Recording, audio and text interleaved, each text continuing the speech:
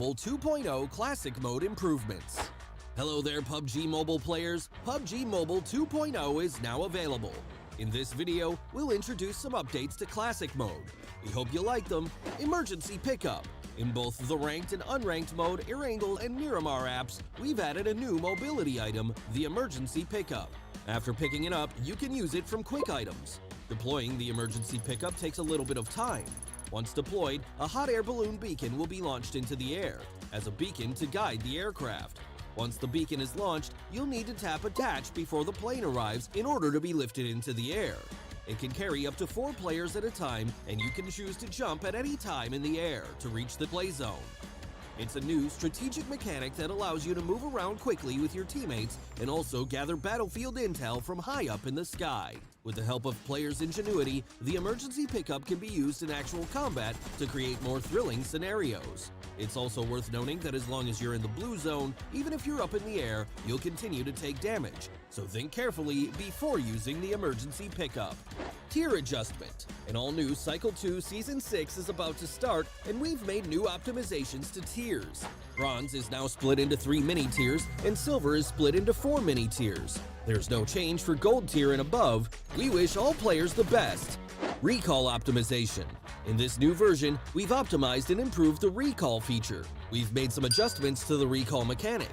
We've also added a quick chat message, I'll recall our teammates, and minimap death markers to facilitate communication between teammates. Recalled players will have a clearer view of the battleground from the plane. The thing you'll need to remember is, in the Erangel and Livik themed mode, as long as you have a recall remaining, you'll respawn automatically when you're defeated. Your teammates won't have to recall you from a recall tower. In the ranked version of the Livik map in Classic mode, the recall mechanic will be added as a limited time event feature. Haptic feedback system. In order to enhance players' immersion in the game, we've added an interactive haptic feedback system to the new version. The various actions of in-game players will be reflected through vibration and haptics, further enhancing the game's immersive experience. When players interact with weapons and vehicles, interactive feedback will be transmitted to players in real time in the form of device vibrations, allowing players to experience differences in different interactive environments.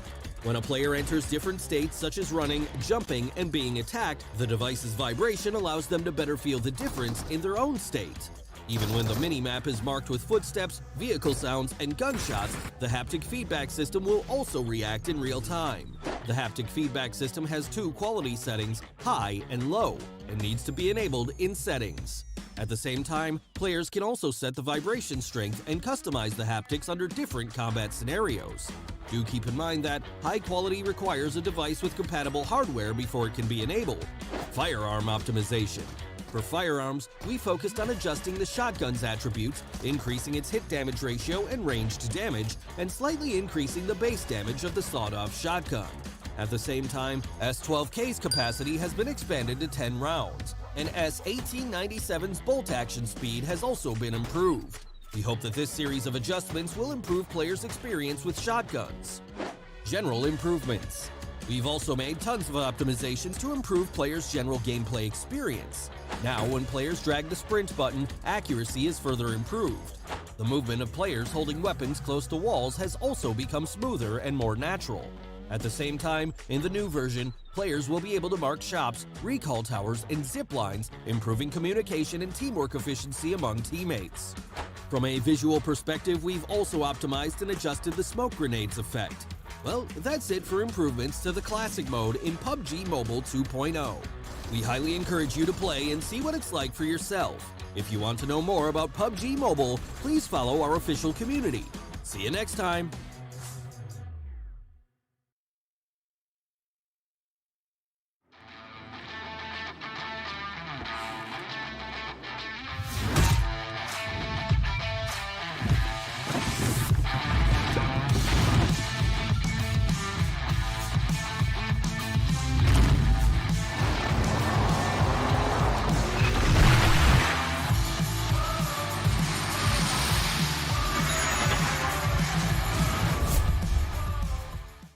Emergency Pickup Guide. Hi everyone, PUBG Mobile version 2.0 is now available. In the Erangel and Miramar's ranked and unranked modes, we've added a new item, Emergency Pickup. In this video, we'll take a look at the Emergency Pickup to help you get started. The emergency pickup is a consumable that can help players get to the play zone quickly. It can carry up to 4 players at a time and can be found at various resource points on the map. After picking it up, you can use it from quick items. Deploying the emergency pickup takes a little bit of time. Once deployed, a hot air balloon will be launched into the air as a beacon to guide the aircraft. That's why it needs an unobstructed space, away from buildings, vehicles, and other environmental obstacles. It will take a while for the rescue plane to reach your location, so you and your teammates can approach the pickup while waiting and tap the attach button to connect the beacon, thus making sure that you're ready to fly. When you're on the rescue plane, you can detach and jump out at any time. It's a great way to get to the next play zone center quickly. Meanwhile, you'll also get an excellent aerial view. Being able to observe an enemy's exact location allows you to find holes in their defense and surprise them from the sky. Alternatively, you can hide in the final play zone and use gunfire to draw the enemy's attention. Then, secretly deploy the emergency pickup and land behind the enemy to complete your ambush. I'm sure that with your ingenuity, you'll definitely master the emergency pickup in no time at all.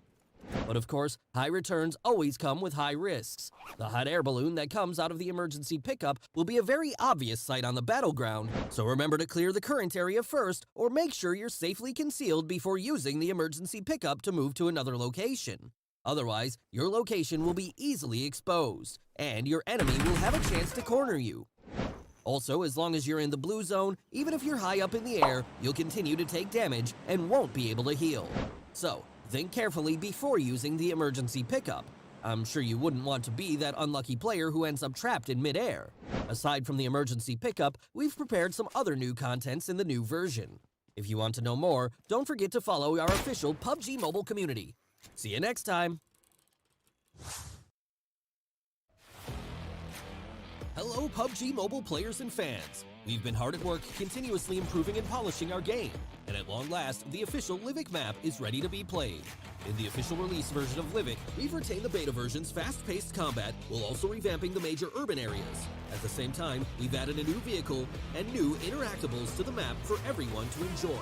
New urban areas. In the official version of Livik, we've substantially improved the look of many areas and revamped layouts for a total upgrade.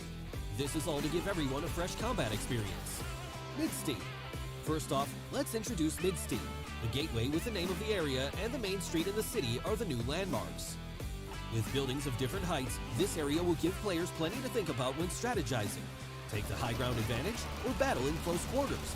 Anything is possible. Blomster. In the new Blomster, the wide streets divide the city into many areas. This means that whoever gains a better view of the city gains an advantage in battle. Your opponents would not want to attack you from the streets. And don't forget to check out the soccer field. We prepared a surprise reward for our players in this newly added area. Logistics Center. The lumber yard was changed to the Logistics Center. In a large open area, piled up shipping containers create a huge amount of cover. They're great for flexible strategies, but you must stay vigilant, as there may also be enemies around every corner. Get ready for close quarter combat. Iceboard. On a snow-covered hill, a castle stands. There are a lot of buildings with varying heights in Iceboard, with a white church in the center. If you want to take advantage of the terrain here, why not try to attack from behind? And keep an eye out for enemies that are doing the same thing, because once you expose yourself, you'll be at the mercy of enemy fire from above. New vehicle. In the official version of Livik, players will be able to find an all-new, all-terrain UTV. It has a compact frame, holds 4 passengers, and is great for traversal. Whether it's rugged mountainous terrain or narrow streets, the UTV handles them with ease. It could be your ticket to the final circle. Advanced Supply Zone. Want to stockpile combat supplies as soon as the match starts? No worries. In the official version of Livik, an Advanced Supply Zone will spawn randomly on the map. There are more resources than usual in this zone, but that also means more competition. If you're confident in your shooting skills, then give this place a try. Good luck! New interactive gameplay. In the official version of Livik, we added lots of interactables. They help make the official map more interesting, give more resources to players, and expand their options during a match. Wild berries. When you're out in rural areas of Livik, look around carefully, and you might just find some wild berries. Eat them to help you with survival, so that you can stay fresh for battles just around the corner. Soccer Challenge. There's a new soccer field in Blomster, but that's no ordinary field. Try to score a goal and see what happens. Excellent rewards await you. Storehouse. Breaking news. A batch of weapons has been delivered to Livik and they're hidden in the aqueduct. Destroy the wall with firearms or explosives to hoard the hidden arsenal for yourself. High-flying vehicles. When you find crates in hard-to-reach places, try looking around. This is a challenge for players that live in the fast lane. Find a nearby motorcycle and ramp to reach those crates and get the rewards prepared for daredevils. Zipline. Ziplines will be added to the official version of Livik, giving players a way to move quickly from 2 fixed points. It will help you escape from enemies or the blue zone when in a pinch. Random supplies and treasure maps. In the official version of Livik, equipment and item crates will spawn randomly, giving you more ways to get items. Also pay attention to the treasure maps on the map because they help you locate supply crates nearby, so that you can get to them quickly. In the official version of Livik in Ranked Classic mode, we will bring back the recall event for a limited time. Getting defeated no longer means the end. Every player can be recalled once. When a recall is still available, players will be able to recall teammates for a period of time after they are defeated. We also added new quick chat voices so teammates can communicate better when recalling. As for players that are being recalled, we've also improved their vision when returning to the battleground so that they can better rejoin the battle immediately after landing. Other content. In addition to the changes above, the volcano that has been dormant for years in Livik has become active. Please be cautious when it erupts and stay away from the spewing lava. That's it for the official version of Livik. We hope you like it. If you want to know more, don't forget to follow our official community. We look forward to seeing you in the official version of Livik. Happy gaming!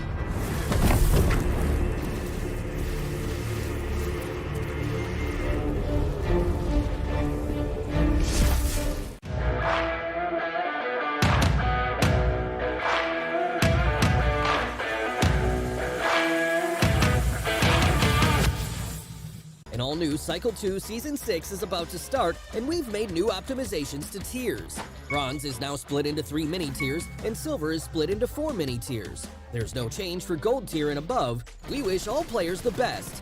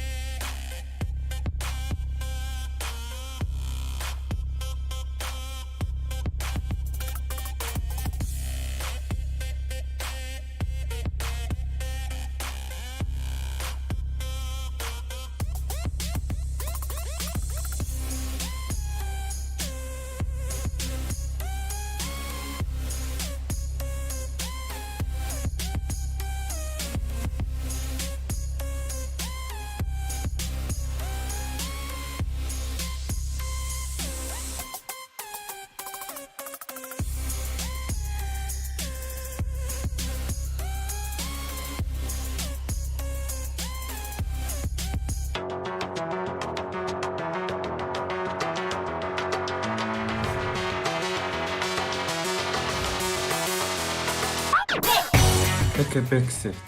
Mongolia is stepping in.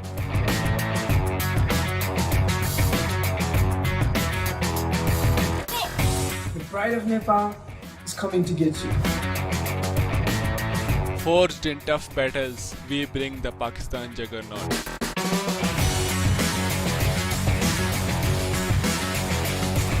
It's time to conquer South Asia Championship.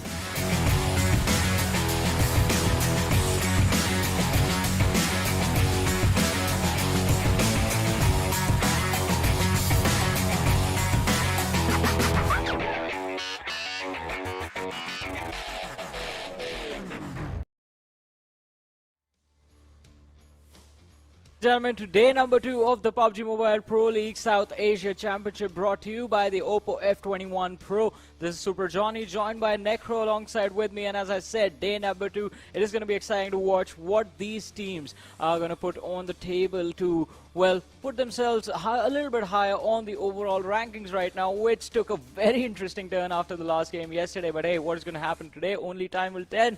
But Necro, for now, what are your expectations from the lads? Oh man, I mean, 2 chicken dinners from JyanMaara, 2 chicken dinners from Stalwart Esports. Now this is where I'll ask you a return question. Did you expect JyanMaara to get 2 chicken dinners in day 1?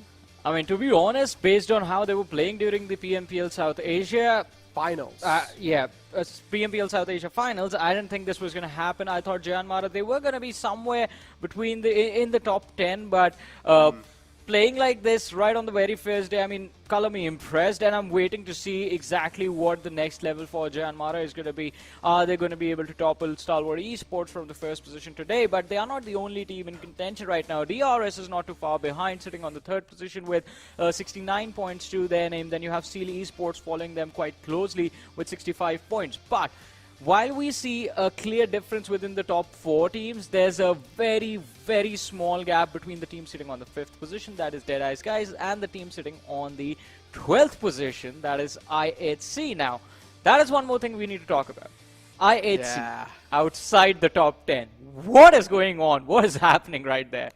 Oh my god, I personally don't even understand as well, because IHC was one of those teams coming inside the South Asia Championship. We thought IHC might just look like a whole nother beast, but so far in day 1, they're not really able to do anything great, and they only have 30 points in their pockets. They're pretty much tied with almost tied with IIT, which is currently sitting on 33 points. But hey, one thing that all these teams are fighting out for has to be the prize pool as well. $150,000 on the line. The first place, of course, getting $40,000 in their hand. The second place getting $28,000. And then, of course, it's going to keep on descending downwards. But this time, what my eyes are especially on is that most valuable player reward, $2,000, Johnny.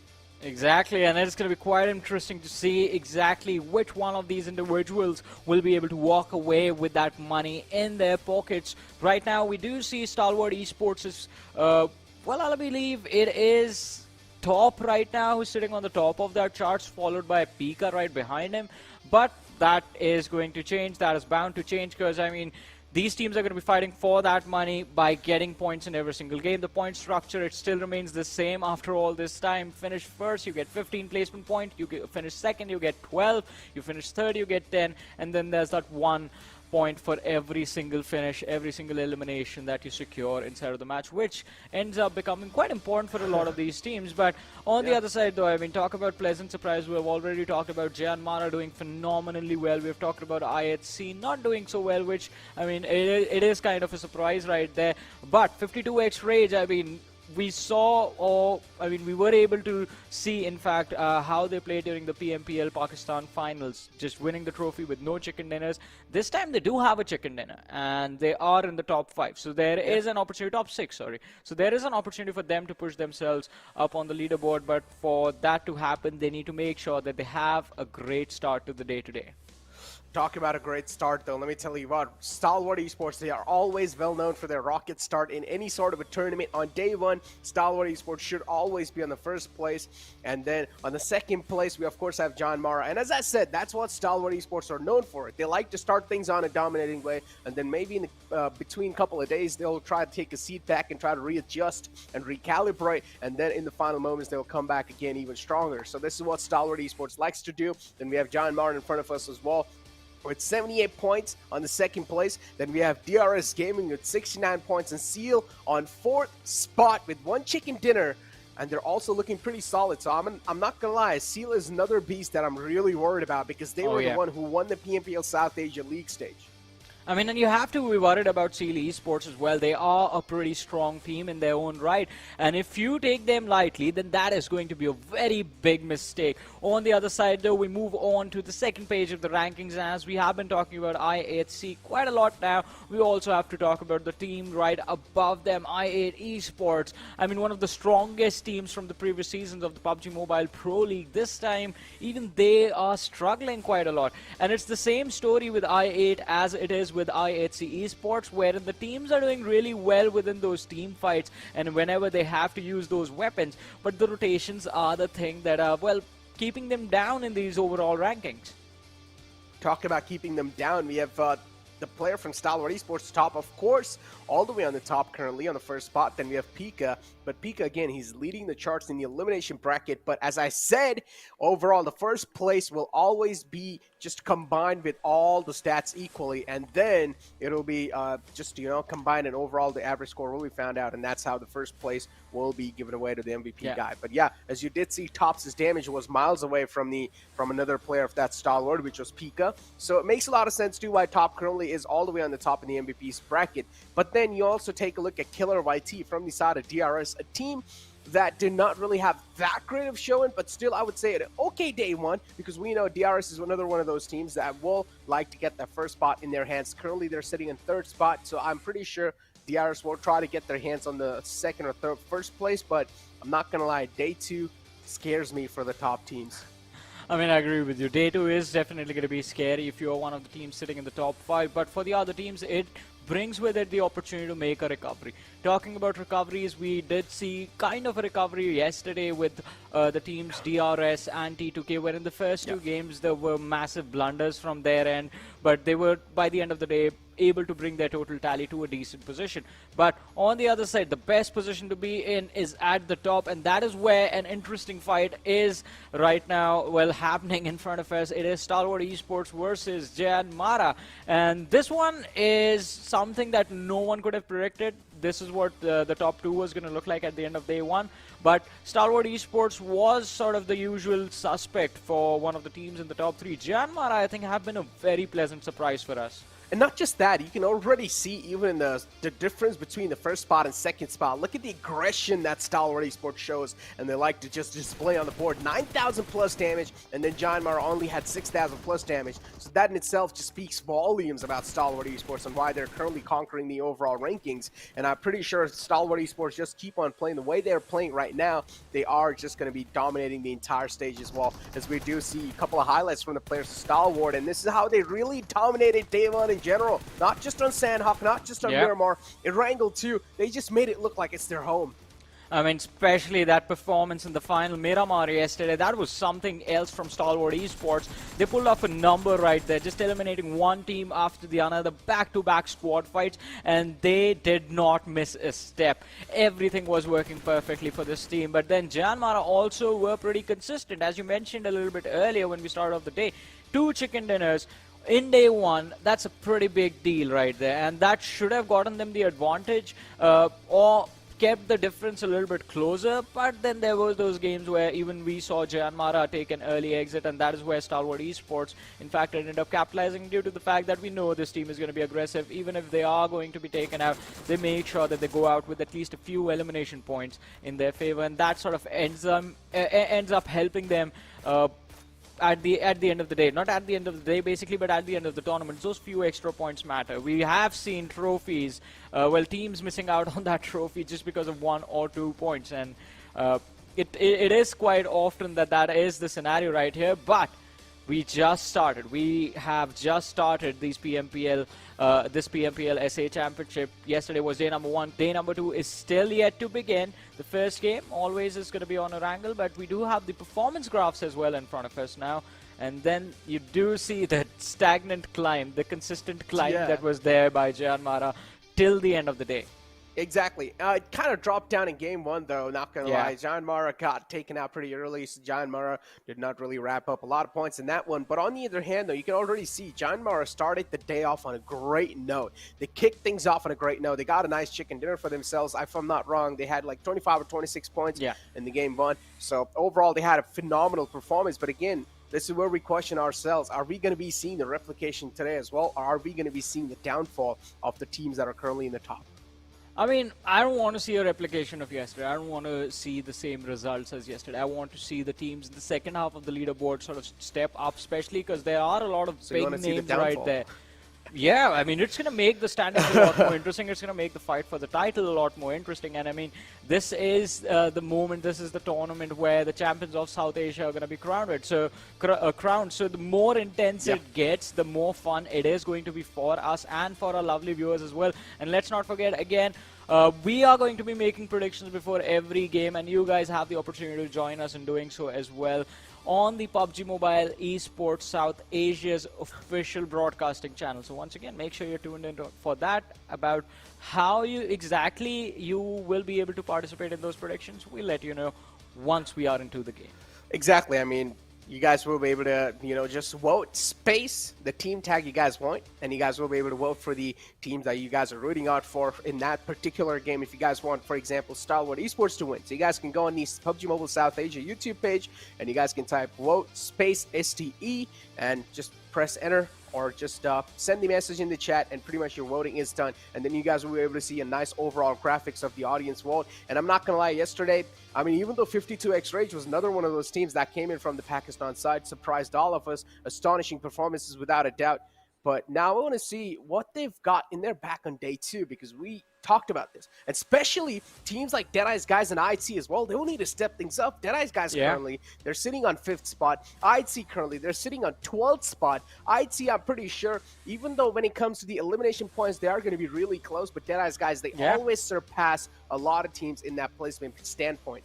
I mean, definitely, it is about those placement points, the few extra placement points that Deadeyes Guys have consistently gotten for themselves that are keeping them close to the top 5, at least for now. It was quite a close call for IHC a number of times in the matches that they played yesterday, but again, those mid-rotation fights are not really going their way, and because of which we see them struggle.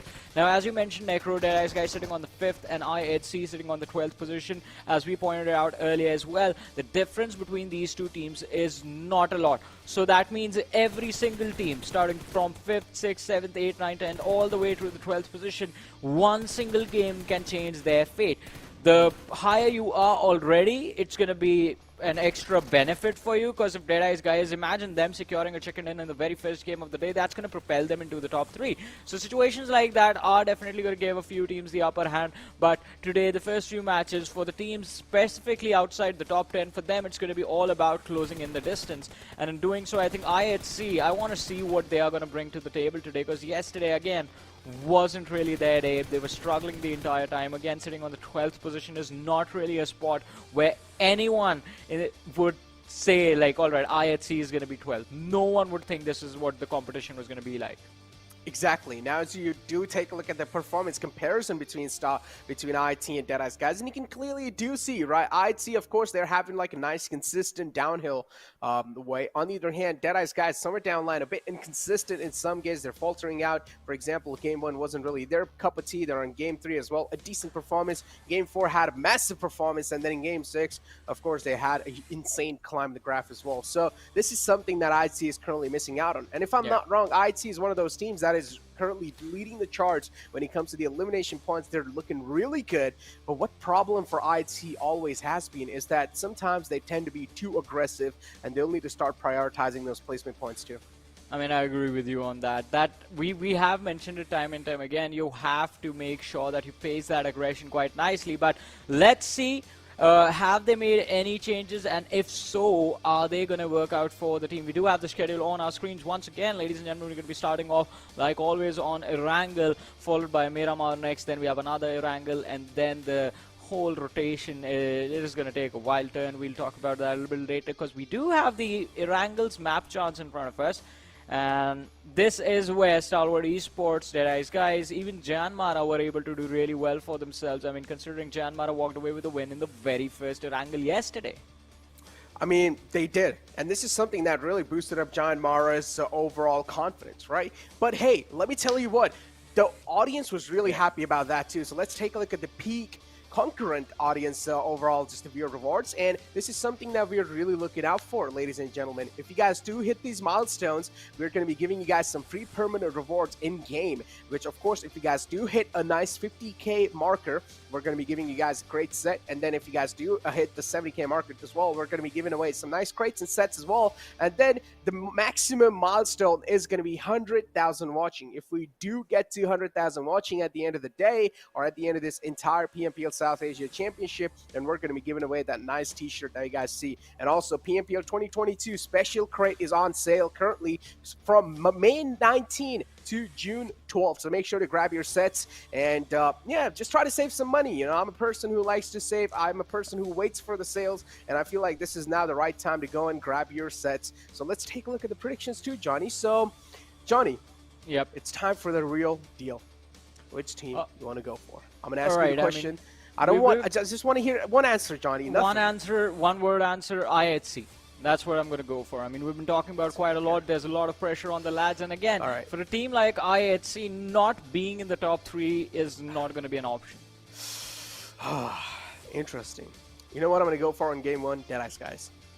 Alrighty, come on, prediction. Make it a Deadeyes Guys. Come on. Because we saw IHC and Deadeyes Guys stats comparison a while ago, and I personally feel like these two teams have been really close to each other, even in the past competitions too. So IHC and Deadeyes Guys might just be one of the great rivals currently in the entire server as well. So yeah, IHC, I went with Deadeyes Guys, you went with IHC. Let's find out how things are going to be looking like. A little question for the chat too. If you guys don't know how to vote, make sure to type vote space your team tag. For example, Deadeyes Guys team tag is DE, so make sure vote space DE and just send your message in the chat so we will know which team you guys are rooting at for as well.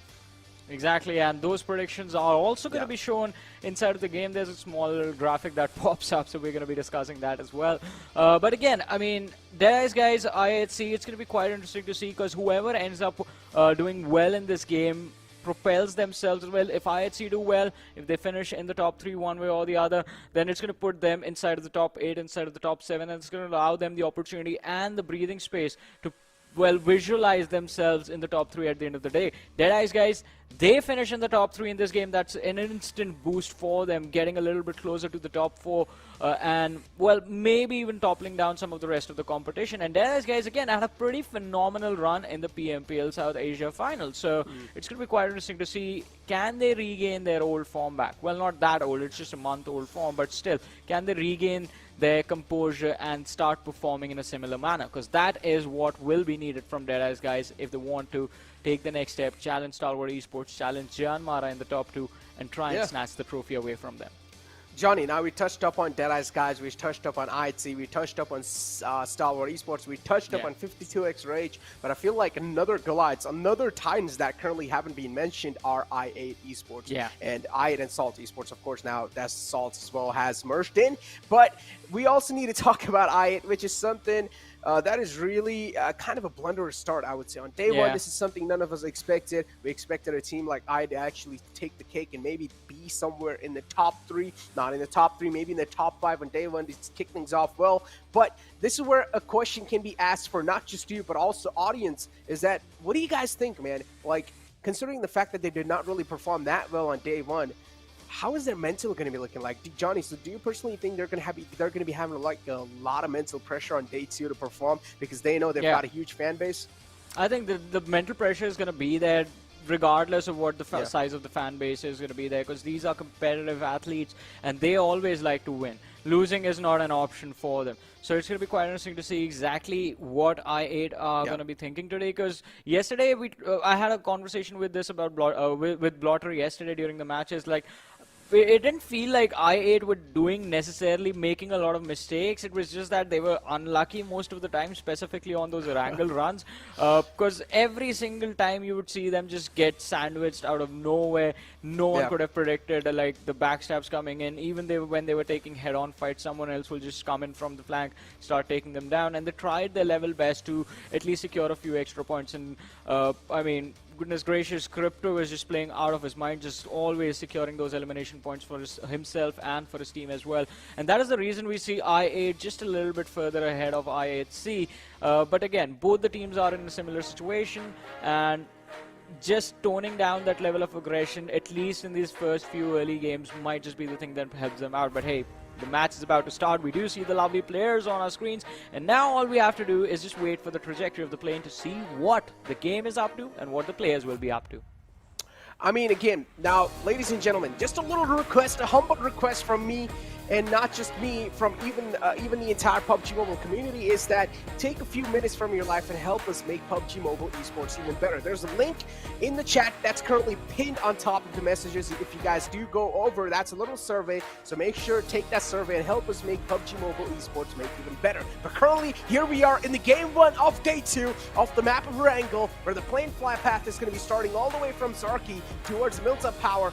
Johnny, my man, what are your expectations? I mean, it's going to be quite interesting to see. One thing that I'm waiting for right now in the very start of the game, it's going to be that military base clash. Now, because the trajectory leans heavily towards the eastern side, southeastern side of the map, towards Military Island, it's going to be quite interesting to see what pathways I8 and Seal Esports were going to take. But hey, that's not going to happen. Seal Esports, look at them, already heading towards the northern Georgia Pool City. That secondary drop location, that drop option of theirs, it's going to come in quite handy right now. And that means the military base is completely left in the hands of I8 Esports. We did talk about those unlucky moments. Well, hopefully, since now they're going to be completely isolated in the southern part of the map, apart from Stalwart Esports all the way towards Novorepnoi, let's see if I8 are able to convert this matchup. We'll only be able to find out as the time progresses by, because the circle as well is not something that's going to catch the players off guard, and neither the team. Maybe teams like Stalwart Esports and DRS and maybe Freestyle as well will have a bit of a struggle to try and make it in. But again, Johnny, this is something I would like to take your eyes on. Seal, another one of those teams that yesterday clashed against I8 in that military base area. But this time, Seal actually decided to improvise their drop spot and go all the way towards Northern Georgia Pool. Oh, an interesting encounter coming in, crossing each other's ice. But again, Mafia Ninja not really finding any sort of connections with that Uzi, so he's probably just going to back out from that. Well, but let's see what is going to happen. I mean, Mafia Ninja, he drove there quite confidently, but wasn't really able to convert anything since the players were already grouped up and the rescue mission was underway. But let's see, I8C Zero with the AKM in his hands has managed to spot out a few of the lads from the side of the grounders in the middle of nowhere. And it's going to be quite interesting to see what the approach of these two teams is going to be like right now, because IC in the back lines is isolated. On the other side, the grounders, they have two lads present in these compounds. That pretty decent cover available for them, but do they find those weapons to protect themselves? That is what this fight will come down to. Who gets the weapon first, and who is the luckier one in this situation? Oh, look at this. IC just eyeing out the players in the front. But does the grounder know the beasts are just right next to him? DP28 is the favorite weapon of Zol. And currently just moving around in the open fields. He's just waiting for one of the players from the grounders to make a rookie mistake. And as soon as they do step out in the open, his lifeline will be faded away in front of his eyes. Shapatar right here in front of us, as we do see the players of IT right in the back lines. Those pink little dots on your minimap, they are the players of IT, just waiting for their prey to step out of their comfort zone. I8, another one of those teams, likes to go towards military base, but yesterday, unfortunately, they clashed up against the players of Seal. And the drop collision was definitely something that was really interesting to see. And I got wiped out in an instant against the players of Seal. And look at this. I'd see this is the exact moment they were really looking for. And they they find it indeed. The grounders already losing out on one of their players. And that's the first blood on the hands of the Manziel.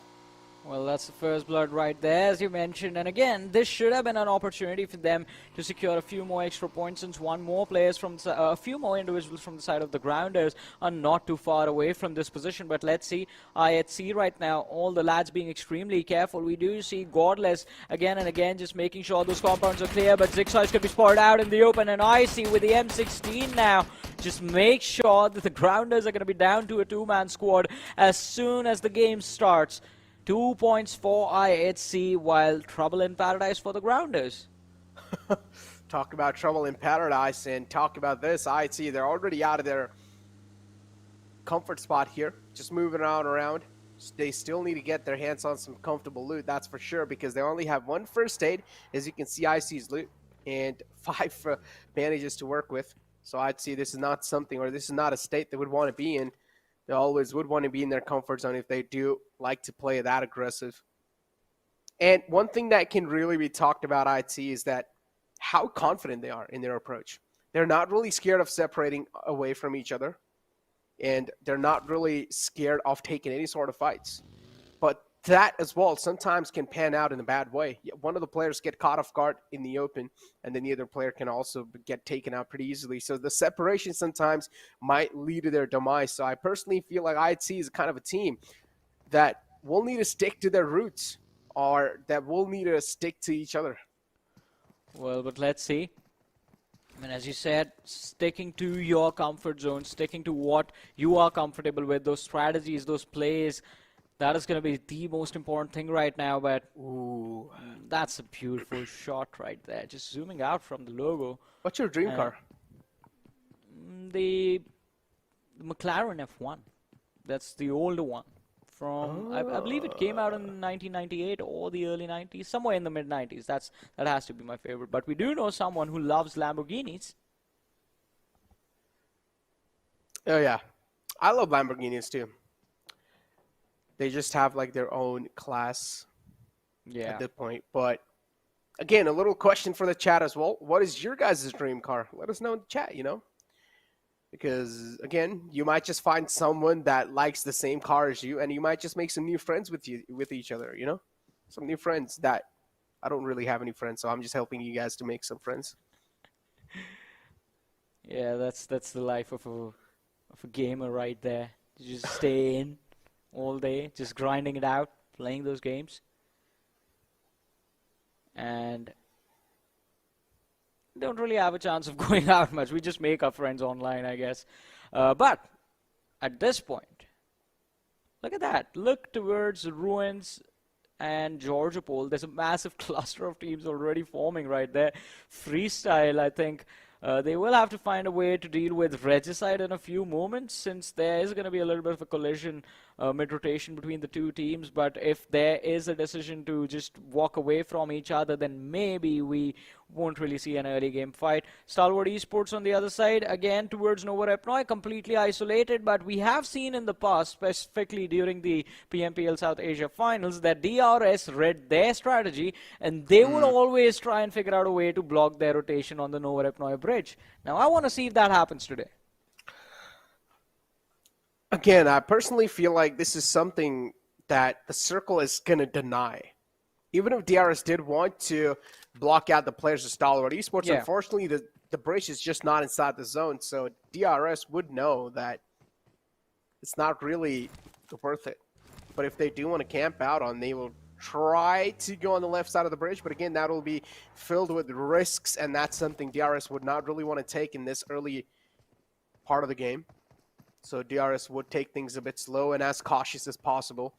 Currently, Phantom Esports on our screens, not really doing that bad, sitting on 9 spots, still in the top 10 on day 1, and I personally feel like slow and steady wins the game. Well, slow and steady does win the game. You have to be steady. I think that is something that everyone needs to focus on. Just being steady, being consistent in those matches. But talking about consistency again, I mean, it's going to be quite important to see what these teams will deliver at the end of the day. It is, again, quite a late rotation from the players of 52X Rage Esports, sticking to the same strategy that was working so well for them yesterday. And the northern part of the map being completely abandoned as of now, I think does in fact put them in a very comfortable position. But look at this. Oh, Crypto taking a few shots. The helmet taking a little bit of the damage. He is down to around 60% HP. Spotted out from the high ground on top of that Georgia Pole hill. But on the other side, Regicide against the players of Freestyle, and Nocto just needs to run behind this cover, this rock out in the open. He does have one teammate right next to him, but this is not going to be an easy fight for them to win if Freestyle manage to find a flank from the distance, from the hill just across the trees. Look at Arkham just driving around. And Aram is not even trying to move anywhere near him. As we do have Bossy on our screens too. Again, Regicide is one of those teams that you rooted for in one of the games yesterday. And unfortunately, they weren't really able to pull anything off. And look at this. A huge stalemate situation inside the entire map. We've just seen one body hit the deck so far. Or scratch that, 2 players of the Grounders itself that got taken out. And of course has to be one of the most aggressive teams currently in the lobby, I'd see too, just getting those first 2 elimination points on their hands. And after that, we haven't really seen any sort of actions. Well, let's see. Again, as you mentioned, we haven't seen a lot of action since that first collision between IHC and the Grounders, but as the game slowly and steadily progresses with circles like these anywhere towards the western part of the map, the mid-game stages, the time after 13-14 minute marker is where most of the chaos is going to be. But look at this, Regicide spotting out the players of JyanMaara, a team sitting in the top 2, and Snipe YT, no escape for him as he's going to get sniped out. Well, not sniped out, he's going to get gunned down in the middle of nowhere. Regicide, they had him surrounded, so an easy pickup for Regicide and an easy point for them to secure, but the rest of the players from the side of JyanMaara, now what is going on through their heads? They have just one goal in mind right now, cover up that difference, those 20 points between them and Stalwart Esports. They have to cover that up and make sure it's going to be a little bit lesser for them to secure those points in the later stage of the day and maybe even sit on the first position at the end of the day. Sitting on the first position at the end of the day would be something that a lot of teams would want. But again, currently the table toppers are the players of Stalwart. And I don't think Stalwart is one of those teams that's going to let that happen anytime soon. So if any of the teams are eyeing out for that Stalwart spot currently, the King of the Hill, then they will have to be really consistent throughout the game, of course, with the aggression too. The elimination points should be on the point as well. You cannot just focus on placement points and hope that you're going to take over Stalwart, because Stalwart has a great fine-tuning between the elimination points and also the placement points. Yeah, they've managed to find the perfect balance for themselves, and it's working out quite nicely as well. But let's see. I mean, day number 2 does bring with it a lot of ups and downs, a lot of changes. The unpredictability factor is definitely going to kick in. Gunner on our screens does find some cover. His intentions, it looked like he wanted to head towards the high ground on top of that hill, but it's a good decision that he turns this buggy around, because there are a few teams that are in control of that position right now and would not have been quite pretty of a sight for JyanMaara losing another player this early in the day. But Regicide against Freestyle, a complete standstill between the two teams. At this point in time, a lot of teams are just waiting for the next circle shift, and there we go. The circle is just going to almost center on up, but again, shifting on top of the majority of the teams, even teams like Skylightz Gaming and stuff, they're probably going to be included in that, including JyanMaara currently sitting in right in the smack center. Seal as well is right there too, but this is where you wonder, right? Currently, the smack center area is completely out in the open. And if any other teams do want to go for a better spot, that's not going to be that good of a deal. So at this point in time, teams will just have to hope that maybe the next circle will shift right on top of them. But in that case, in that scenario, JyanMaara currently has the most centralized spot, even though they're currently kind of in the off center. Yeah. I mean, they do have a pretty decent position, but all they have to do is just hold on to the spot, do not engage in any unnecessary fight. And if they manage to do that, I think JyanMaara, they will at least be able to find a lot of placement points from these compounds. No one is going to contest them because those open farms are quite difficult to traverse, and it's going to be a challenge to close in the distance and try and take that position away from them. But hey, look at this. We've been talking about Regicide and how they have been pinned down by the players of Freestyle on the other end, but towards this church area, quite close to the city of Pachinki, in fact, right next next to the city of Pochinki. We do see the players of Stalwart Esports and the players of Regicide as well, quite close to them. But still, Regicide, they haven't been spotted out. We do see Scry taking a few shots on that hill. On the There's ghost. no one there. I think so. You just cannot really see him. But Scry, man, damn. Imagine spotting someone out that far away. I think so. If I'm not wrong, there are the players of Regicide on top of that hill, so he is definitely taking some shots on the players of Regicide, but it's just out of the render distance, so we cannot really take a look at them. But look at TDK, an aggressive push against the players of High Voltage. Unfortunately, Vadu was able to take down one of the players, but was not really able to retaliate back on the second player. Was not really able to get the trade in, but so far TDK, they will get the fallen man back up to High Voltage, being caught off guard in a really uncomfortable spot. Well, but let's see. I mean, it's going to be quite uncomfortable for them, but will they be able to find their way, claw their way out of this one, as T2K might have to do in a few short moments? Players surrounded by the players of High Voltage from every single direction, but High Voltage is not doing too great. Maybe this fight can change everything, shift the momentum in their favor, as one of the nades lob towards Jane does dish out quite a bit of damage on that lad. Sandesh in the back lines trying to see if he can find an off angle to pick off the players of High Voltage, as Prabeen has already been sent into a position from which he cannot fight back. He was forced to take a swan dive into that river, and now he will try to find his way back to the shoreline. Assassin on the other side of Ruins, though, is just waiting for Seog to peek this ridge. The moment Seog steps up, I think that's when we might just see Assassin step up, well, deep prone as well, and take a few shots, but Seog is just being extra careful right now. Talk about being extra careful. I'd see two currently on the edges. And they might just be able to catch the players of the grounder off guard, because the grounders are slowly and steadily moving in. Do you see it on our map feeds, but I'd see no intentions of going or at least getting engaged in any other fights anymore. 52x Rage and TDK as well, quite close, and we also did see TUF right next to him. A look at DRS, a risky rotation, might just cost them their life, but still one of the players almost down, and there we go. Rebel will eventually crumble down on his knees, but Chari as well is now catching a lot of retaliation fire, and indeed will get taken down. But Deadeyes Guys, this should not be an impossible task to get Chari back up. Well, as he said, it's not going to be an impossible task. Shifu is already there, reviving one teammate first, but Chari, it's going to be quite interesting to see how they make it to the other side. On the other side, the DRS against the players of Skylightz Gaming. Rebel was knocked out, but the trade was there on Nima, and now Nima is going to be finished off by Killer YT. DRS coming out on top in this fight, but they are also out in the open, quite close to the blue zone, which has started to move already. So they will have to figure out a way to get to the circle as quickly as possible. I8 on our screens, struggling to see if we can hold this position. They are going to be surrounded in a few short moments, as they have Regicide and I8C quite close to their position. And well, the grounders, they might be done. One player knocked out. Zixo trying to get away, barely any HP left, but that UAS, it protects him and he makes it to the other side of the ridge. Oh, barely surviving too, Johnny. And that's the final glimmer of hope as well for the grounders. And same thing goes for TOF. The grounders as well, they just don't have any kind of points accumulated so far. 0 points accumulated inside this game. And look at Seal, just inflicting pain and hurt on the players of TDK.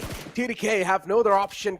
Being caught off guard, being caught out in the open. Seal, they just have a huge high ground in this fight. The Panthers as well. As we do see the Phantom just trying to fight back in this one. Jane also just peppering down some shots from the right side. And currently TDK, they are the Panthers that are just stuck between a lot of lines.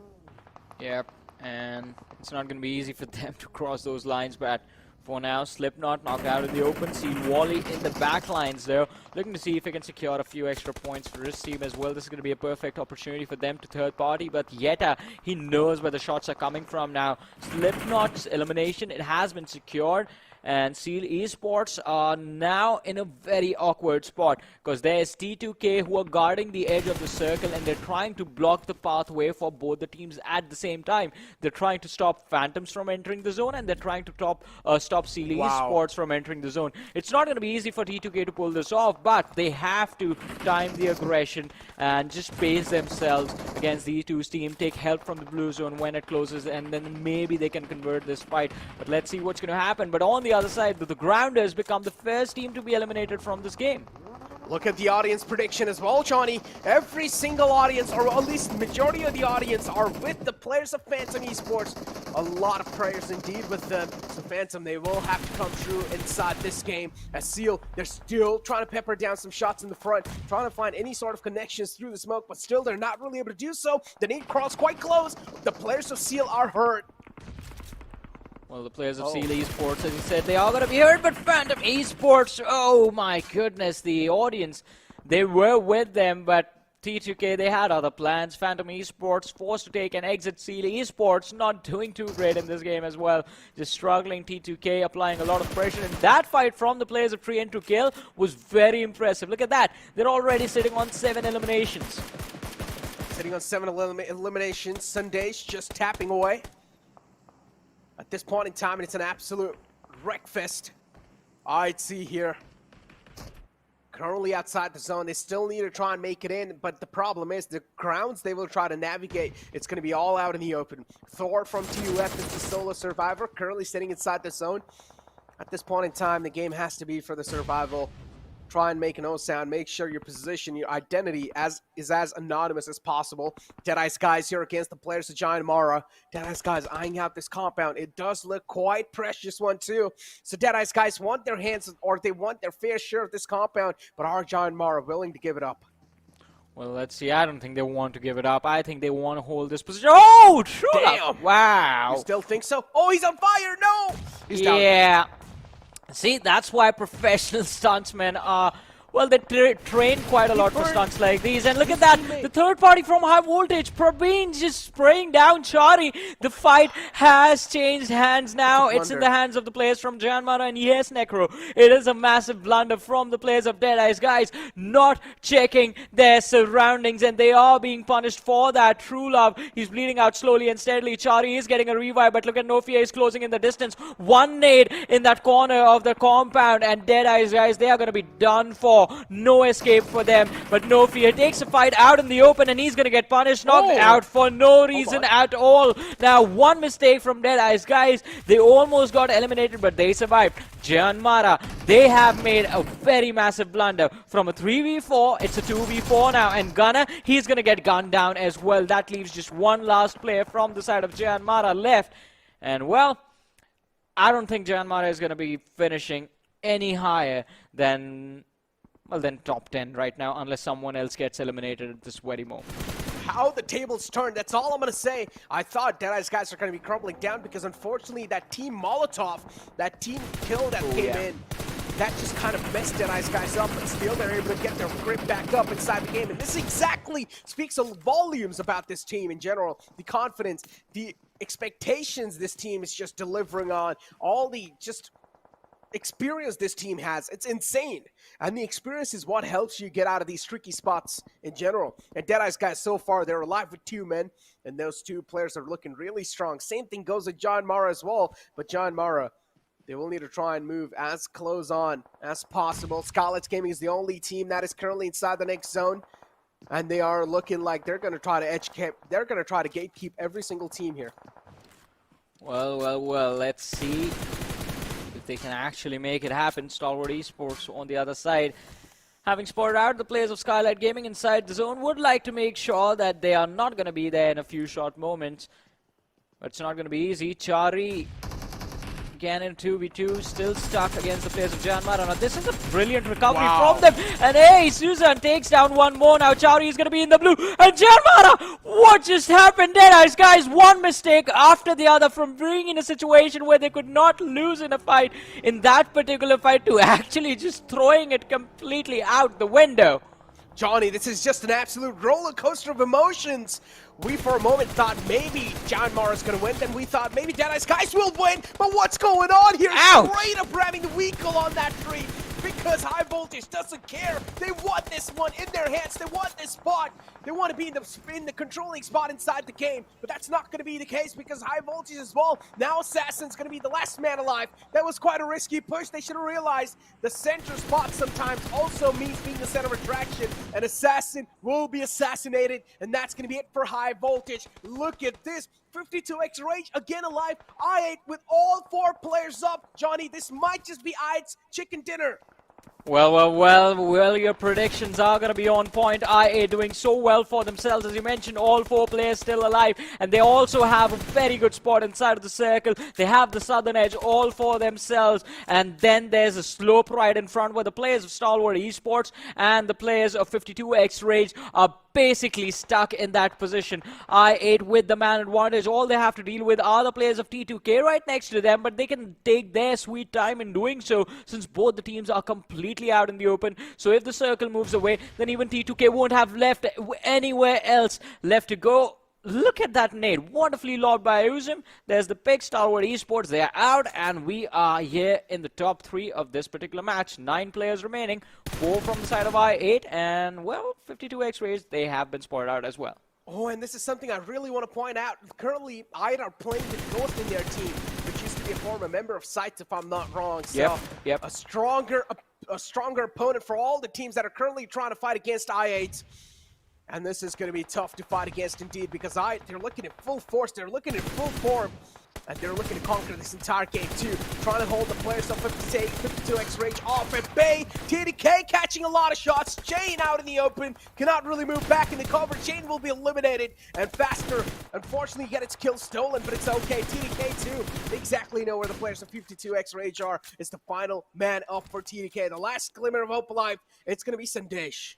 Well, last glimmer of hope, but let's see if he is able to survive a few more seconds and secure 2 extra points for his team. They already have 10 eliminations to their name, so T2K have managed to make sure that the performance, the momentum from the last few matches yesterday, they are going to continue today as well. And look at that, I8 helping, well, lending a helping hand. One more knock from the side of 52x Rage secured, and then there were none. It's just 1v4 situation for Sandesh. I8 on their way to secure their very first chicken dinner of the PMPL South Asia Championship, and there it is, ladies and gentlemen. What a brilliant play made by the lads from I8. A brilliant start to the day, and as we talked about it, I mean, the possibility of recovery, it was quite real, and they made sure that this moment was theirs.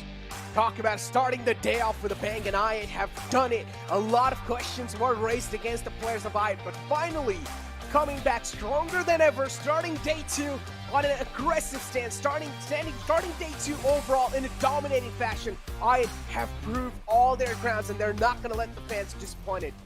Yeah, I said it, right? You predicted the team. I said, I mean, yesterday was just like a lot of unlucky moments for I8. It felt like yesterday anything that could go wrong in their matches went wrong, and they were struggling because of that. But today, the zone in this particular game favored them quite a lot, and they made sure that they make this moment count. And, well, it was an incredible match, but for now, we're going to take a very short break, so you guys stay tuned. Keep watching. We'll be right back after this.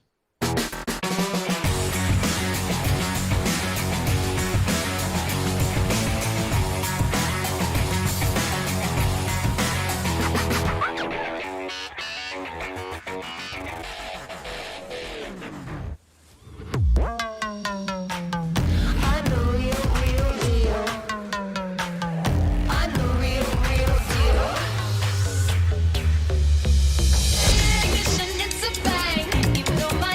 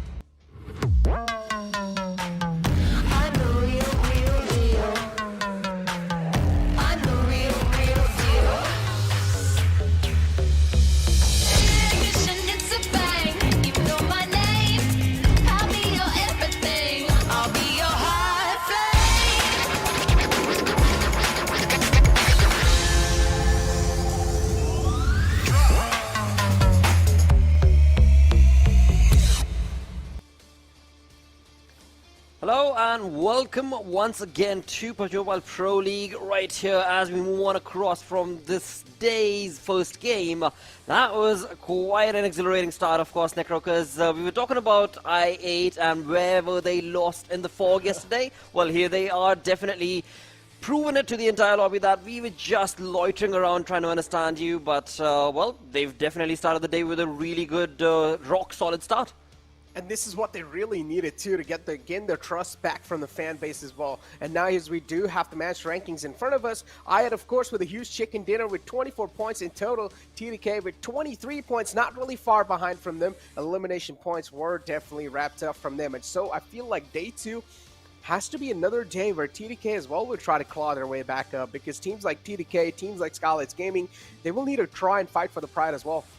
They definitely are going to need to do that. And another conversation that you and Johnny were talking about was from the side of course, ISC. And of course, this is just the start of the day. We've got 5 more games, so there's still room for that comeback story or the climb on the ladder, basically, when it comes to the overall storyboard. But we shall have to see if that'll be the case or not, because as was discussed yesterday, jumping into day number 2, it is going to be crucial for all of these teams to try and make a big buck happen today, because if it does not start happening, then it is probably going to get a bit too delayed, because you look at that leaderboard, you look onto the teams that are in the first page, in the top 8 basically, right? They have accumulated quite a lot of points in the 6 games that were played yesterday. They indeed have accumulated quite an insane amount of points, actually. And yesterday, I'm not going to lie, Freestyle as well was one of those teams that I was eyeing out for, especially after that little talk-ish session we had with Avenger.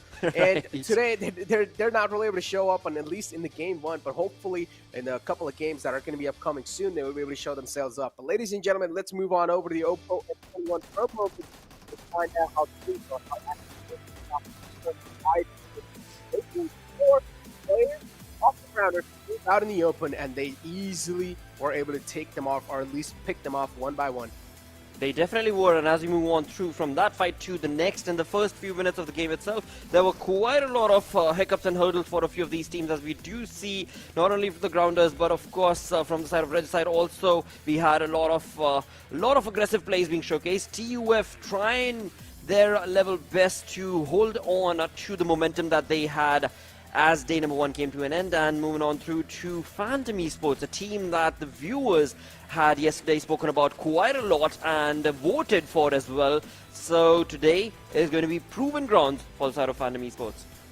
Exactly. Talk about proven grounds, and look at 52x Rage as well, having consistency underneath their belt. And 52x Rage, even though they're currently just slipping off the radar, currently they're just slipping by every single team, I'm pretty sure this consistency is going to help 52x Rage to get even closer and closer for that first spot. Absolutely, because again, that consistency is the key when it comes down to the gameplay being showcased from the side of 52x Rage, and their strategy as well, which has always been to try and survive for as long as possible, to be able to, if not work towards the elimination points, but definitely get decent amount of placement points. But right now, as we move on through with the, well, again, the recap of first game, I mean, this is a phenomenal play from I8, as they had the numbers advantage, but hey, in the top 3 once again. I mean, talk about that consistent play. 52x Rage definitely sticking around the corner with the 2 players still standing. Yeah, unfortunately, I just saw the way Skylightz Gaming got taken out, and their game honestly just got griefed by the players of High Voltage, because doing so, even High Voltage got picked off by a complete another third party before Now Blotter. One thing that we really need to take a look at has to be the damage graph too of the previous game. So I8, without a doubt, not really having that much amount of impact in the elimination points, but they still have got a decent amount of damage stance right there. But TDK, 11 elimination points and 2,064. That in itself is like a huge difference.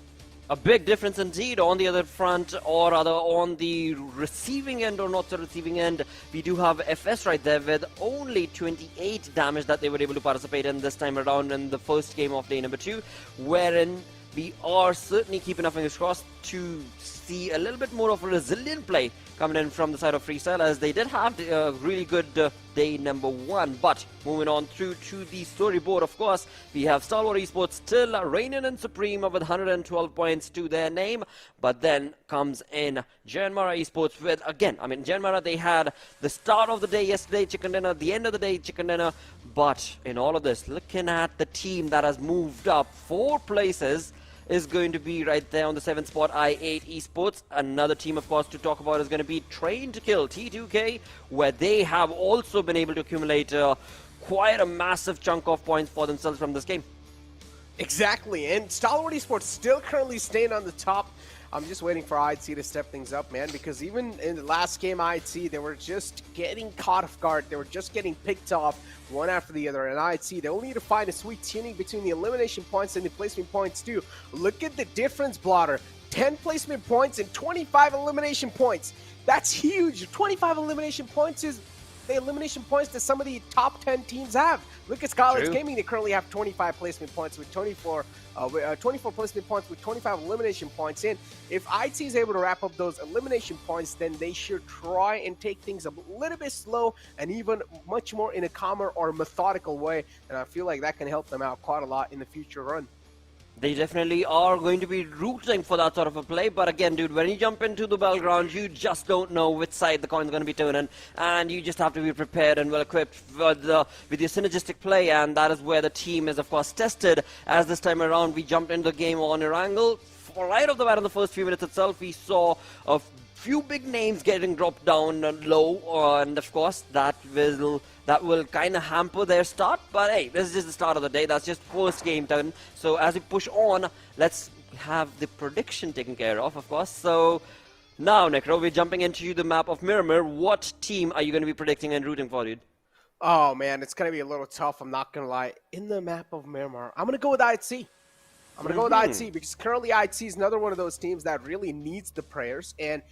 And if they do get those enough prayers, I feel like IT will also be able to play it. But again, in the end, it's just all up to them, right? If IT is able to actually perform pretty well, or IT is able to take that slow and methodical approach inside the game, because we know they've got the firepower ticked in the box. But now all we're waiting for them to is just take a slow and methodical approach. And once they do, then we probably know that IT will be able to somewhere down the line take in those stances. And why I went with IT in the map of Miramar has to be because the open grounds in the map of Miramar and the hilly areas.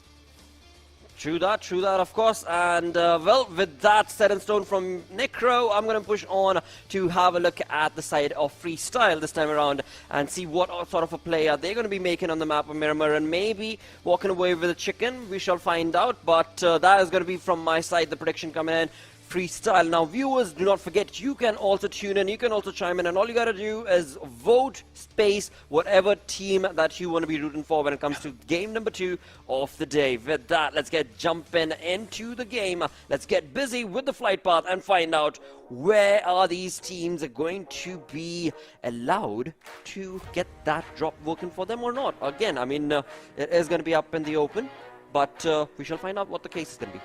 Exactly, we did see the player camps as well, and here we go, Blotter. The second map of the day 2, ladies and gentlemen. The plain flat path is going to be starting all the way from El Pozo towards Puerto Paraiso. A southern tilted plain flat path, not really going to be favoring for the teams that do want to go towards either El Azahar or even Torre Hamuda, or maybe especially Hacienda del Patron. They're going to have to extend quite a lot, but at least for now, the teams that do want to go towards Los Leones, La Penedida, and Minas Generalis. Now, yesterday, Plotter, this is something that we all witnessed was a drop clash between the players of TDK and Freestyle. Do you think that's going to happen again? Because last time, Freestyle dismantled the players of TDK.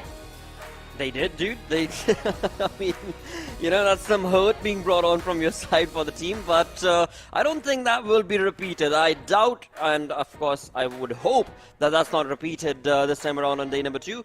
But, of course, there is always going to be a possibility for those drop locations contestations. Now, this time around, we can see towards the side of Skylight, we have 52X Rage also jumping along towards their position as well, towards El Pozo. Along with that, when it comes down to that early contestations or the well, first blood situations, there are quite a lot of teams that are actually in close proximity. I mean, you've got TUF and High Voltage, you've got Stalwart along with DRS and the Grounders right behind them.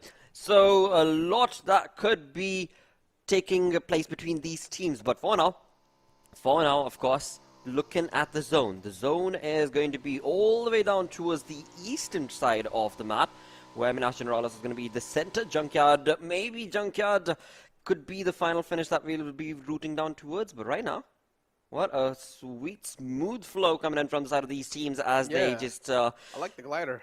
Right, exactly, yeah. It's like a nice wingy glider. But yeah, wingy glider indeed. Wingy, a wingy glider, dude. It's a wingy glider. But yeah, we're going to be having a drop clash again between the players of Freestyle and TDK. Some of the players are still trying to glide on over on that spot, so it's going to be taking a bit more time. But again, you also need to consider the amount of time you're buying in the initial phase of the game, where you can try to loot up as quick as possible and also position yourself in a better spot. And you already do see, Wasi was one of those players that was all the way high up in the sky. And yeah, I was just trying to fly. He definitely was. He definitely was. And again, I mean, now when it comes down to the way these two teams have taken against each other, the drop locations and the drop contestations, it is going to be, well, the kind of masala that we were expecting from this, or rather you were expecting from those teams. And we'll come back to that. If at all, that'll turn into an aggressive all-out war between TDK and FS. But for now, as we skim on through towards Los Leones, we've got JyanMaara Esports. And I do believe in the same general area, we are also going to have I8, who were down towards the southern side of Los Leones. Oh my god, this has to be a freaking joke, right? This man gave his favorite gun as R185. This has to be a joke. All right. I mean, I do understand sometimes just popping those skulls with that gun can be a little nice, you know, can be a little satisfying, but God, there's no way that's actually favorite gun. All right, why are you not using it in game then? Well, again, I mean, you know what? It is all up to the players as to whatever they want to choose, and there's nothing stopping them from doing so. Of course, Necro, I mean, come on, dude. I mean, if somebody's got a PP Bison and that's what they want to be rolling around with, then all right, good for you, mate. And in the end, it'll be the gameplay that's going to be dictating how good or bad is that gun actually working out for you. Exactly. R1895 is his favorite gun. That's kind of cracks me up a little bit, but yeah, yeah, ladies and gentlemen, we do have currently the team of I8, the winners of the previous game, and getting a back-to-back chicken dinner would be a little tough for sure, because then you also have teams like Seal that are currently runner-ups too, sitting in 5th spot as you take a look at the overall rankings. And Seal, they're not going to let that happen. As I said, 52x Rage, they have climbed up quite a lot too, all the way on 6th spot, currently sitting with 64 points. That's the consistency speaking with the numbers, and that's something that I personally love. Then you have Phantom Esports as well coming in, currently the fan favorites from that previous game, and hopefully they're able to convert those votes into those points as well, because they had 66% of audience favoring them, and that's a huge number.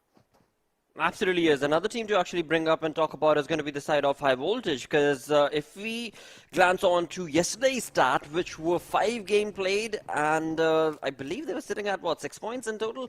And then in the final game, there was the comeback that was showcased from the side of High Voltage, and right now they are in contestation. I mean, they are, of course, sitting at that 16th spot right now, but 20 points and 5 points shy of that 15th position. So they are definitely going to be rooting for getting a lot more points this time around, but of course you can always anticipate and hope for the best, but in the end the battleground will be the ultimate place where all of that is going to be tested. And right now it seems like the first blood situation is right around the corner, where we do have ISC's IC taking on the mini shots against the players of the Grounders, and the Grounders are not looking too good because they are down low in the crosshairs, and ISC definitely have the King of the Hill situation working for them.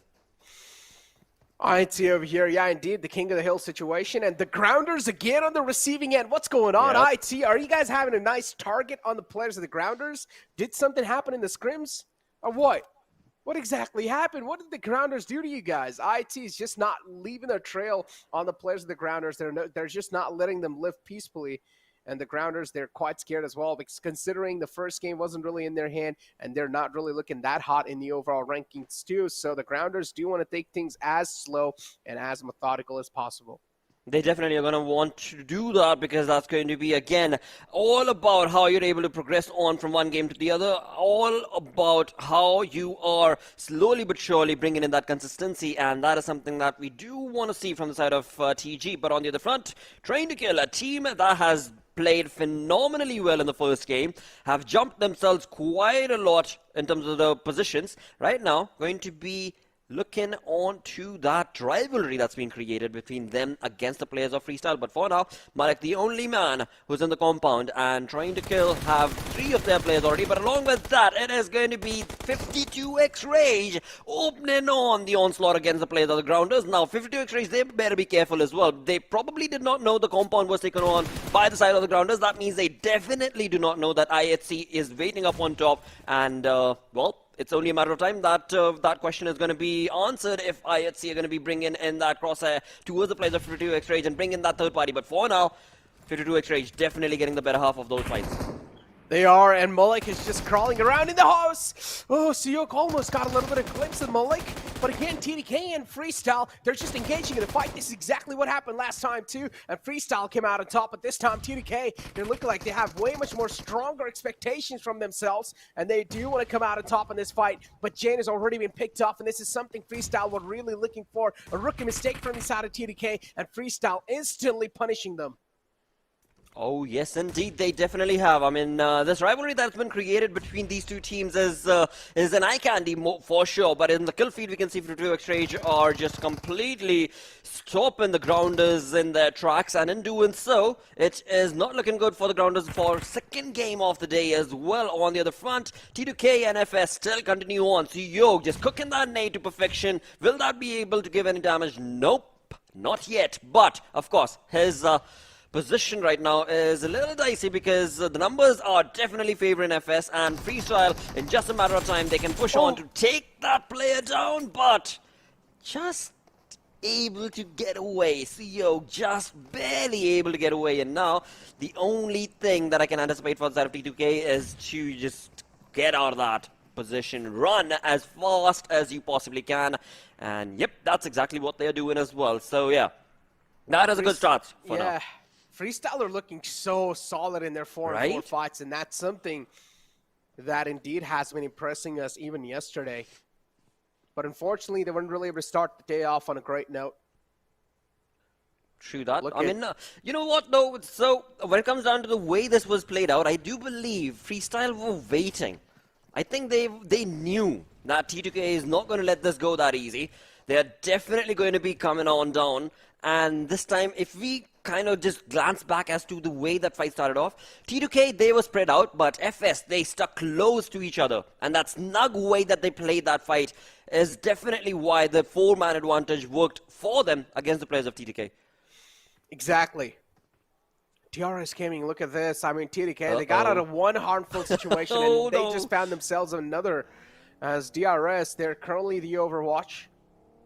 And they're just looking for, again, TDK to just step out and do a little mistake. And the windows of opportunity will be open. Freestyle as well. They're just not stopping the onslaught. They're taking shots on all cylinders. They're firing the players of Deadeyes Guys.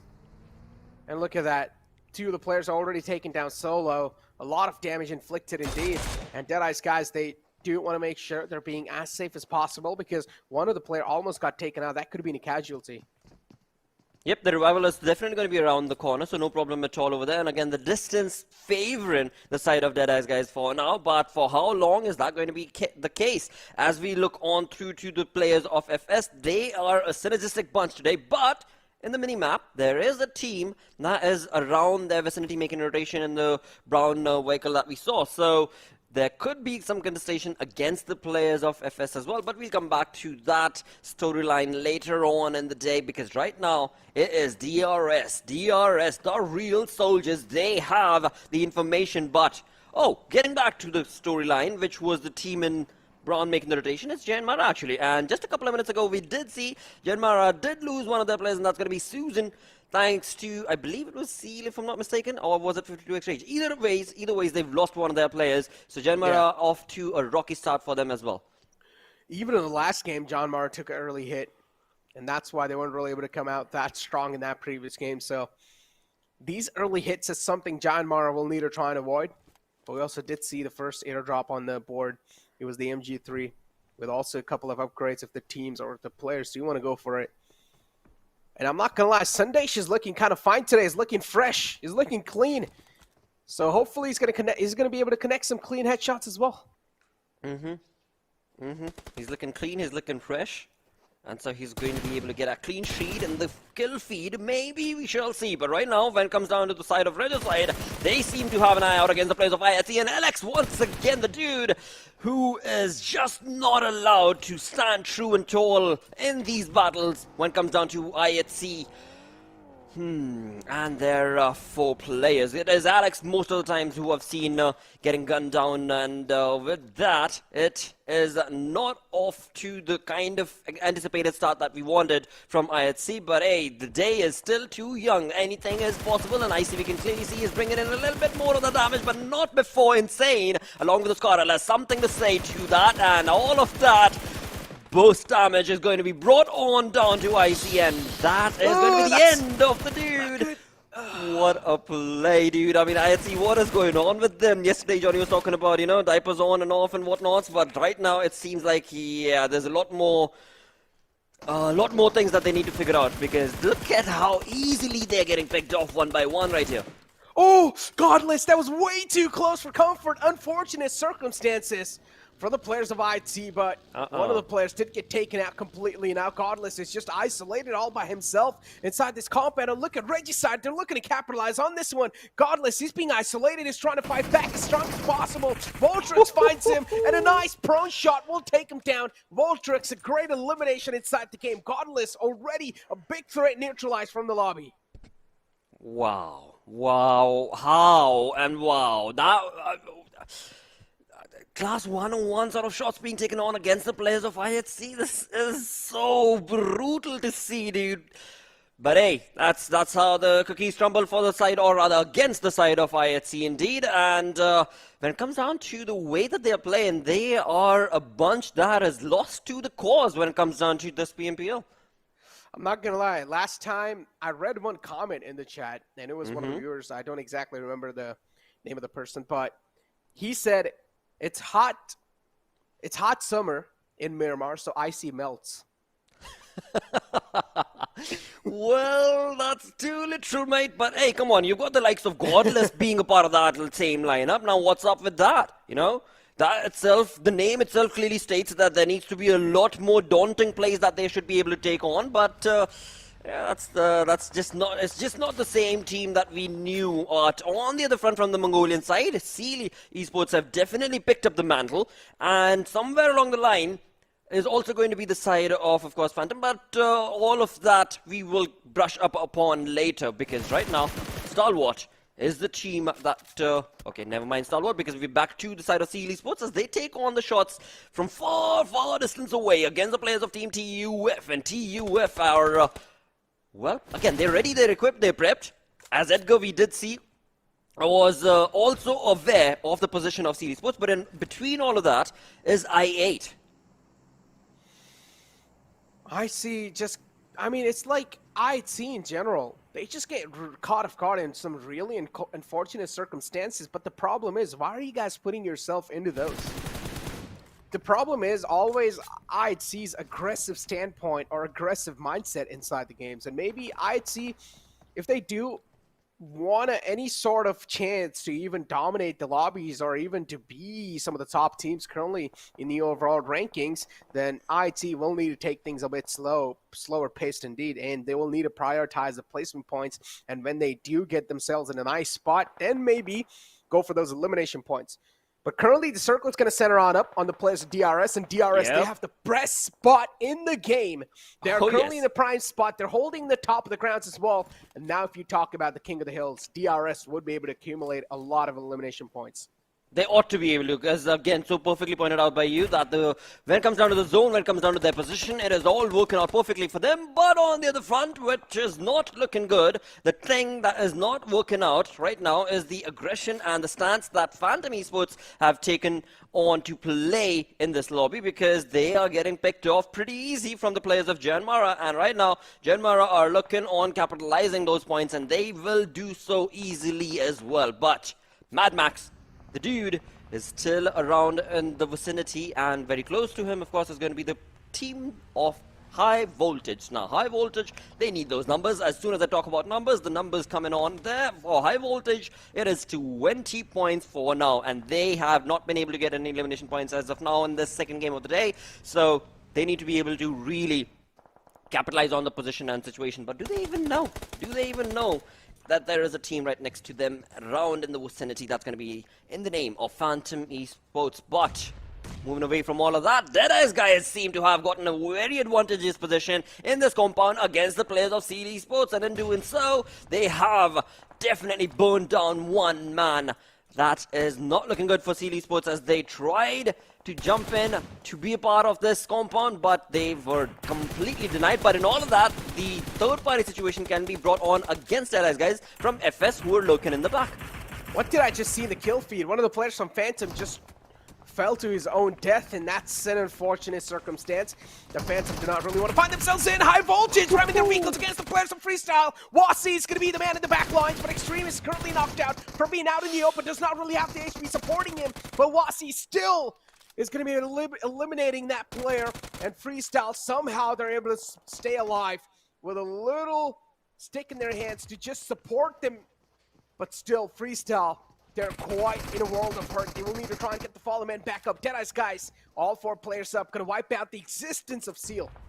They definitely are. World of Hurt being brought onto the face of Seal Esports for sure. And the third-party situation that was being taken on from High Voltage has definitely not delivered in style, because they are down to just this one-man army that's going to be Assassin. And now, if you look onto the mini-map, you can clearly see that there are so many teams around him. He's all by his lonesome, not looking too good, because the way this game is being played out, High Voltage, they do not stand a chance. But Assassin, maybe he's got something up his sleeve. Maybe he's going to be able to, if nothing else, walk towards those placement points. Talk about walking towards the placement points. We have Skylightz Gaming currently. They're also trying to do so. I mean, Skylightz Gaming, they have a nice little balance, but they just don't have a lot of both of those. But no fear. Oh, MG3 in the hands. This gun can just beat Lawnmower if used perfectly. Skylightz Gaming still. JyanMaara in front. Regicide, unfortunately, has been sandwiched in both of those, and there we go. Waz is going to fall down, and now it's all down to Nocto. Indeed, a lot of eyes on that man. Regicide, not really in their comfort zone. They have only got those smokes to cover themselves, and indeed the smokes are going to fade away now, and so might just Nocto's lifeline, and yes, it does.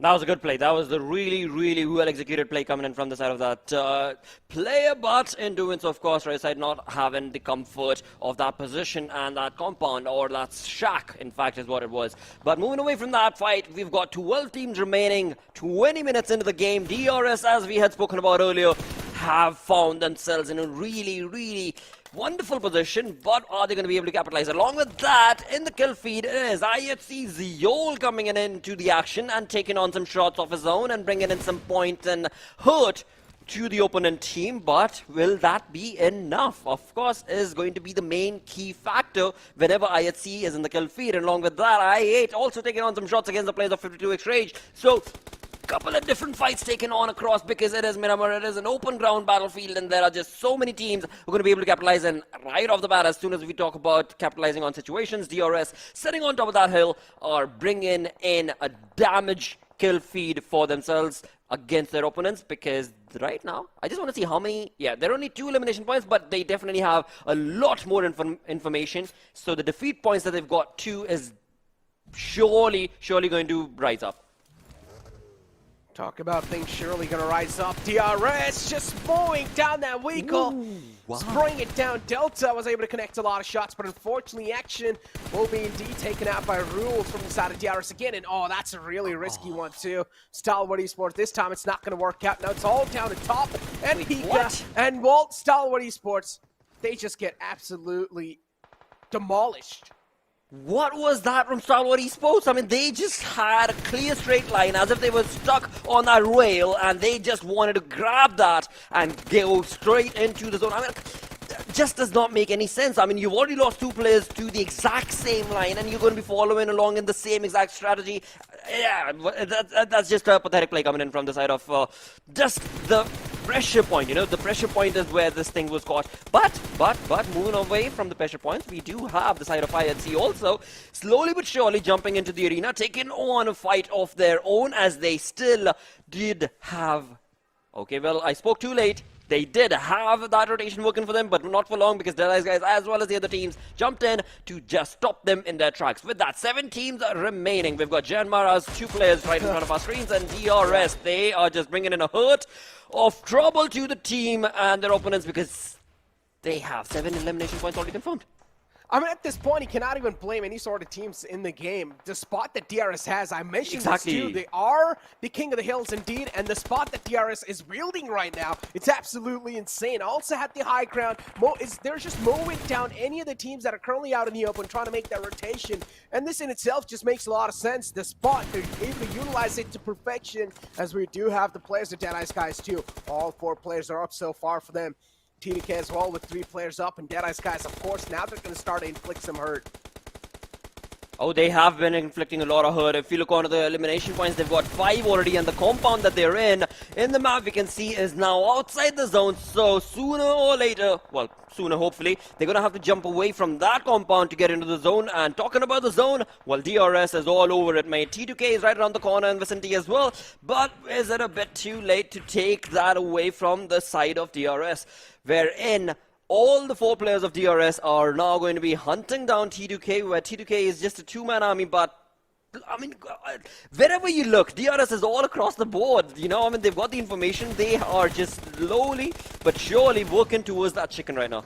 Exactly, they're slowly and steadily inching their way on in inside the next zone too, but unfortunately, Deadeyes Guys, again, will need to move out in the open. Another opportunity for the players of DRS to wrap up these elimination points, and they try to. But Deadeyes Guys as well, taking things so smart and cleverly, as I8 might just be on the receiving end now, but unfortunately, Deadeyes Guys, they catch a little bit of hurt on themselves. 1 man gets knocked out. They'll need to get the fallen comrade back up. That they will. That they surely will. For now, we've got I8. As soon as we move on to I8 Crypto, he is not looking too good because he is going to be damaged from all over the place. And it's none other than TUF. TUF Virus bringing in a lot of hurt in the name of that nade. And just with a matter of seconds, it seems like this is going to be the end for I8. Or is it? That perfect drop in that location is going to be given a little bit, just a little bit of the cover, or maybe not. Maybe not. I8, they were just stuck in that small little area, and that was it from their side. The song was sung, and the bells were rung against them. On the other front, we've got 14 remaining. DRS definitely jumping in to the opportunity of that chicken. But again, we did talk about this a few minutes ago. T2K is the team that they are keeping a gunned eye towards. But will they be able to do so? Because that perfect setup from Sandesh and his teammate was so miraculously played against the players of DRS. They had no idea what was coming in store for them. Exactly, and now we have Red Bull just taking down another man of TDK. TDK, they're slowly and steadily getting dismantled. They're getting eaten alive. They're getting engulfed. And this is what DRS are looking to do. There we go. The second man as well is going to eventually fall down. Sandesh, though, he's trying to fight back with only half HP that he's got in his hands. But DRS, they're looking really strong with the position they found themselves in. Delta will be taken down low, too. 2 of the players from TDK, they fall down. Now they're going to move back to the last hope alive, which is going to be Legend.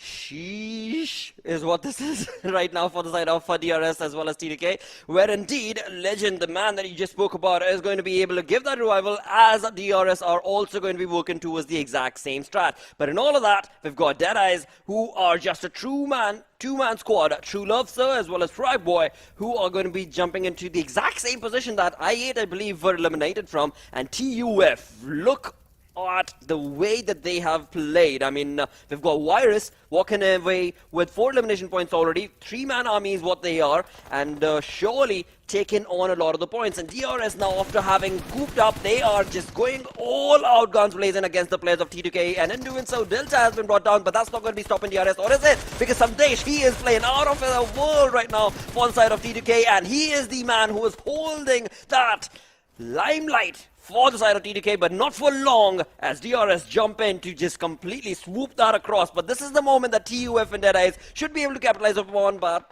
that's not going to be allowed. I mean, Deadeyes guys, they know exactly where TUF is, and well, Virus, dude, now this is the moment that you really need to shine. The 4-5 elimination points that you've been able to accumulate, I just hope it's enough. Deadeyes Guys is currently the biggest threat for the players of TUF. In the backlines, TUF currently just sandwiched between DRS and Deadeyes Guys. How are they going to try to navigate their way around?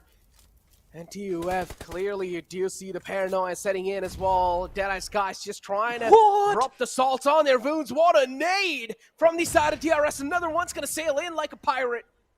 But this time, that was the time when he almost caught Captain Jack Sparrow. There we go. Wow.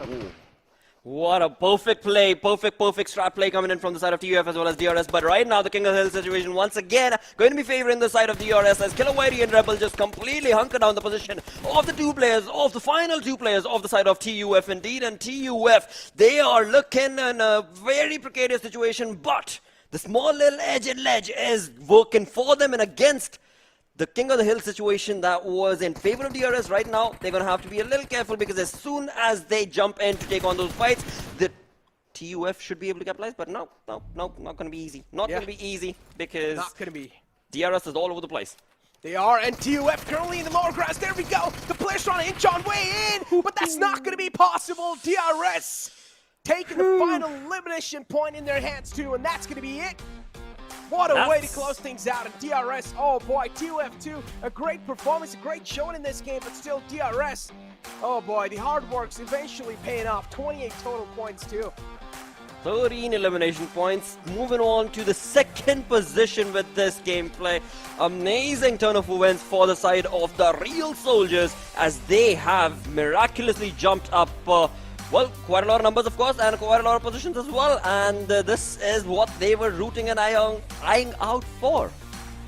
Exactly. I mean, DRS, oh boy, I'm pretty sure a lot of fans are going to be indeed happy, but I'm not going to lie.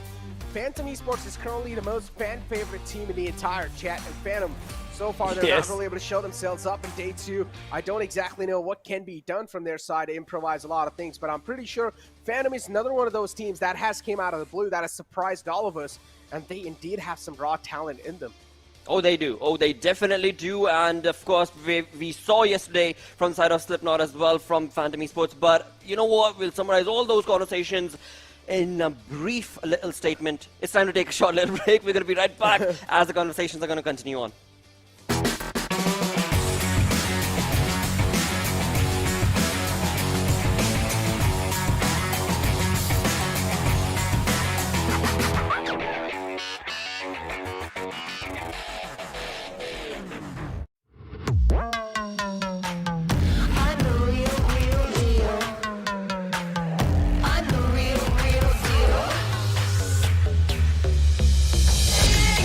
It's a bang, even though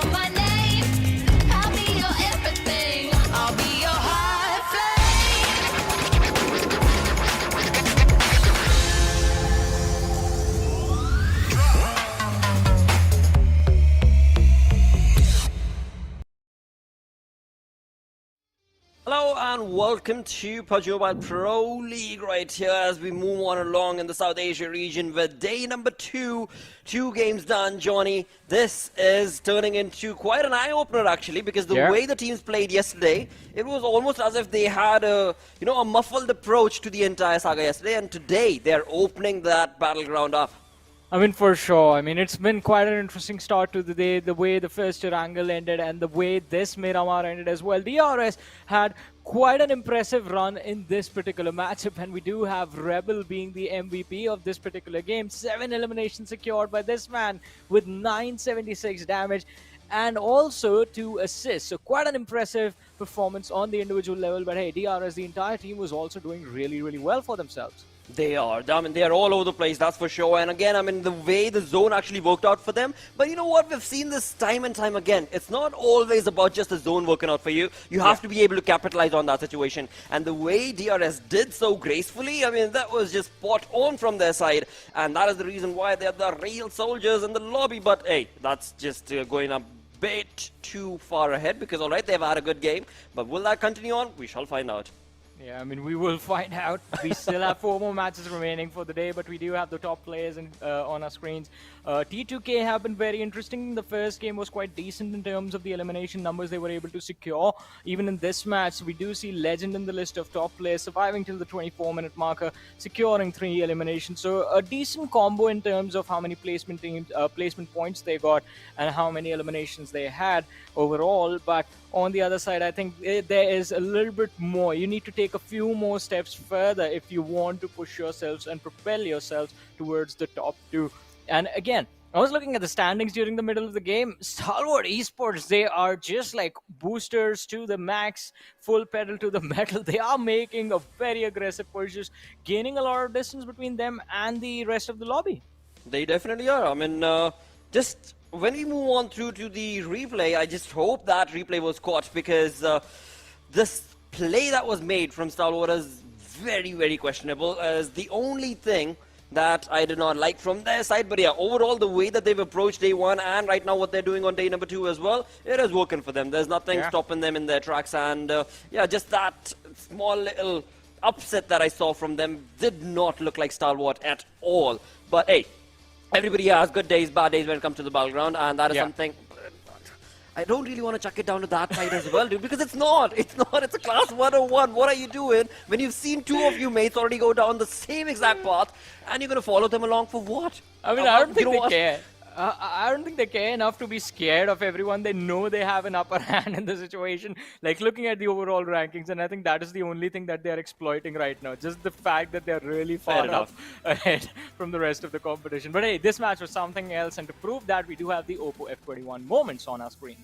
Well, talking about the F21 Pro moments, we do have Oppo taking a charge across all of these fronts, because again, I mean, look at the massive aggressive play being showcased from the lobby on day number 2. From first game to the next right now, we've got Train to Kill on our screens, and this is another team alongside TUF who have really picked up the pace and ladder today on day number 2, where indeed, to be very upfront about it, TUF yesterday, they were looking very dicey in terms of the way that they were playing, and T2K were just slowly breezing through, but today, they're making a mark in this lobby. Well, definitely. They are making a pretty impressive marker. And again, as you mentioned, I completely agree with that. Yesterday, looking at TUF, you could not really say, like, all right, this is what the turnaround is going to look like. But now that they finally showed up, color me impressed. And now I want to see them continue this form. But hey, let's not take the limelight away from the winners of this particular match. DRS, 13 eliminations in total secured. 2,337 damage dished out by the 4 lads from the side of DRS. A very impressive feat nonetheless. But on the other side, though, I mean, we do have I8. The struggles continue. I mean, the first game was very impressive, but this time around, things not really working out. It's alright, dude. It's a little bit of a dip, that's alright, because again, you cannot continue on with that same aggressive stance every single game, as you've got to pace yourself, and you're looking at 6 games to be played back to back for these players. So, of course, a little bit of a breather coming in on the map of Miramar from the side of I8 is okay, but I just hope that this is not their play in the upcoming game as well, because if that'll be the case, then you can definitely point that out. But you know what? Now I'm really going to be putting Phantom Esports in the limelight against them, because definitely. Right? I mean, they started the day yesterday very, very well. I mean, we had, of course, Slipknot taking the entire limelight to himself for the side of Phantom. But today, I mean, after that first game that was played yesterday, it was just not looking good. And we spoke about it, speculated that, all right, maybe today too will be something of a change coming in from their side, but still not happening. Well, we are hoping for a change, but talking about changes, look at that. DRS, with this win, do propel themselves up to the second position. Now, JyanMaara are not going to be happy about this at all, being on the third, and they will try their level best to just cover up the difference. It's not quite a lot. 99 versus 91, but this is where things get interesting. Stalwart Esports sitting at 114 right now. Will definitely look to secure the next Erangel that's going to come up in a few short moments. But look at that, TUF as well, jumping up all the way to the 11th position. Points tied up right now with Phantom Esports.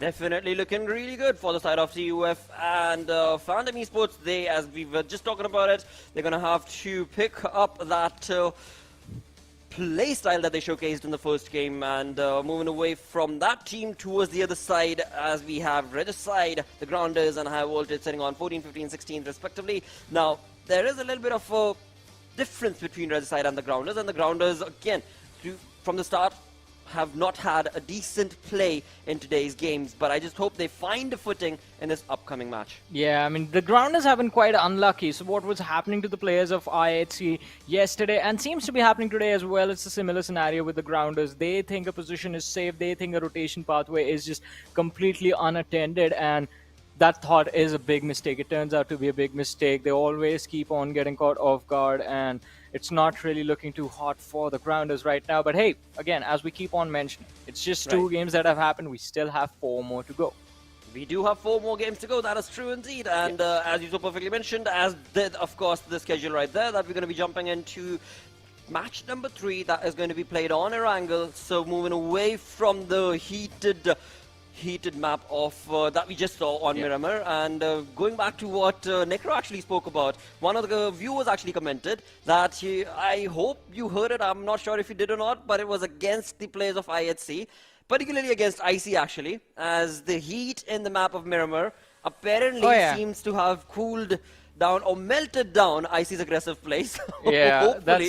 Hopefully that's going to be resurrected in this upcoming Erangel. That's, I think, a little bit of a toss back to the previous, not the previous, well, this PMPL South Asia finals, where I think it was one of the comments then as well, like IC just melts on Miramar, but luckily for him, we are going to Erangel next. Exactly, dude. And before we jump into the game itself, of course, you know the question that needs to be raised right now, which is, well, which team are you going to be predicting? Which team do you believe will be taking the chicken in the upcoming game?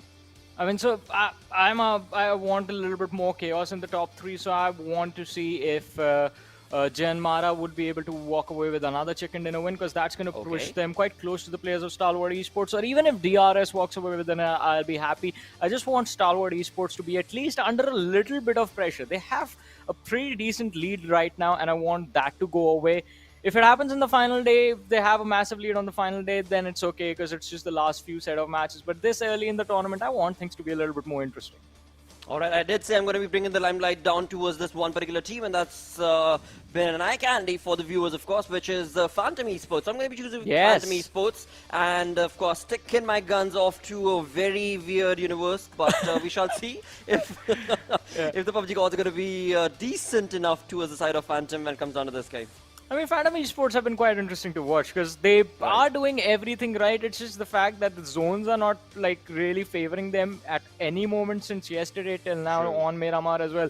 Phantom Esports have just completely, I don't think it's knowingly, it's majorly unknowingly, they just managed to avoid the zone shift. And that's the reason that they are struggling, because as far as those firefight moments, those team fight moments are considered, they actually do quite decent in those chaotic moments. True. They do. That's what the thing is. I mean, we really need that perfect play that was showcased on the side of Phantom to hopefully be given to them, but that will all be taking place based on, as you so perfectly mentioned, the zone. If the zone ends up favoring them or not, or you know what, I mean, whenever it comes to these sort of conversations, right? Because you've got the likes of 52X Rage and whatnots who are actually really well, I mean, in terms of predicting and speculating as to where exactly the zone's going to be shifting. So you've got those sort of teams in the lobby as well. So not entirely the conversations are going to be based over there for the zone and Phantom Esports not being able to make it. But you know what? All of that brushed away because that's the team that I've predicted. So let me not start the curses right off the bat as a caster for this upcoming game. But moving away from all of that, this is a good segue because now we got to talk about the survey that is available for you guys sitting in the chat, because this is also very, very crucial. We are here to make your experience of the game really phenomenal, and we want you to be impressed with that. We request you to please go ahead and fill up that survey. It's not going to take too long as we get the flight on board with these players. Just quickly go ahead, fill in the blank quickly, and of course, as you do so, we're going to be looking at where the flight path is going to be leading. Well. So I do see a few cheeky smiles on the players of Deadeyes Guys, and that sort of makes me, well, it makes me believe that maybe they have something planned out, something special, in fact, planned out for this Erangel. But hey, all we have to do is just wait and watch and see exactly what is going to happen. Now, the trajectory of the plane, again, this is happening second time in the day. Last time it was from Zarki almost towards Lipovka. This time it's opposite. It's from the Stalwart Kamishki position going all the way towards Hospital. The trajectory of the plane does not want to include the southern part of the map. It just wants to stick to the northern half. It definitely does. And again, when it comes down to the flight path, could we be looking at a southern zone this time around? But in all of that, I mean, 52X Rage, this has worked perfectly for them. They do love to go towards Stalwart Kamishki region, and that's exactly what the flight path is going to be offering them. On the other front, when it comes down to the contestations, we do have the military base out in the open for the side of I-8 as well as Seal. But will that be the case or not? Because it's definitely too far away for them to just coast on, breeze on through. But again, for now, right now, when we look on to the early moments of the game itself, looking at the early contestations, we could have a few of those moments being their Georgia Polars, because we've got 3 to 4 teams, very aggressive teams actually, who are going to be jumping down there and, well, a very comfortable zone. Yeah, we're going to have a slow game on our hands right now. As you said, this is a comfortable zone, a completely central circle. Unless the second shift is towards the southern edge of this one, every single team is just going to be feeling quite comfortable. Even 52X Rage will be able to stick to the Stalwart Kamishki position for at least 10 to 12 minutes doing absolutely nothing. And that is, I think, the best thing for them, because they do like to play a very, very slow early game to protect themselves from any unnecessary losses in these early stages. But talking about losses, I think we might get to witness the first one as soon as this match started with the PP Bison in his hands. Insane going for a pretty insane push on Slipknot, who he has spotted out in the trenches of Gatka, out in the open with no weapon in his hands. But Yeta is here, and does he have a gun on him? Because, well, without weapons, you can't really provide any sort of backup to your teammate. But look at him, Yeta, he has spotted out Insane, taking a lot of damage, down to around 10 HP. Now Voltruch in the backline is going to try and see if he can protect his teammate.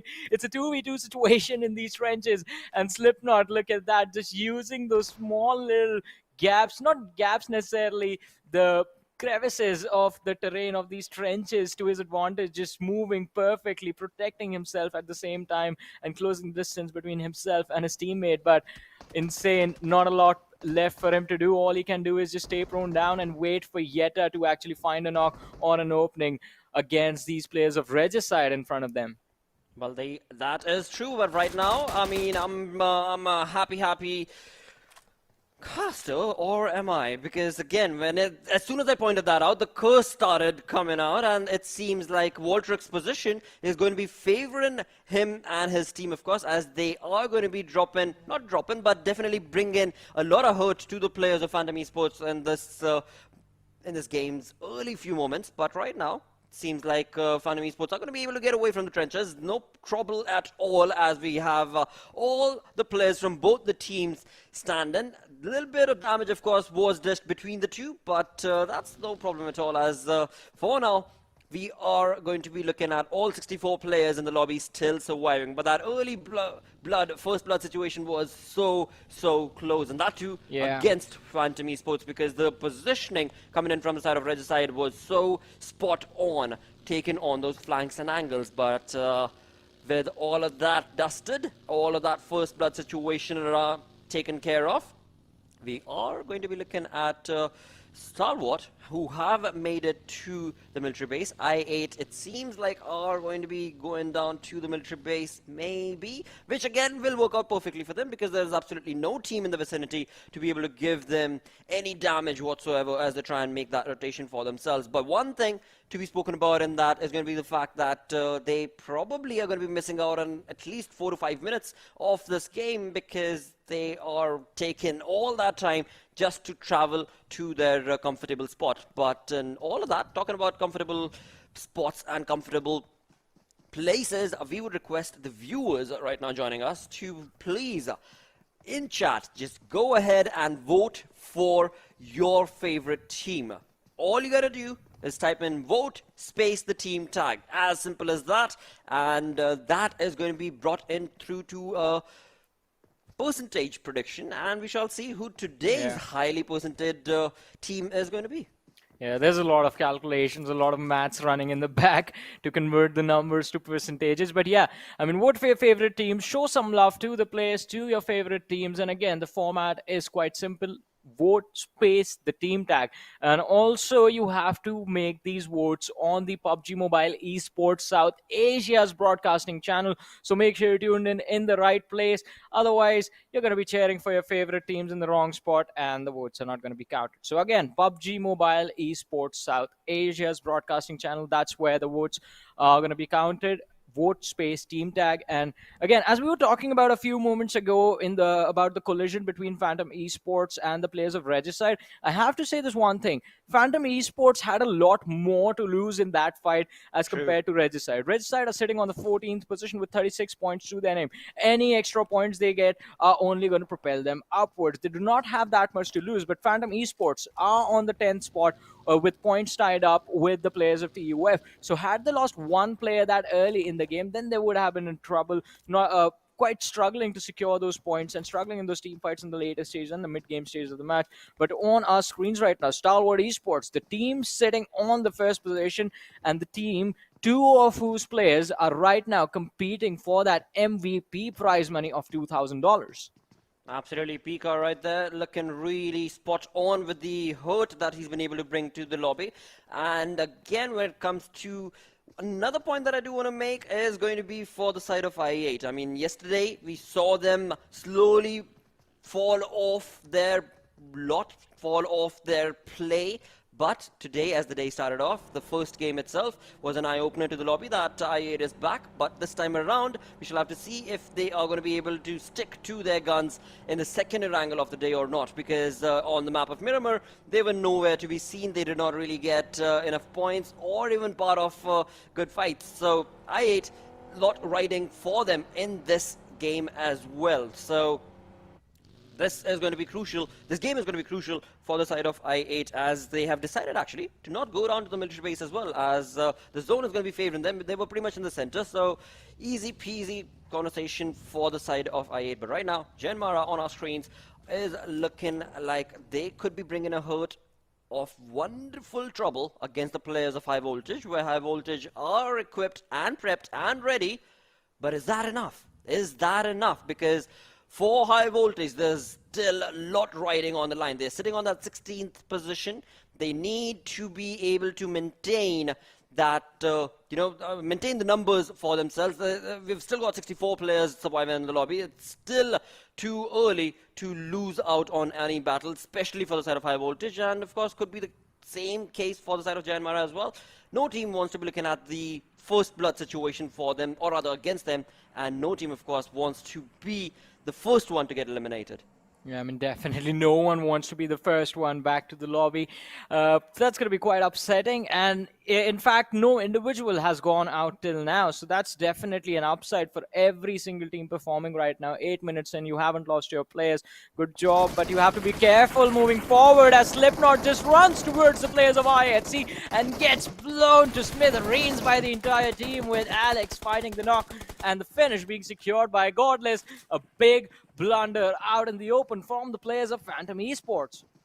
Ouch moment indeed coming in for the side of Phantom Esports, but hey, it's Alex from the side of IHC who has definitely picked up the first blood for him and his team. So it seems like this is going to be the moment that IHC were waiting for, and perhaps this could be the comeback that we were anticipating to see from the side of IHC Esports, as they have now started slowly but surely taking on the players of Phantom Esports one by one. The Phantom Esports players, they have been caught off guard, but another team that's not looking too good right now is going to be against the side of Seal Esports, as Seal Esports' demo bringing in that nade parade against the players of TUF, as two players have already been knocked and eliminated from the side of TUF. Well, but let's see. Now, TUF in a world of hurt, Seal Esports, they have them in their crosshairs, but Virus with his teammate is looking to back off. They do have a vehicle that's going to allow them to cover up a lot of distance quite quickly, and that should be beneficial to them in this fallback. But Phantom Esports losing out on yet another one of their players, yet are getting knocked out, and now the final two remain. A lot of utility being lobbed towards Mad Max. He's dropped down to around 50 HP and finally decides to fall back from this factory. Vexy, look at him trying to make a run for his life, but I don't think this is going to work out too well for the side of Phantom Esports. They're going to lose a few more of their players. Maybe Mad Max is going to be taken out as well, and then Vexy is just going to be left as the last player surviving for the team. IHC, it looks like their eyes are all set on these few points right in front of them in this early stages of the match.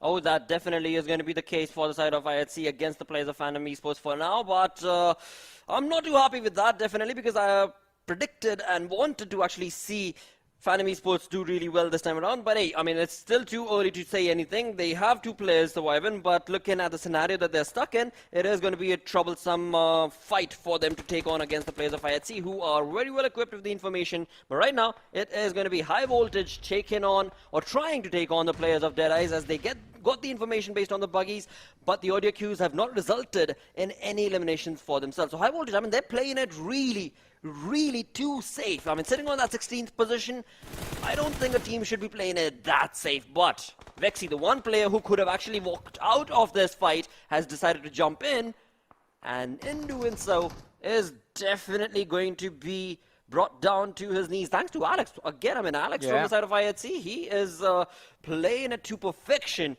in this game. And Phantom Esports, the first team to get eliminated. Okay. I mean, with the way the game started, with the way Phantom Esports decided to take their fight against the players of TUF, against the players of Regicide, they look pretty solid. But then one mistake after the other, just charging towards that Pochinki church without even scouting the position and getting taken out. Slipknot being the first casualty right there. All right, that was a genuine mistake. But after that, just committing to the situation against IHC, that was a deliberate one, and that is the reason we do see Phantom Esports getting eliminated early on. But let's talk about this now. They have a pretty solid position. They have a few compounds in their control, concrete cover, everything going right for them. And I think this, again, is quite a similar situation that they find themselves in, quite similar to the first game, which I8 were, in fact, able to convert. So maybe they are looking quite solid in this one. We will know in a few short moments, because Seal Esports seem to be closing in on them. They definitely are, but it seems like Seal Esports also have a two-man split coming in from their side, so they better be careful as they try and take on the compound of I8 sitting in the center. But now, getting back to the conversation that we were a part of, where indeed High Voltage sitting on this hill for quite a long time, we're trying to take on some nade parades against the players of Deadeyes. Have definitely not been able to capitalize on that situation, but it is still going to be all out in the open, and possible for High Voltage to be able to convert a few knocks and maybe even even elimination points for their side, as Deadeyes Guys are still around in the vicinity, as we do have 52x Rage making a rotation from the north, getting into the zone as well. And from the south, again, a few of the teams have already found themselves towards the southern side, towards the edges of that water bank, and that's going to be FS as well as Regicide. So we shall have to see if that also turns into an all-out war between those two teams. Yeah, definitely. And I mean, every single team fight in this game is an all-out war at this point, especially the teams that are looking to compete for the trophy. But look at this. Alrighty, so FS Freestyle do find themselves in quite a bit of a pickle right there, with one of the lads knocked out a little bit further away from his teammate. So just to get a revive on that individual, it is going to be a massive, massive challenge for them. But look at this. While Phantom Esports have been taken out, Regicide are looking quite comfortable. All 4 players alive, going for a split and just sticking in those cover spots. For now, it seems to have kind of calmed things, and it's going to be not the case, not a good case to make for the side of Freestyle, as they've lost one of the players. And as you so perfectly mentioned, that trying to even get that revival going will be very, very tricky and almost impossible. So they will be brought down to a 3-man army, but high voltage. Again, they are still hoping to be able to capitalize from this small little hill that they're at. And this is now turning into a waiting game for the side of high voltage, and very close to their proximity, of course, is going to be the side of Deadeyes Guys, who we have seen take on some incredibly skilled plays and shots. So high voltage, they best be careful. But now there seems to be a little bit of a slow pace in the game, as we have jumped into the 15-minute marker. The teams, all the teams in fact, have pretty much found themselves in the comfort of the zone. And not only that, when it comes down to the teams that are looking at different compounds, I mean, they're absolutely perfectly setting themselves up. But the zone shift, that is what I'm waiting for. The zone shift is where the real curveball is going to be thrown, and maybe if it goes down towards Pachinki, things are going to be a lot, more chaotic. Well.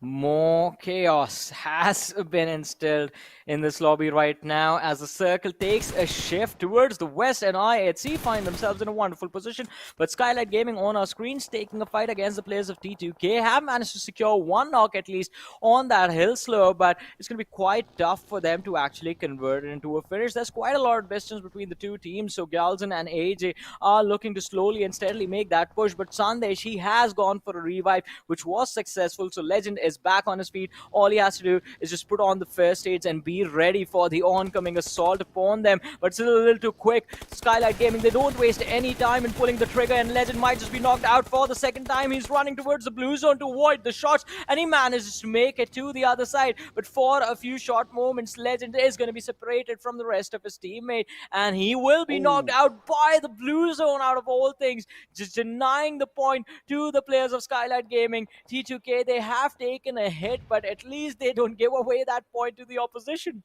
They definitely are not going to be given any points away to Skylightz for now, as they will take on the point for themselves in a few moments, as maybe they'll take the fight to the face of Skylightz Gaming. But for now, it is going to be Regicide's compound that is going to be in contestation against the players. But T2K, this is an all-out aggressive stance that the side of Regicide have taken, not T2K, my apologies, and it is going to be FS who are trying to deliver those massive blows, and FS Vasi is the man who is going to have to stand true and all, but with only 30% HP, it's not looking too good for him. But 2 players from the side of Regicide jumping in to take that compound, easily converted and eliminated is going to be the side of FS. So 14 teams still remaining.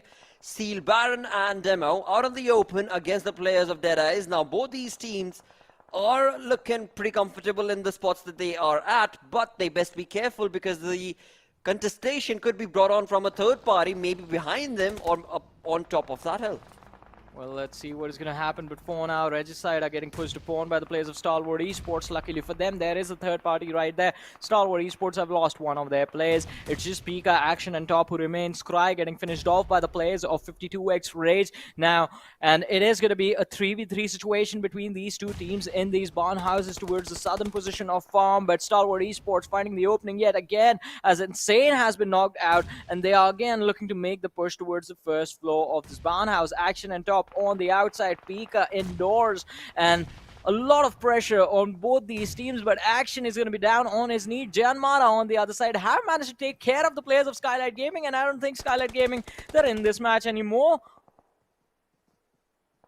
Uh-oh, said Skylightz Gaming, as they were bunch who were looking good, but this time, in this game, they've not been allowed to make their play on the other front when it comes down to the players of Regicide. I mean, they are keeping it cool. They're down to a two-man army right now, but the side of Stalwart Esports, they are determined. They are wanting to get this compound for themselves at the edge of the zone, and they are definitely going to be delivering the massive blows along with the three-man advantage against the two-man army of Regicide. But for now, it is going to be Regicide who are stuck pretty much in this compound against their will. But what is Stalwart going to be able to do? The three-man army is going to be able to maybe use these utilities to their advantage, because the smoke has been created all over this compound, but will that be enough? Because Regicide, they're all over the place. I mean, the two-man who are standing right here, Voltrix is in the staircase, and his teammate was taking on shots against the other team altogether, but that is all that was left for Regicide to do. But now, I'm also at loss of words and thoughts right now, because Stalwart were easily able to utilize the numbers for themselves. From one side it was the nade, and the other was the staircase push. But right now it's going to be high voltage. Finally, the patience has paid off for them, because Deadeyes is the team that they had been rooting to take on shots against for quite some time, 20 minutes to be precise, and finally they seem to have been able to deliver that. Well, but let's see now. High voltage, Deadeyes Guys, DRS as well. It's a triple threat matchup between these three teams. And high voltage, they're trying to take on the lads from DRS and DE at the same time. It's not going to be easy, especially with the blue zone closing in from the rear. The damage is going to be quite immense, but the spray from Assassin connecting a few shots on Killer YT right there, along with Delta. If they manage to secure 2 knocks, then high voltage, their opportunity to move inside the circle is going to be there. T2K on the other side, taking a massive hit from Leo from Stalwart Esports, as he managed to find an opening on Sandesh. The knock and the finish is going to be secured. Stalwart Esports sitting there with 5 eliminations in this game to their name. Well, this is looking really good for the side of that team, but will that be enough for Stalwart Esports is what the question is. With 4 players standing, of course, they have the numbers working for their side. But right now, 10 teams remaining. We've got Stalwart, we've got DRS. Oops, talking about DRS, they just took a knock and they have been brought down to a one-man army, but maybe the revival is going to be right around the corner. For now, it is going to be Stalwart Esports as we jump back in against the players of Deadeyes, as they are going to be hunkering down on this position for themselves. Stalwart Esports looking at that mini-map. I mean, it is going to be Leo all out in the open in the blues, whereas teammates have found the cover of the zone. Well, I mean, they do have some cover, but look at this frag boy! No! Wow. Ooh, that was a point-blank range spray.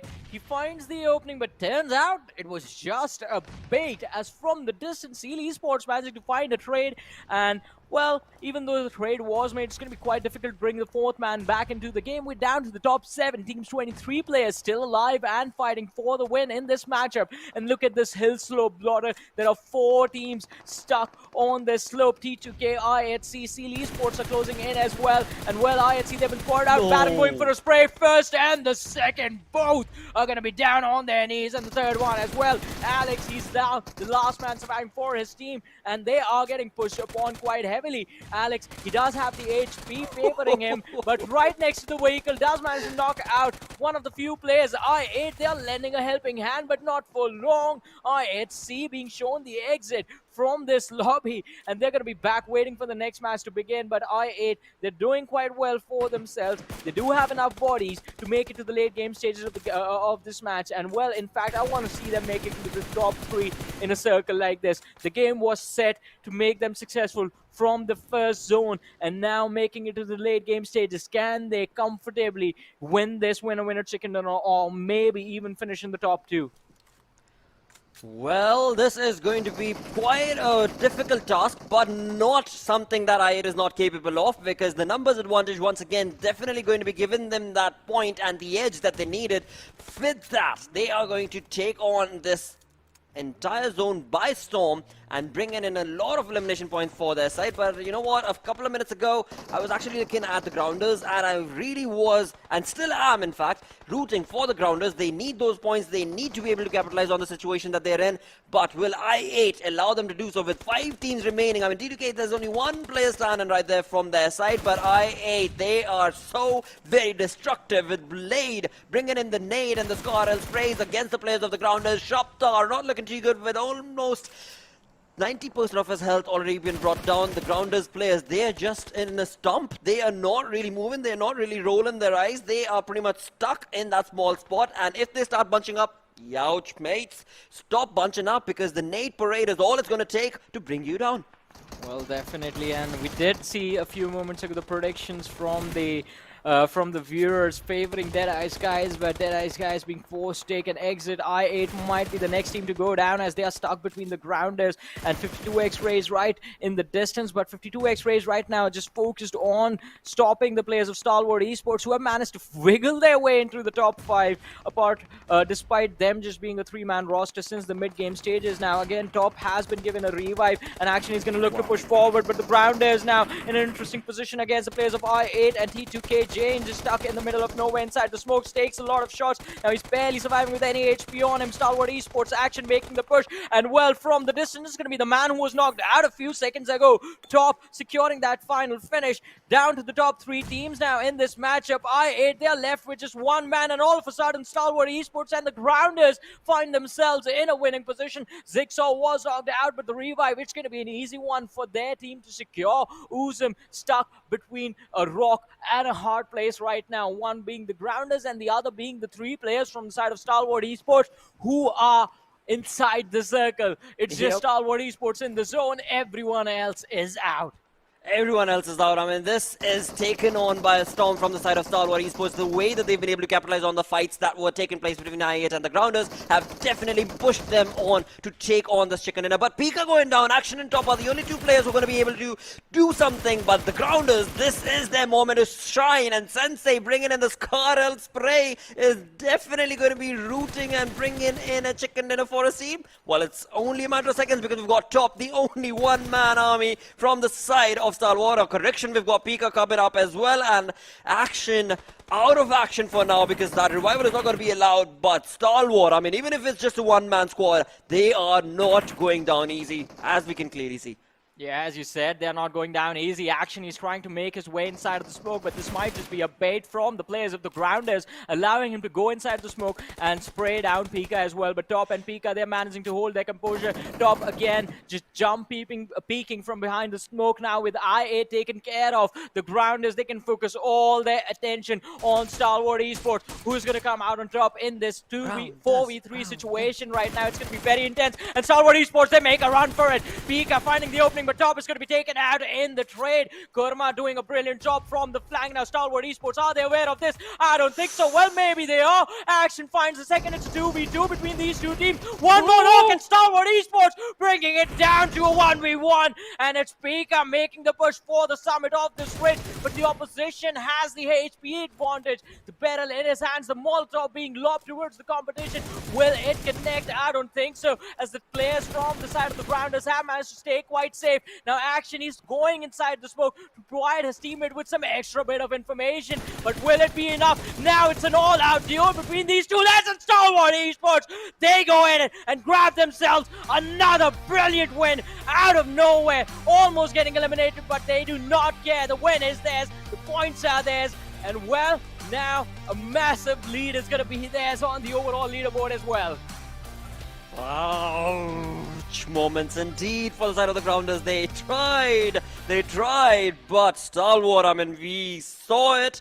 They took that hill by a storm. I mean, 1-man army, call it, or a 3-man squad, or whatever situation they were in. I mean, they always were looking forward to getting that chicken, and that's how they do. That's how they do it. I mean, whenever you see Stalwart Esports stuck in a tricky position, well, you cannot really be drawing out any eyes, because you know for a fact that they still maybe, just maybe, they're going to be able to get away, and that maybe is almost 90% of the times.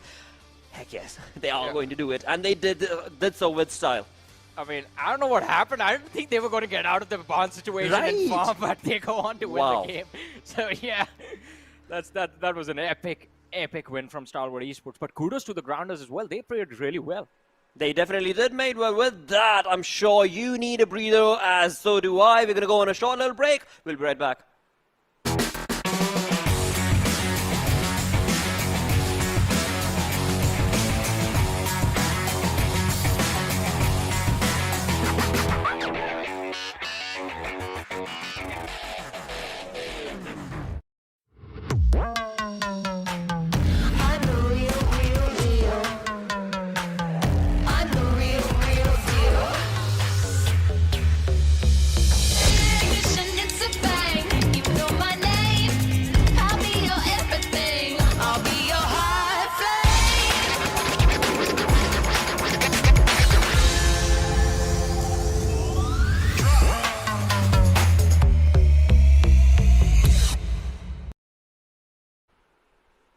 Welcome back once again, ladies and gentlemen, to the PUBG Mobile Pro League South Asia Championship. This is Super Johnny, joined by a different man right next to me, because Necro, that's swag.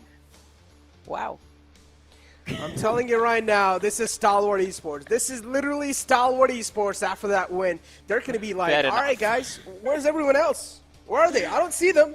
We're all the way on the top. Where's everyone else? I mean, they're just leading the charts, man. I think you can make a pretty good meme out of Stalwart Esports right now. Have you seen that meme of a cat sitting on top of a pole and just saying, I don't see a god up here, no one else but me? That's that is Stalwart Esports, just sitting on top of that totem pole and just dominating. Talk about that final fight. They were out in the open, no cover at all, outgunned, and they still win. They still win the match.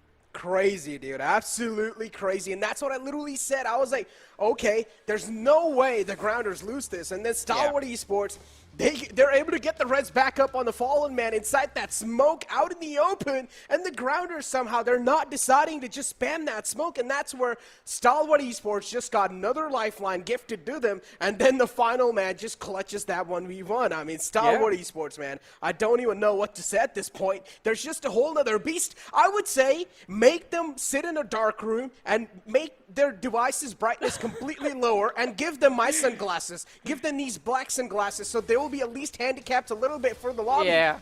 I think you just need to take something away from them, because they just seem a little too extra strong. They're just smurfing. Again, we just keep talking about that final fight, right? But Stalwart Esports, let's not forget, they were in a pretty dire situation even before that. And, I mean, still going on, just surviving those barnhouse situations and then making it all the way to win the chicken dinner. I mean, it was just impressive. We do have the top players on our screens right now as well, ladies and gentlemen. We do see Pika and Action over there in the top two, the two men responsible, along with Top as well, for bringing the chicken dinner for their team. And look at that match summary. It's all red. It's all red everywhere. Exactly. It's just completely red. And it makes a lot of sense, too. It's Stalwart Esports domination. And what else do you expect, right? When you're going to be going against Stalwart Esports. They have been just smurfing on the lobbies, even in PMPL South Asia. And now they're replicating the same sort of performance, even in PMPL South Asia Championship. And I'm not even surprised at this point. This is something that you expect from a team like Stalwart Esports. You expect greatness, and they're delivering on all factors. Now, I really want teams that are currently in the bottom, for example, in the latter half of the board, teams like IHC to step things up, because they're another Mongolian challenger inside this. Yeah, I mean, definitely IHC, I have no idea now what's going wrong for them. I mean, doing so well at one point, and then just next moment you see them, it's just one mistake after the other, them getting taken out. Yeah. But I have to give props to I8. That was a pretty good performance, and at least in circles like these, I8 have made sure that anytime it's going to be a central zone, they will drop close to Pachinki and make sure the game is converted for them. Finishing off with 18 points, not a shabby performance. Yeah.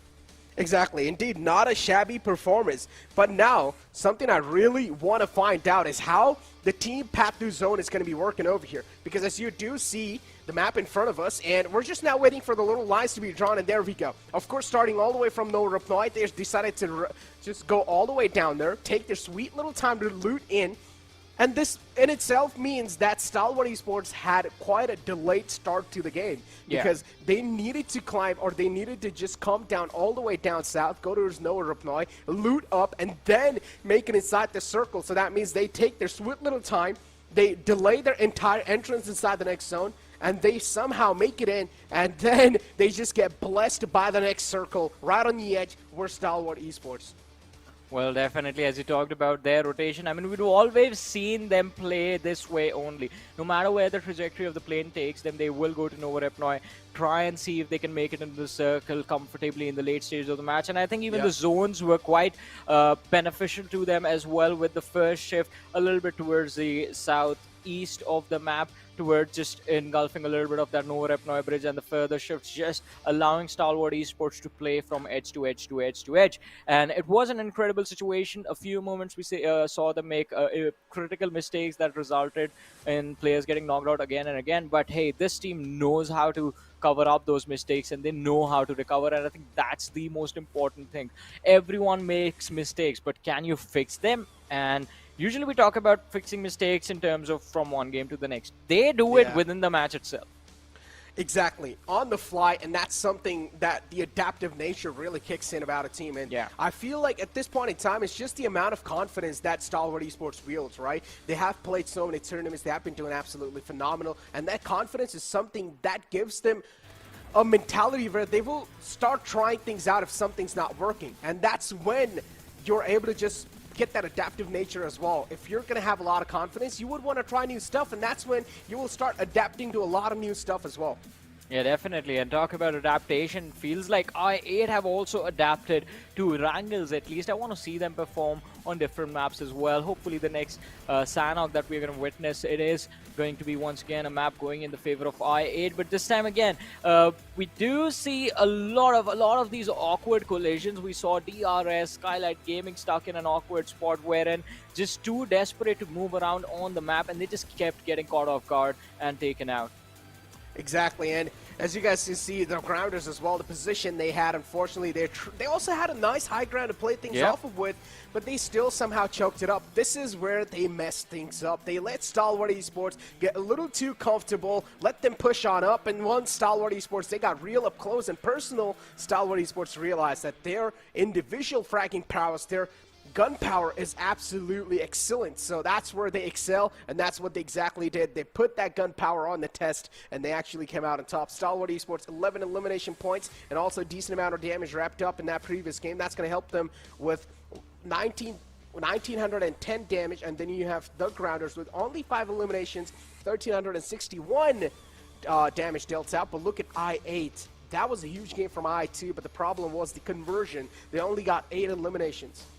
Well, again, as you said, 8 eliminations were there, along with the 10 placement points. So the average for the match was actually pretty decent for them. But again, I mean, the level of aggressions that the teams are bringing on the table right now, it is just impressive on a whole another level. And look at that, so not a lot of changes within the top 8. It's just Stalwart Esports almost hitting the, well, they are at 140, but I think 150 is going to be very easy for them to secure in the next match.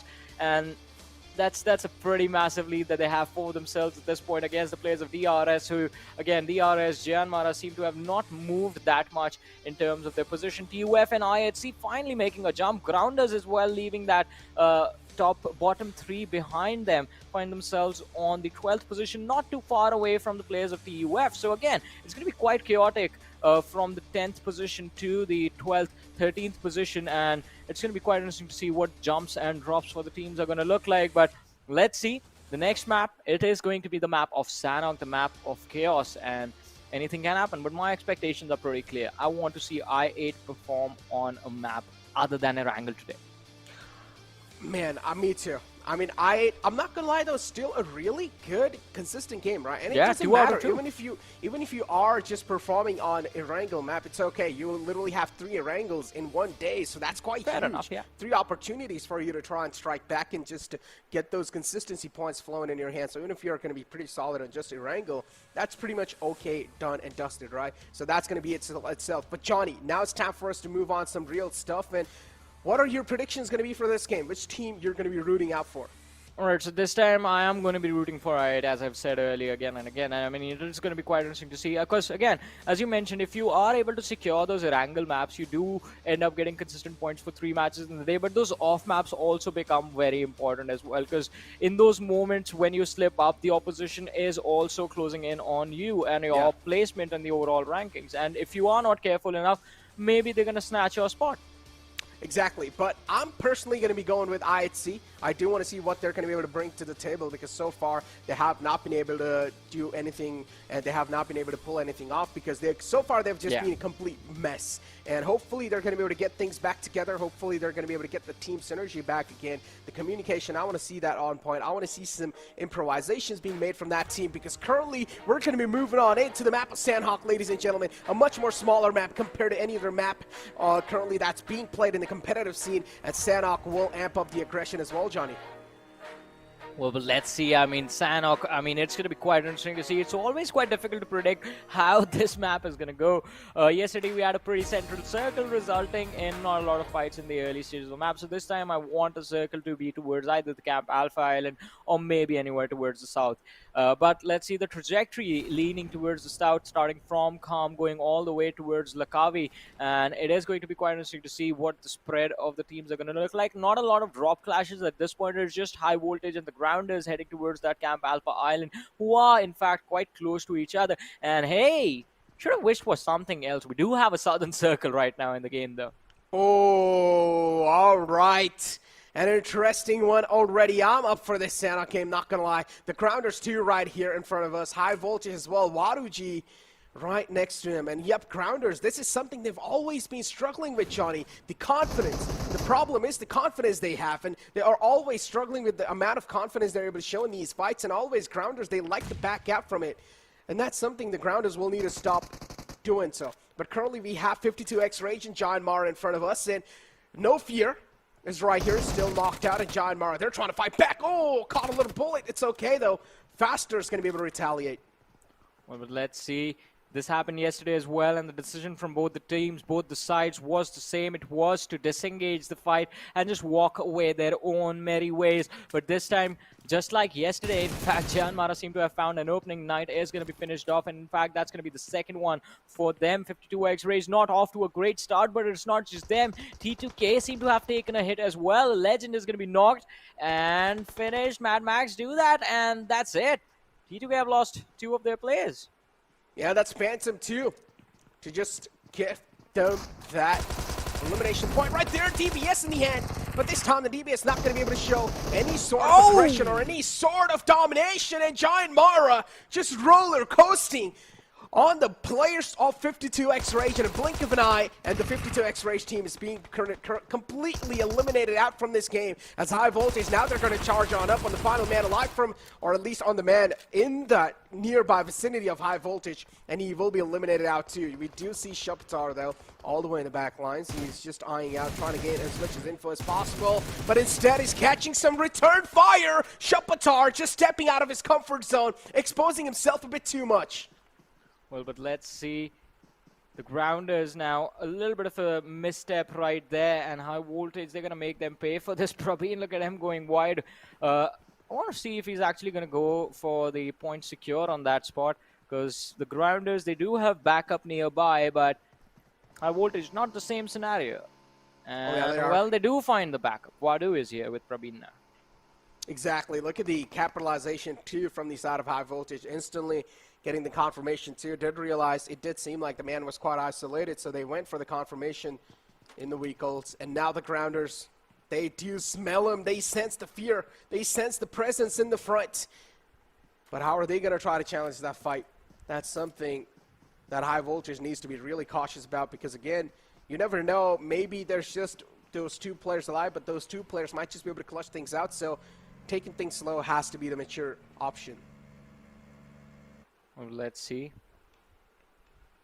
Stalwart Esports, again, all alone towards the boot camp area. Will look to move a little bit south towards Pioneer. Their interaction with the players from Deadeyes Guys, the timing on that is going to be quite intense. IHC towards Hathin right now. quite close to the grounders and high voltage, so their rotation pathways might just collide with those two teams on Camp Alpha Island as of now. JyanMaara, again, they're going to be pretty happy about the fact that they've already made sure there's less competition for them. The moment they eliminated 52 X-rays, that early game just became a whole lot easier for them. And then you literally have TUF Abdullah in front of us, and nice team cards and nice player cards in front of us, as you do clearly see the total damage dished out inside the entire PMPL South Asia from this team. And oh, look at that turtleneck. I found my brother, Johnny. This man likes to use turtlenecks too. I mean, everyone likes turtlenecks, but it's just too hot. I don't even know why you're wearing one today. It's too hot. I know it is, man, but I'm sitting under a nice, cool room. Look, Johnny, you're the kind of person, neither you like a weather that is too hot, neither you like a weather that's too cold. So even if you are sitting in an AC room, you ask people to turn it off, and then you complain about it being hot. Yeah, because, I mean, things just need to be normal. Why can't we have a normal weather? What do you mean? Look. Just let it be the same every single time. Just 24, 25 degrees. That's why I like Erangel so much. I'm going to be very uncomfortable if I ever made it to Sanhok. I won't like Vikendi. I won't like Miramar. Erangel is where the fun is at. I mean, Johnny, you know what, at this point. So why don't you just eat cold food then? How is that going to help me? That's just going to make me more sick. Then you said that you like things that are not too hot, neither too cold. So just eat food that's, room temperature. Yeah, I mean, room temperature food is not too bad. Yeah, you're kind of weird. Hey, I'm open about it though. But let's see.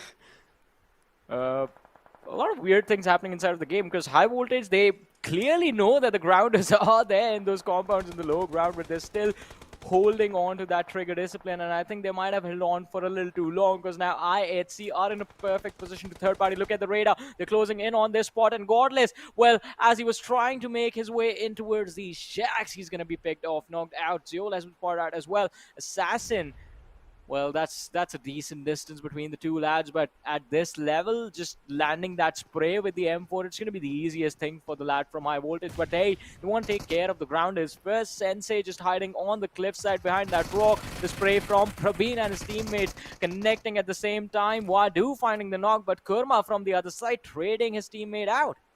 Yeah. And high voltage, unfortunately, Praveen goes down. But this is exactly what I said. Even though they just have two players up, you never know the amount of hurt that these two players are going to be able to inflict. And that's something you would want to try and avoid. And there you go. Kurma now is just trying to aggress on in. Waduji will need to clutch this one out. If Waduji fails, then the entire high voltage will crumble down. But that's not going to be the case anytime soon. Waduji clutches that one-on-one spot. And Waduji will come out on top and will also save their teammates. As high voltage, they're again going to be a four-man strong squad. And unfortunately, Johnny, something I really want you to notice is that high voltage is currently sitting all the way in the bottom of the boards. They're sitting on 16th spot, and something needs to be done here. Well, I mean, as you said, something definitely needs to be done, and they have to do, in fact, a lot of heavy lifting at this point. They have already secured 4 elimination points right now, and IHC, just with a few more players quite close to them, I think it's going to be a perfect opportunity for high voltage to secure extra points. But IHC have managed to switch places and do find themselves with a higher ground advantage in that fight. 14 teams still surviving, and Sealwall, look at him, he's right next to Raham from the side of Freestyle, and that should be an easy pickup for him to secure. Look at that. Oh, it's Leo! Wow. Oh, what a great spread from the side of Seal. This is what I like to call a proactive approach in a fight. Seal just proving the teams that are in the front unparalleled and rookie. And Seal, they're just always thinking steps ahead. But Johnny, a little question, you said neither do you like to cold. How do you drink your cold drink, man? Do you drink your cold drink hot? How do you like your Coke? Room temperature. Like everything. What? Yeah, I mean, room temperature is the best. Brother, are you okay? Yeah. I'm just going to make you feel extremely weird after this conversation. Just wonder exactly what I like. Just be an enigma. But, again, another question. Oh, okay, hold on. I'm going to hold on to that question for now, because High Voltage crawling quite close to the players of IHC, and this time it's IHC. High Voltage will need to be a little careful, because IHC is not a sort of team that's going to make any kind of mistakes for them to capitalize. So IHC, they're going to try to push on in. The DBS right in the face. It's going to go pow, and Praveen will be knocked out as Assassin. Now it's going to be the final glimmer of hope. And IHC in the map of Sanhok. Man, Zio likes to use that DBS, and he's such a monster with it. Well, but let's see now. Talking about monsters, we do have I8 versus TUF. Edgar with a nade. Cooks it up, lobs it on the other side, but a little too short, and avoids the lads from I8 completely. No damage dished out, but allows the opportunity to Edgar to fall back and find some safe haven for himself. On the other side, the look at the blue zone towards the northwest. We do see the players from the side of I8C going up against the lads from High Voltage, and High Voltage is down to their last surviving player, Assassin, and I think that's going to be the end of that story right there. I8C, they're going to wrap things up and then look to move towards the next circle. And there it is. Assassin has finally been picked up. So 10 minutes in and 3 teams have already been eliminated. Maybe we're going to see the 4th one soon as TUF lose one of their players. And let's not forget, I8 were quite close to them. On the other side, Stalwart Esports have also taken a pretty big hit as they have lost one of their players as well. Well, not lost entirely, knocked out. And this is what I absolutely love. The aggression amped up on the map of Sanhok. Yes, Stalwart Esports did take a little hit, but that's okay. The man's just knocked out. He's going to be able to back up on his feet. And there we go. Stalwart Esports, they're able to retaliate back for now. But yeah, Johnny, a little question. If you would ever do a cosplay, this is for the chat as well, okay? This is like an interesting question that I have in my mind. If you guys would ever, okay, I'm going to hold on to my words. Hold on to that thought, because this is a fight that can never be ignored. DRS and Seal. 2 giant teams going head-to-head against each other. Demo now is going to start to just book away from this one, because DRS, they found themselves a free entry in this. And DRS so far, they're a 4-man strong squad, because they have been able to take 2 players, a massive chunk out of the entire team of Seal right there. 2 players already taken out. On the other hand, I8 marching against the players of Skylightz Gaming. 2 players taken out. It's all down to Galzen. Well, it's going to be all down to Galzen from here on out, but let's see, can he make it happen? The drop shot is not going to work against Blade. An easy finish for the lads of I8. A squad wipe being handed over to them, and a few extra points along with that. Look at the jump from the lads of I8. They were 11th when we started the day, and now they are sitting within the top 5. Exactly. That's quite impressive, right? And it's just been the first 4 games so far, and they're already able to pull off some insane stats like this. We're currently in the 4th game of the day 2, ladies and gentlemen. TUF and JyanMaara. TUF, of course, having a huge high ground to play with. But JyanMaara right on the lower grounds, and look at that. Thor catches a bullet. Down to half HP, Thor will need a retreat back to his teammates, and that's what he exactly does. This might just be a little poke-and-go situation, a little stalemate situation between these 2 teams. So that means I will have enough amount of time to ask Johnny that question, and also the chat. So if you guys ever would do a cosplay, what cosplay would it be? I wish I was tall enough to be Slenderman, because I'm definitely skinny enough to pull it off, but I will definitely have to get some shoes that give me a little bit of extra height. But yeah, Slenderman would be it. Just go around in the night scaring people. Dude, I want to be a Santa Claus. Yeah, that works, I guess. Yeah. You're gonna have to do one thing that you struggle with: grow a beard. I don't struggle. Yo, that's a low blow, buddy. Relax. All right? Why are y'all here roasting me? I did not even roast you, man. What the hell? Yo, that kind of hurt. That just cut through my heart. But yeah, I'm going to hold on to my word. I'm sorry.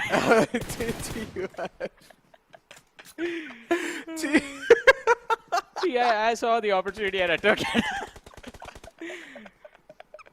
Oh man. Yeah, dude. All right. Well, TUF and I8 in front of us, in front of our screen. As I8 now, they do have the little high ground to play with, and TUF, they're being overwatched by the players of I8. Of course, all the way from the top, they do have a lot of visual info to convert into those eliminations, but Edgar is quite low. 2 bullets might just lead to his demise. Oh! Let's see. Over on the other side, IHC, they're struggling now. Zol has been taken care of. IC is extremely low. He's going to be knocked out at any moment. Two players in the back lines, and Voltrux has the perfect position, but the utility in his direction is going to take care of his HP buff for a few moments. And look at that, T2K in the back lines as well. I don't know if IHC can make their way out of this one unscathed, unharmed. This is going to be such a tough team fight for them to recover from. Indeed, it's going to be a tough fight, and look at IHC. They've taken a lot of casualties indeed. They straight up just entered inside the enemy territory, and now they're paying the price for that. IHC, they should have tried to get at least some sort of information before trying to cross that bridge, and now IHC, they're getting crumpled down. They're getting dismantled. Voltrux is charging on in slowly and steadily. He wants to keep the pedal to the metal, but Regicide, they will need to understand, they will need to have a little bit of control over their emotions. From the back, it's T2K as well wrapping around Johnny. The trouble are just being increased more and more. IHC, they're currently in a sandwich spot. Seok's being taken down. IHC, they're trying their best to fight back. Well, they're trying their level best, but will it be enough, or will they have to go and take their power level over 9,000 to walk out of this one? Well, look at that, Zeol. He has to be worried about the shots coming in from the rear as well, but T2K, they're taking their sweet time, closing in on the distance, while on the other side, Regicide are only focused on gatekeeping the opposition at this point, and Nocto, it's not an easy situation for him to deal with as well. But look at that, DRS in the perfect spot, smack in the middle of the circle. I8 going up against the players of TUF. Now, this is also a fight that's going to be very interesting because Edgar is the last player from his team. He has managed to pin down the lads from I8 for a few short moments, but who will survive? Who will make it on the other side? That is going to be pretty important to see. IC, well, he's not going anyway. He's been knocked out. And, well, Edgar, I think that's going to be it for him as well, as now even JyanMaara know where he is. He's quite close to Gunner. From the distance, we do see Crypto slowly and steadily bleeding out, but he has a teammate right next to him as well, so it should be an easy revive for the lads of I8. And JyanMaara, maybe they will be able to provide an assist, help the lads from TUF survive, help Edgar survive for a bit, as he's just hiding. He's one with the lads from JyanMaara. Well, how often do you see a bridge camp on the map of Sanhok? How often do you see it? I rarely see it.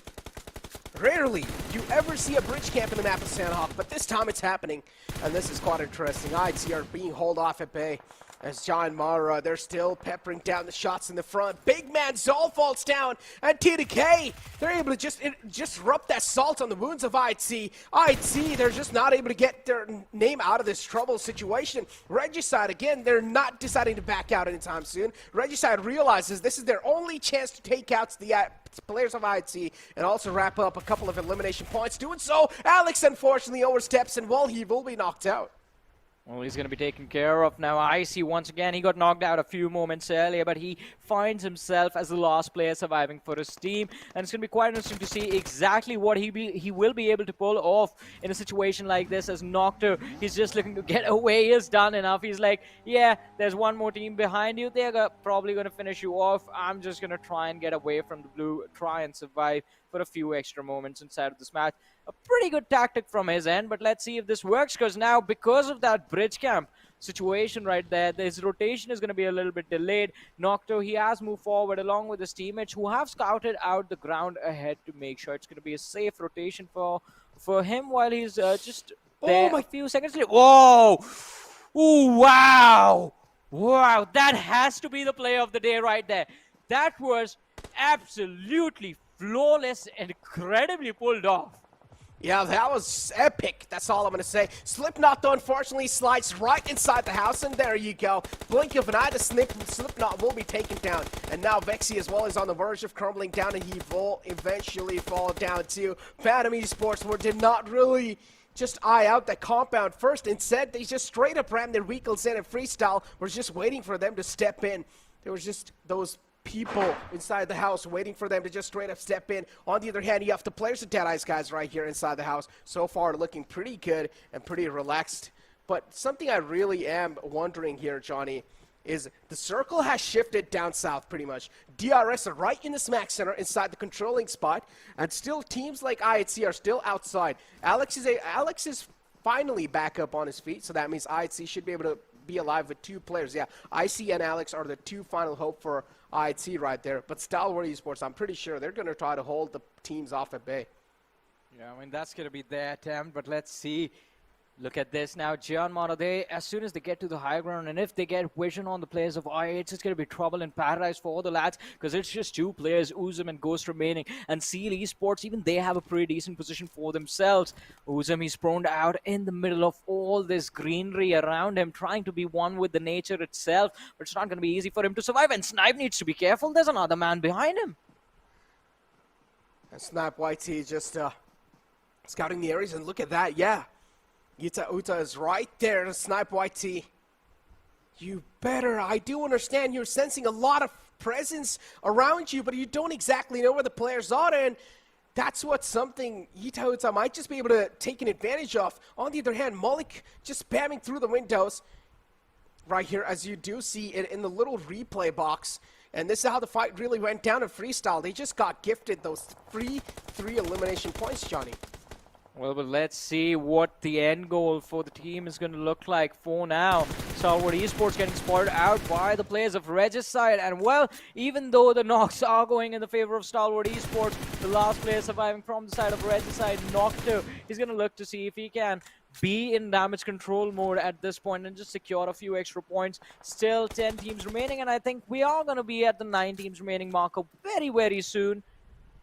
Stalwart Esports, they know they just have to wait a few more seconds. The player is going to be forced to step out in the open, and it's going to be easy pickings for them. But let's not forget, this is Sanhok, and at any time, the heal battle situation is going to kick in. And not just that, the circle has taken another curveball shift, Johnny. So that means DRS, they'll now need to try and take care of Deadeyes Guys and DRS as well. They are not quite inside the next zone. The only compound that is inside the next zone, or the only hard cover that's inside the next zone, JyanMaara is the closest team to it, right outside that cover as well. So JyanMaara will be able to take control of that entire houses.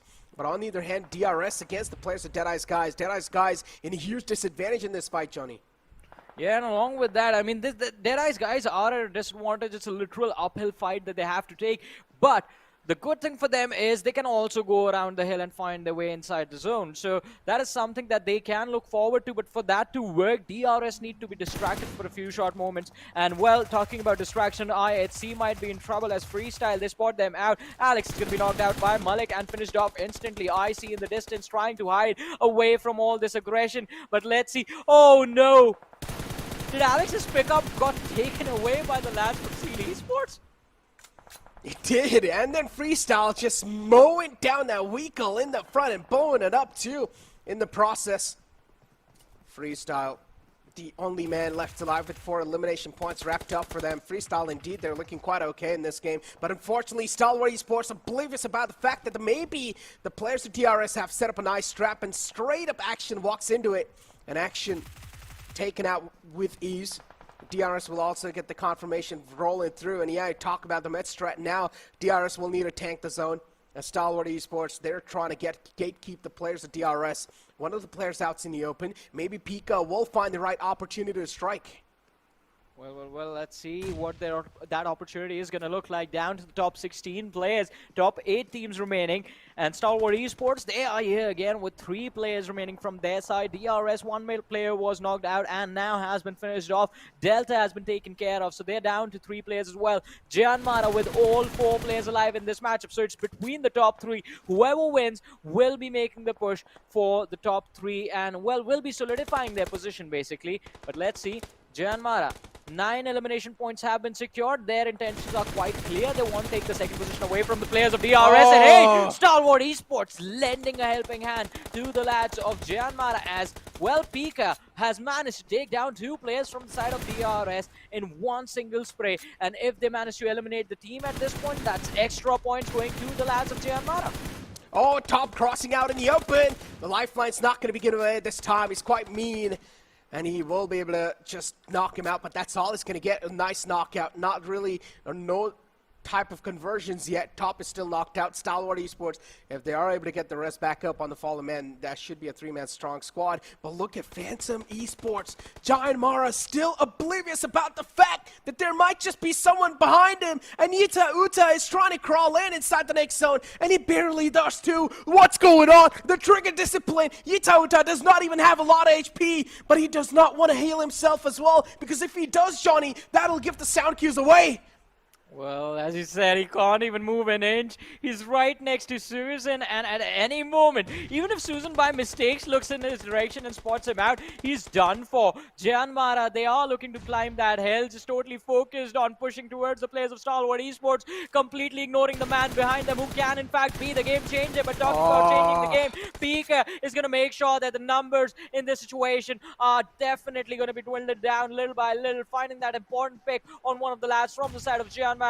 It's 3 versus 1 versus 1 versus 1. JyanMaara, is this going to be enough to get the win on Sanhok yet again? Well, let's find out in a few short moments. The blue zone has started to close in yet again. Yet he has managed to reposition himself in a much better spot, this time hiding behind the rock. He's wearing an invisibility cloak at this point. Might as well be, because JyanMaara, they just completely seem unaware of the threat that's lurking right behind him. He's been able to just sneak past through all sort of eyes, and he's still alive in the game. JyanMaara, it seems like they're setting themselves up for this chicken dinner, and the final man is the man from Phantom. He finally decides to strike, but unfortunately, he gets slapped down again. And only if Yita Uta would have decided to strike a bit earlier, that could have helped out the players of Stalwart. But hey, in the end, at least he got himself the second place secured, and they actually, well, got 12 points for themselves. And on the end, JyanMaara, another chicken dinner stacked up, Johnny. Yeah, I mean, an impressive win from JyanMaara. But hey, you know what, Necro? With this win, even if JyanMaara, they take the second position away from DRS, it's going to be very tough for them to take the first away from Stalwart Esports, because Stalwart Esports made it to the top 3 in this game as well. Exactly. Stalwart Esports, man, at this point, I told you, they're just proving this entire lobby unparalleled, Johnny. Yeah. They're just on a whole nother league. Send them to PEL. Already. I mean, there's already an STE there, so that's 628, by the way, so it's a totally different team. Yeah. Same logo, same initials, but different teams, different set of players. Also, they are also the same level of impressive, by the way. Exactly. But for now, we're going to talk about Stalwart Esports, JyanMaara, all of these teams after this very short break.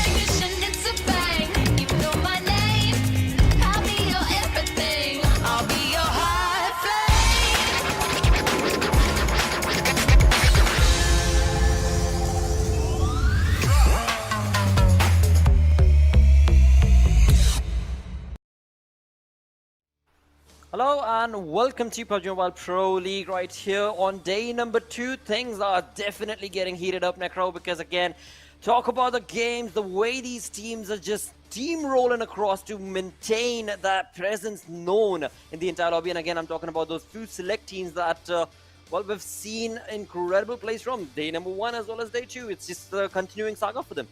Exactly. I mean, oh boy, JyanMaara, man, I'm not gonna lie, this is something that I completely did not expect moving inside the SA Championship. JyanMaara, there's just a force to be reckoned with as well, because so far they've gotten so many chicken dinners. If I'm not wrong, 3 chicken dinners in their hands, and that's quite impressive. JyanMaara got 2 chicken dinners on day 1, and now they got 1 chicken dinner in day 2. This is absolutely impressive. JyanMaara, they're trailing the players down to Stalwart Esports, but Stalwart Esports too, they're not backing out, man. They got 3rd place for themselves in that previous game. They did, that is true, and that is something that clearly is showcased by the play and the presence that they are bringing into the lobby every single game pretty much, right? Because that consistent approach, I mean, either way you look at it, that team is always going to be in the limelight with the way that they're able to play, the synergy that is there, clearly evident within the team itself. Yeah, exactly. Talk about the synergy, man. I mean, Blotter, I did not even notice that we both are wearing white shirts, my bad. And, yeah, black was yesterday, dude. Yeah, that is true, black though. was That is yesterday, true. yeah. I mean, it's not even planned, but it's just somehow that's happening. Yeah, exactly. It's not even planned, but we're still actually matching clothes. And then we have an odd man out in our casting team. That's Johnny, which is okay, you know. But yeah, Matt Simmery was in front of us. But now moving on over to the match rankings, of course, JyanMaara won that previous game 29 points with 14 eliminations. And this is what I mentioned too. Sanhok, of course, aggression was amped up. And the action was so good too. I mean, it's something that was outstanding, I would say, because you never see a bridge camp on the map of Sanhok. But we saw that happen.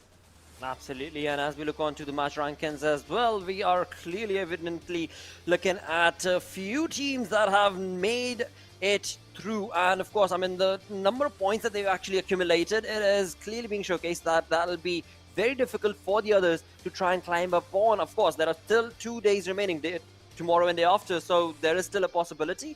But again, I mean, it's going to be too very difficult for the side of the teams that are sitting on the latter half, not even in the latter half, but at the bottom half of the storyboard. Yeah, exactly. But for now, Blotter, let's take a look at a little bit of flashbacks, you know, let's refresh our memories with the Oppo F21 Pro moments, and let's find out how things really kicked off, because I'm not gonna lie, some of the initial action that really started inside the Paradise Resort, this drop clash with the players of 52X Rage and JyanMaara were able to just steamroll it through. Absolutely, mate, and as we look on through towards the action that was being showcased, I mean, talk about IA, man. This team has had a perfect day too, indeed, because they walk away with 10 eliminations from this game as well, and that itself is clearly showcasing the aggressive stance that IA loves to play with. But of course, that's not the only team, because JyanMaara, the team that has made this lobby threatened across with the playstyle, has definitely been a team that needs to be spoken about quite a lot. I mean, the more you talk about it, it's just going to be for their fans, you know. It's a team that everybody knew is going to be able to showcase a perfect play, but this is too good from them on just 2 days, in 1.5 days, in fact. Yeah, exactly. And Freestyle, look at this. In these moments right here, Freestyle as well were able to shine through a bit. But unfortunately, I'm not going to lie, IC just got picked off from all the other side. There was just like a little food right in between of some hungry people. And everyone just pounced on the players of IHC. And IHC were just like, all right, well, it's pretty much done at this point. Because IHC, they were in a sandwich situation between the players, if I'm not wrong, of Freestyle or someone. Yeah, I think so it was Freestyle right there. And then TDK as well from the back started wrapping around, and IHC just got completely sandwiched. Nothing much could be done in that spot. But now, as we do take a look at the damage graph, and this is interesting. Phantom Esports being on the second spot, they only have 1 elimination points and 580 damage, Blotter. Absolutely, but again, I mean, looking through to the lobby on the Sanhok, we are clearly being showcased based on the elimination points right there. There are only a few select teams that were able to walk away with so many of those eliminations, whereas so many teams walk away with nil and none, and so that itself is, I mean, basically stealing the defeat points from the entirety of the lobby were these few select teams. Of course, JyanMaara being on top, alongside was I8, and we of course did have I8 DRS Stalwart bringing in a decent play from themselves. Exactly. Overall rankings in front of us, ladies and gentlemen, is Stalwart Esports, of course, all the way on the top with 10 matches played and 3 winner-winner chicken dinners with the placement points of 87 and elimination points of 68, with total points wrapped up of 155 points. At this point, I would say Stalwart Esports have 1 game cushion, but again, that they should not rely on that cushion. Instead, keep the consistency flowing like they have been since day 1. And on the second spot, JyanMaara. You're so on point, but again, I mean, you're talking about Stalwart Esports. You know, as soon as any other team gets close, even 20 point close to the lead, then they're just going to be amping up the aggressive stance in the upcoming game, and that's what they are doing. Now, this time around, when we move on through to second page, Phantom Esports have had a decent run on the Sanhok, where indeed they were able to get just 1 defeat but the placement points working for them will push them on the 9th position with 4 position jumps. So that is also a decent outing for their side. Exactly. But hey, Blotter, you know, we've been praising these teams, we've been praising these players for a really long time, you know. But I honestly feel like the chat as well deserves some love, you know. The chat deserves some love. The viewers that deserve some love. They have been praising the players, they've been showing hearts, they've been supporting these teams all the time. But this time, it's our time to support the chat. This time, it's our time to put some hearts for them, bro. Blotter, can you do this? Can I do that?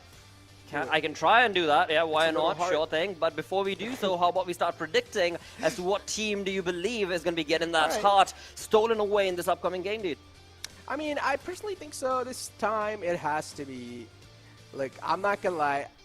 I'm going with IC the whole time, so this time I'm going to try to think out the box, and I'm going to go with 52X Rage. Okay, all right, that is a big leap indeed, and that is absolutely fair and square, nothing taken away from that.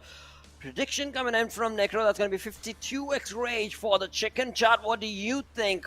Which team is it going to be? From my side, I'd leave it up to the producer, in fact, and I'll have him choose what team is going to be getting the chicken dinner this time around. But again, chat, do not forget that you can chime in along as well. Vote, space, whatever team that you're rooting for, just put in the name and let us know in the chat itself. And this is going to be crucial though. Be careful of where you're joining in from, what channel you're going to be joining in from. And there we have it, the Real Soldiers has been selected from the director, and that is the team that I'm going to be picking, apparently. So we shall see if the Erangel is going to be favoring the Real Soldiers or 52X Rage, or maybe another team altogether, which of course is going to be a speculatory ride coming in from the desk. Okay, well, let's see. What is it going to be? Yeah, ladies and gentlemen, and we'll only be able to find out when we do actually jump inside the battlegrounds. So here we go. The next match is on the way. The planes are setting the sky as well, as I do hear the plane going off. And now we're going to be moving on over to another game right here, as you do see the players as well getting their game faces on. They're ready. They're locked in and loaded in their devices. They're just waiting to get their hands on the actual guns now. Here we do see the plane fly path, if I'm not wrong, all the way starting from Stalwart and Kameshki side, ending all the way towards Primor's Blotter. Yep, that is true. And now we're going to have to be slowly, I mean, as the Erangel has pushed on through on day number 2, the flight path from the northern side has slowly but steadily been going down and down south. So this time around, it's going to be, of course, dissecting the map altogether, thus giving an equal playing field to all the teams and their drop locations altogether as well, which is a good thing. But in all of those conversations, every single time that we have, the zone is the key factor that will decide how the game is going to be played out, if it's actually a fair and square approach, or the game is going to be thrown a curveball with the zone being on a completely different tangent. But of course, as of now, looking onto the drops as well, we've got 52X Rage once again looking very comfortable with their Stalwart and Kameshki approach, and that late rotation that is being showcased from their side. Another team that we are looking at again and again is going to be the side of I8 as they go down once again towards Pachinki. Even though they had an option to go to military, they decided not to do so, based on how they were, well, completely stopped in their tracks from Seal. But this time, it is going to be I8 going up against IRT, and together, in the first few minutes, we've got Phantom Esports trying to take on the players right here of Red side. Exactly. A lot of drop clashes indeed this time in Phantom Esports. I mean, Vexy has a shotgun in his hand. That's going to help him quite a lot in those close quarter battles. But Vexy needs to watch out from another player of Reggie side, which the cavalry should be arriving anytime soon. So Vexy now is trying to reposition himself, gets almost caught. Vexy! And he blows him up as well. He blew up that gas cannon. Also at the same time, was able to connect the spray onto him. So Vexy now will be knocked out. And that's a great opening being found too. Definitely, it's going to be a huge undertaking for the side of Red side player, wherein he has been able to stop the side of Phantom Esports making a mark in this game, where right off the bat he's going to be dropping Wexy down, and Phantom Esports will have a 3-man squad as we push on through to the remaining halves of this game. But right now, I8 very close again to the players of IHC. We did see a little bit of a skirmish between these two. That is still being continued on right here in Pochinki, but no knocks have been confirmed from either side. But I do want to see where the fourth player from the side of IHC is. There he is, IC, coming in with a trajectory of his own. The flank angle that we can see on the mini-map is going to definitely help out the cause of IHC and their aggressive stance. But will I8 be stopping them? Or will IHC be getting the better half of their side? Only time can tell these kind of questions, Blotter. Because so far it's a complete stalemate. It's really hard to just speculate anything because you never know what sort of guns these players have gotten in their hands. If they even have the comfortable loot to play around with in these fights. True. So, still pretty early phase of the game, and I'm pretty sure none of these teams would want any sort of casualties on their hands. And IHC, they decided to just drop clash against the players of I8, and this is quite interesting, considering the fact that IHC, we've been talking this entire day, that they will need to try and amp up their aggression down, but game by game, they're just increasing the aggression. They are. They're slowly but surely trying. They're definitely trying. It's just that they get caught off guard or the rotations don't work out for them. And in the end, it's still keeping them on the second half of that leaderboard when it comes to the overall standings. But right now, there are so many teams that are part of the early aggression as we are looking at freestyle against the players of the grounders right now, where the information has been retained by both of these teams. But the knocks have not really been... have not really started as of now between two of them, and same is the case right here between I8 and IHC as well. But I see the way he's been able to play this curveball against the positioning of I8 could maybe be the opening that they're waiting for, but we shall come back to that as we've got another elimination taking place at Giorgio between, I believe, TUF and Stalwart Esports. And TUF just is able to take one of the players off Seal, and that's quite an unfortunate start for them too. Seal now down to a 3-man squad, and that's something Seal did not really anticipate moving inside this game. Thor is right there too.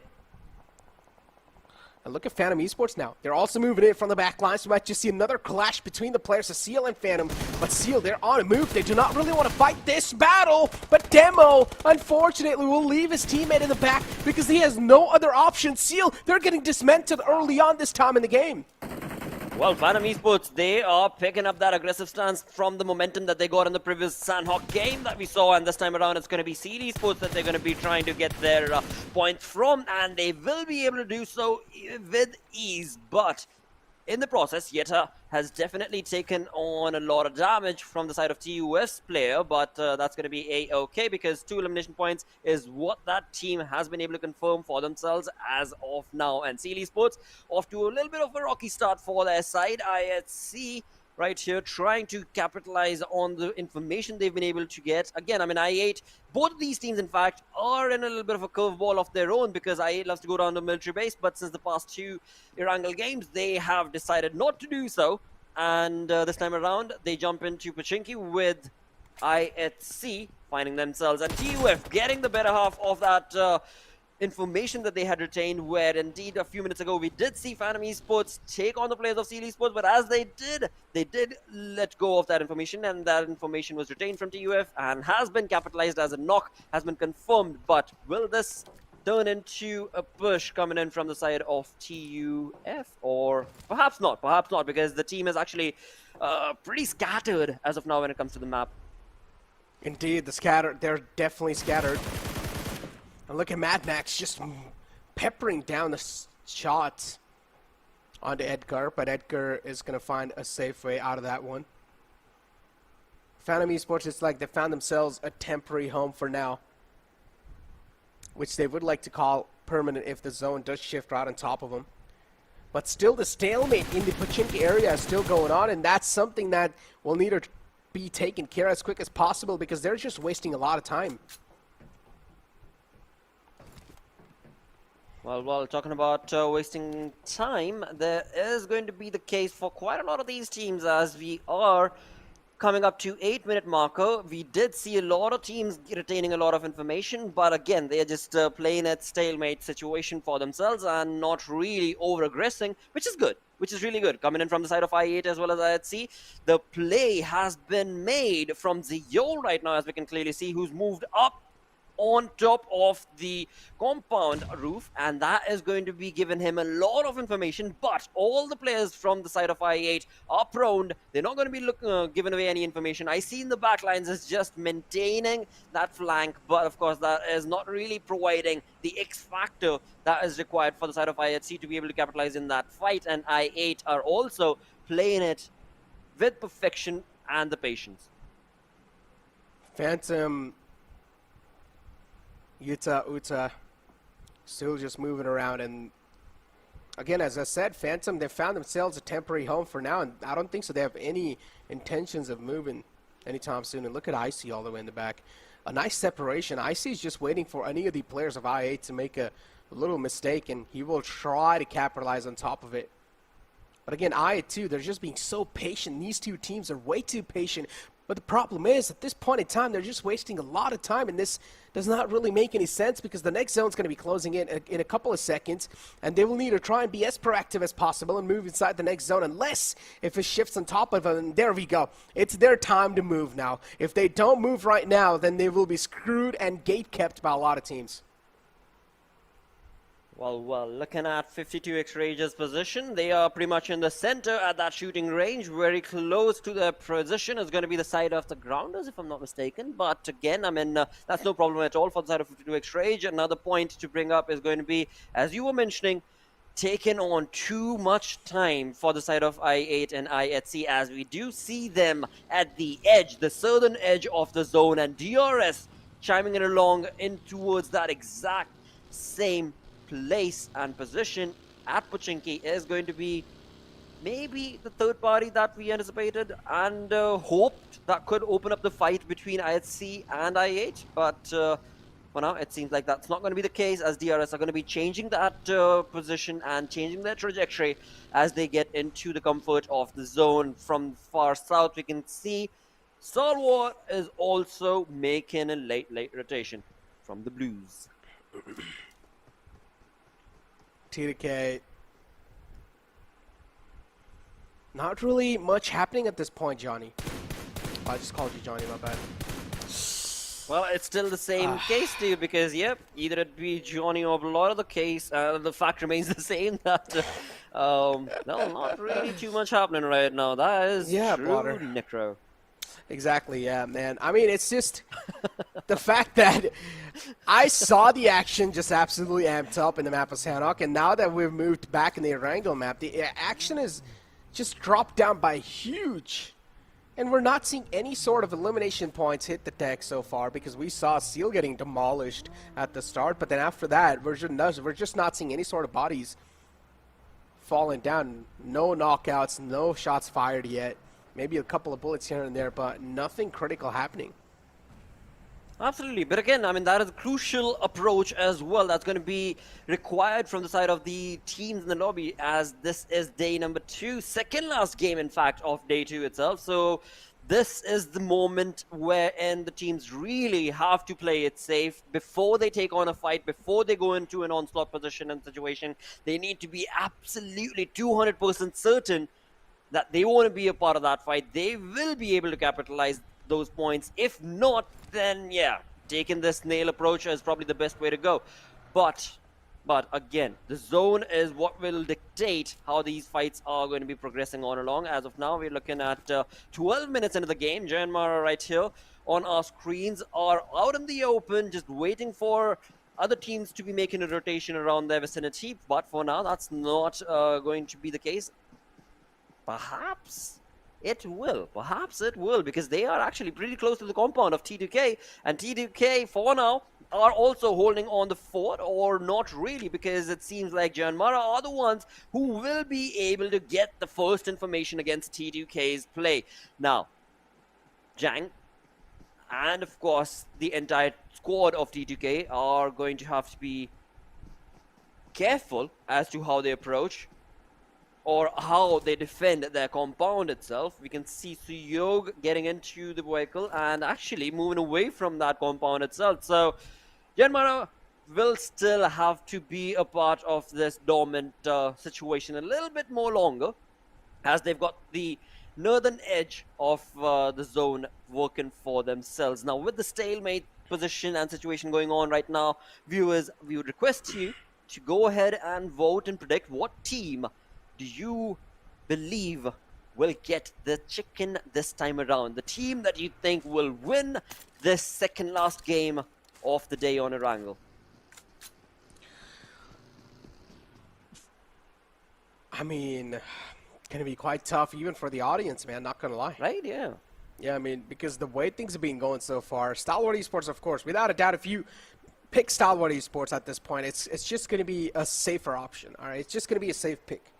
And come on, guys, we would want to play with some risk, right? We want to play with some high-risk, high-reward situation. That's why I went with 52x Rage, considering the fact that yesterday they ended up on a pretty high note in the overall rankings, but now in day 2, they're slipping by from slots after slots. 52x Rage is not really able to deliver to the consistency that we expected from them last time. Before now, 52x Rage, one of the players been taken down quite low. High Voltage almost got a little bit of blood on their hand, but so far they're not really able to, as the grounders against the players of TUF, and TUF able to just cut off their rotation completely.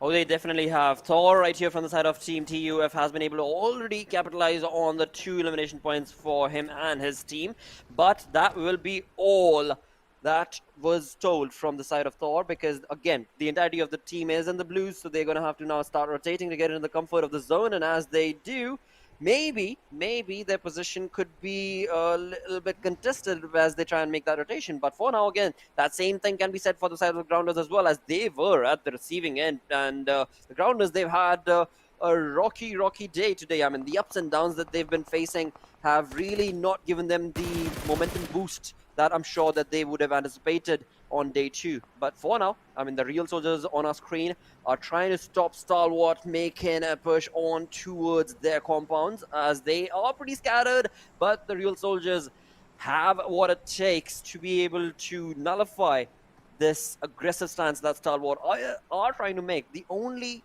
consideration that they're going to have to keep in mind is going to be the fact that they are actually scattered, and Stalwart are very accumulatively, synergistically making an approach towards this area. Stalwart Esports, for now they're quite grouped up, but it's okay. Again, the next circle is not going to be easy to breach on in, and just because the fact that Stalwart Esports wasted so much time in Pachinki, or no, scratch that, Stalwart Esports wasted so much time moving inside the next zone, they will have to adjust with this one. But I do want to find out, yeah, look, even IHC, they're not really in a comfortable spot. It's just about if you are going to be moving inside the next zone late, then you will have to adjust with whatever you're getting in your hands, and that's what these two teams are trying to do now. But look at this. Oh, he's just waiting for him to stand still. As soon as he does, Uzum will strike like a venomous snake. And he is waiting for Pika to strike, or he's waiting for Pika to just stand still, and now maybe it's a chance for him to strike in. And yes, he does, but it's a little too late. Maybe he should have tried to strike in a bit sooner. But it's okay. The next circle takes a huge shift away from these teams, though. All the way up north, Blotter, 52x Rage, they're currently in the controlling spot. They definitely are, but right next to them is also going to be the side of JyanMaara, and JyanMaara themselves are going to be contested for their compound, with the players of Deadeyes Guys are looking like they are here to deliver some massive blows. But will they be allowed to do so? Because again, they're in the open, but JyanMaara's players are in the safety net of that compound, which is just what they needed. On the other front, as we look onto the kill feed, we've got IHC jumping in along with Stalwart and DRS taking a fight of their own, where indeed it is going to be Stalwart, who not looking too good because they have a third-party situation with High Voltage chiming in as well. Stalwart Esports top's being knocked out. Scry's right there too, trying to close the distance, and he should be able to get the fallen man back up. So we do have Pika underneath the water too, and in High Voltage, Prabeen just showering some bullets on top of him. The confirmation's there too, but DRS now they'll need to try to get Delta back up, and that's where Rebel chimes in. Pika is still knocked out underneath the water, and unfortunately Rebel slips down, and that's not a good news. But maybe they can try and go for the res underwater, but unfortunately, yep, Rebel's messed up big time. And now Rebel will have to pay the price for that, as you do see all the way in the back. They're just charging on the players off DRS. Killer YT gets pounced on, and Stalwart Esports is still, that player that was knocked out, he's still barely alive, crawling for his help. But again, I don't feel like there's going to be any sort of help anytime soon. So yeah, he has been put out of his misery. Definitely has. Pika going down from the side of Stalwart indeed. And when it comes to the approach from DRS, the real soldiers have been brought down to a one-man army. That's going to be Rebel all by his lonesome. IHC's Godless taking on players of Phantom. And to and fro's basically happening between those two teams, where Phantom Esports are also participating in the fight with a perfect looking approach. Maybe not, because it's a Slipknot who is all by his lonesome going to have to take on this fight. But yes, that was a bit too late, and that indeed will turn into the favorable situation for the side of IHC, as they will get the compound for themselves with all 4 players still standing. Trying to kill, just spamming the waters, maybe hoping that they will be able to find some connections, but no connections yet. And trying to kill, they're right here. As we do see, trying to kill too, Sandesh and Legend. Wasi's taken down quite low, Blotter, and this is where freestyle, it would not mean a lot for them to just lose their players like this one after the other, because look at that. Wasi's taken down so low. Yep, a couple of bullets, and that's going to be, and Jane's going to be connecting that bullet. He definitely will be, but again, I mean, when it comes down to the way the teams are playing this Erangel, it is a slow poke pace that is being showcased from the side of this entire lobby, as the zone again shifts towards the eastern front. We've got Deadeyes Guys from the northern side looking pretty comfortable at the edge of the zone, and right next to them is going to be JyanMaara. And of course, in the center, there is absolutely nobody, where it seems like TUF maybe might be able to make a run for it. But hey, gotta keep in mind that this is an open zone. There are no compounds, there are no safety nets, and whatever team tries to make it into the center is going to have to be fighting an all-out war from all the sides, where it seems like IHC are really looking forward to exactly that sort of a situation. Exactly, and look at Deadeyes Guys just right there. And TDK and that freestyle fight is still continuing, as Deadeyes Guys, they're eyeing out the players of JyanMaara. And there you go. Freestyle, unfortunately, will be eliminated with only 1 elimination points. TUF just spamming the vehicle. They want to blow it up. They want to make sure that the vehicle is completely dismantled and not usable, because they do not want to let that man escape that spot right there. They want to trap him. Oh, they definitely want to trap the side of IHC's players, and there is absolutely everything that is working in favor of TUF. But right now, the smoke wall that has been created from the side of IHC will be able to give them a little bit of a relief. But along with that, the audience prediction coming in, where Deadeyes Guys is going to be their first pick at 29.6%, and then comes in Phantom Esports at 20%. Now, looking at the way Deadeyes Guys approached from the northern side, it is looking like they are absolutely going to be able to capitalize on that position and stop the side of course, the advance of JyanMaara. But let's see, perhaps the viewers exactly know that this game could be Deadeyes Guys, but there is still a lot of teams that are part of this lobby. 8 teams in total, and an aggressive stance finally being taken from these teams. It has been a slower angle, but not for long, as now in the open when it comes to the zone, 52x Rage chiming in along. Stalwart Esports get eliminated, 6 teams remaining. T2K also part of this entire saga. High voltage with all 4 players at the edge. Deadeyes Guys still just eyeing it out. Look at them just mowing down the grounds in the front. They have gone a couple of clear line of sights on the players. That's Skylightz Gaming.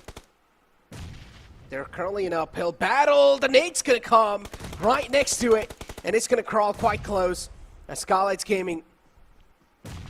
They're also, as I said, this is an uphill battle, so all the odds are stacked against them. And Skylightz Gaming, they're just inflicting that pain. And finally, eventually, they find this connection that they really needed to move on over. They definitely do. That is so true, and that is going to return fire from the side of Skylightz Gaming because they have the information against the players of High Voltage, and High Voltage at the southern edge not looking too good off that position because Skylightz Gaming is all over them. Assassin goes down, Mafia Ninja with Nima is going to be trying to get the better half of this fight, but Nima's 20% health, is that going to be enough for him? Well, it seems like his teammates are definitely going to be able to help him out in that position, and of course, the numbers advantage working in favor of Skylightz will be providing them the cover that they needed, but High Voltage is not wanting to go down that easy with Prabeen being the last man standing, but not for long as Skylightz get the better half. In doing all of that, we've got 5 teams remaining. T2K Sandesh also not having a good day right now. 52X Rage Esports. So far, all 4 players up, and Blotter, my prediction might just be right. Deadeyes Guys, 3 players are still up.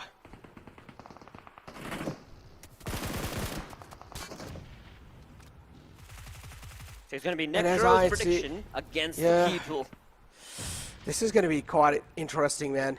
Because Skylightz Gaming as well, they have all their players up, so this is quite interesting. And unfortunately, 52X Rage actually lose out on one of their players.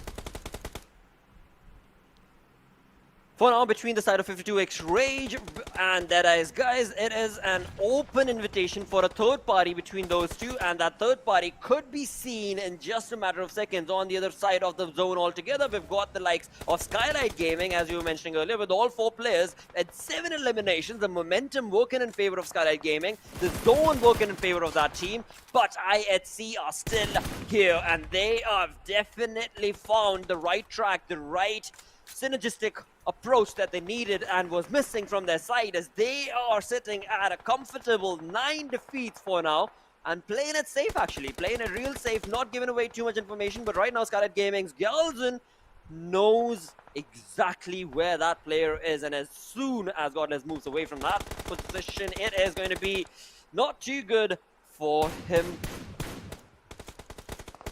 Skylightz Gaming still, we're hearing a lot of gunshots indeed around. Godless, IHC so far, I feel like this has to be their best game so far, and true. IHC, you better start celebrating that. They've got 9 elimination points too, Blotter. This is quite huge.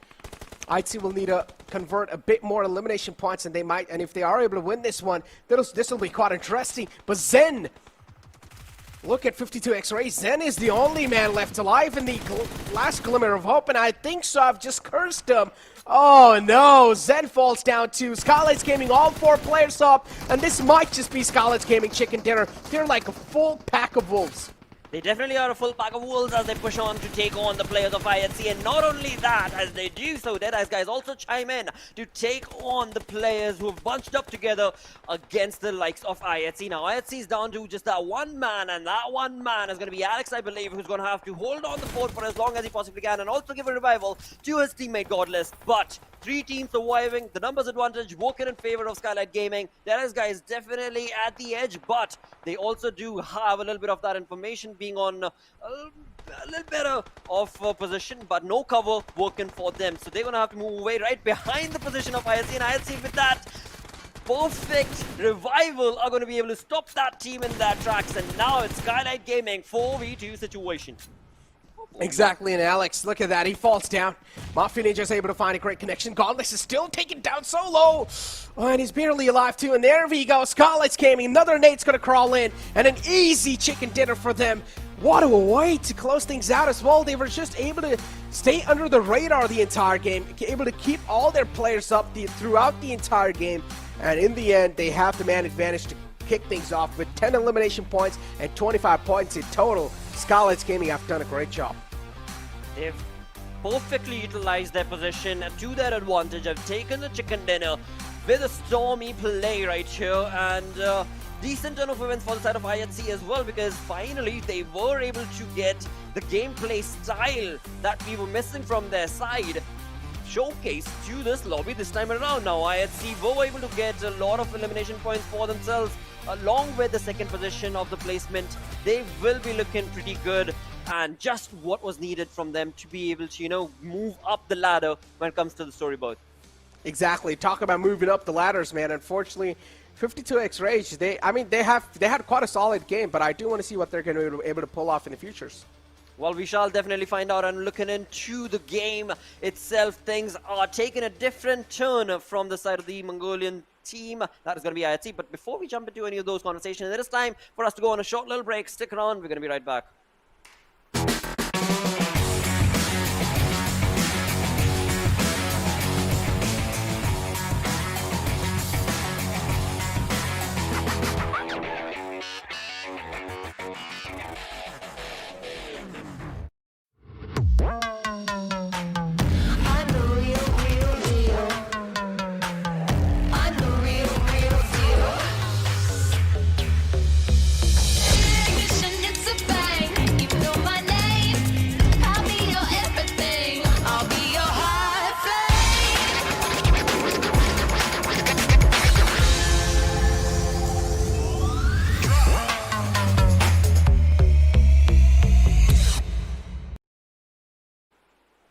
Hello and welcome once again to PMPL right here, 2022, day number 2, onwards to the final game we shall push. But this time around, Necro has been moved away from the desk as Johnny jumps in. And dude, I mean, IHC finally, they've showcased a little bit of a resilience, a little bit of that old perfect play that we were missing from their side. Well, I mean, a little bit of a hiccup was there in the way, but IHC, it looks like some signs of life are being showcased, as you said. We do have the MVP of the man of the game right here in front of us, Alex, leading the charge, 4 elimination, 4 knocks, 5 assists, so an incredible job. But let's not forget Skylightz Gaming. That run in this particular game was also pretty incredible. Oh yes, it definitely was. I mean, the way Skylightz Gaming just utilized that position that they were in and again converted from one fight to the next, those elimination points for their side was beautiful to see. But overall, when it comes down to the way that they were able to get the game for themselves, 1400 total damage is what we saw coming in from the side of Skylightz Gaming. And indeed, if I were to summarize it, it has definitely been a slow poke Erangel, this one. Well, I mean, it was that one map. We always say this, right? You just need that one map to start building momentum, and maybe this is going to be it. But on the other side, though, talking about the top players of this game, we did see an incredible performance from Mafia Ninja. AJ is going to be there as well, sitting on the 5th position. Then we have Alex and Godless from the side of IHC Esports. I just hope that it's not too late for IHC to actually cover up the distance and make the climb into the top 5, because the second day is almost done. After that, there's just tomorrow and the day after. And if things just take a turn for the worse, then, I mean, IHC, we are going to see them struggle as well. But hopefully, I'm going to keep my fingers crossed. I'm going to hope that the momentum they have built in this particular match, they carry it on. Definitely will be the same hope coming in from my side as well, because again, when it comes down to the play from IHC in this Erangel, it was spot on. They were able to capitalize on their position. They were able to get that synergy working for them. They were able to get 12 eliminations in this game. That is a beautiful turn of events for their side, as they've walked away with 24 points from this game. And like you said, I mean, if they're able to do this in the upcoming game, then we perhaps can be looking at a resurgence from the side of this team. But in all of that list, I did see T2K have really utilized day 2 to their advantage every single game pretty much. Yeah, I mean, T2K have been pretty consistent all this time, as you mentioned. I mean, just making sure that the bottom line that they have set in terms of their aggregate points, it's always being met. And that also does work out if you manage to be consistent on a whole another level. 52X Rage is the perfect example for that.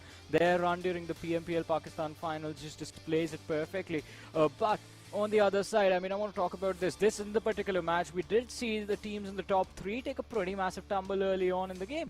Had that not happened, I mean, it would have just been Stalwart Esports, JyanMaara and DRS just running away with the rest of the competition. But now this game, I think, gives a little bit more of a fighting chance to the team further below in the rankings.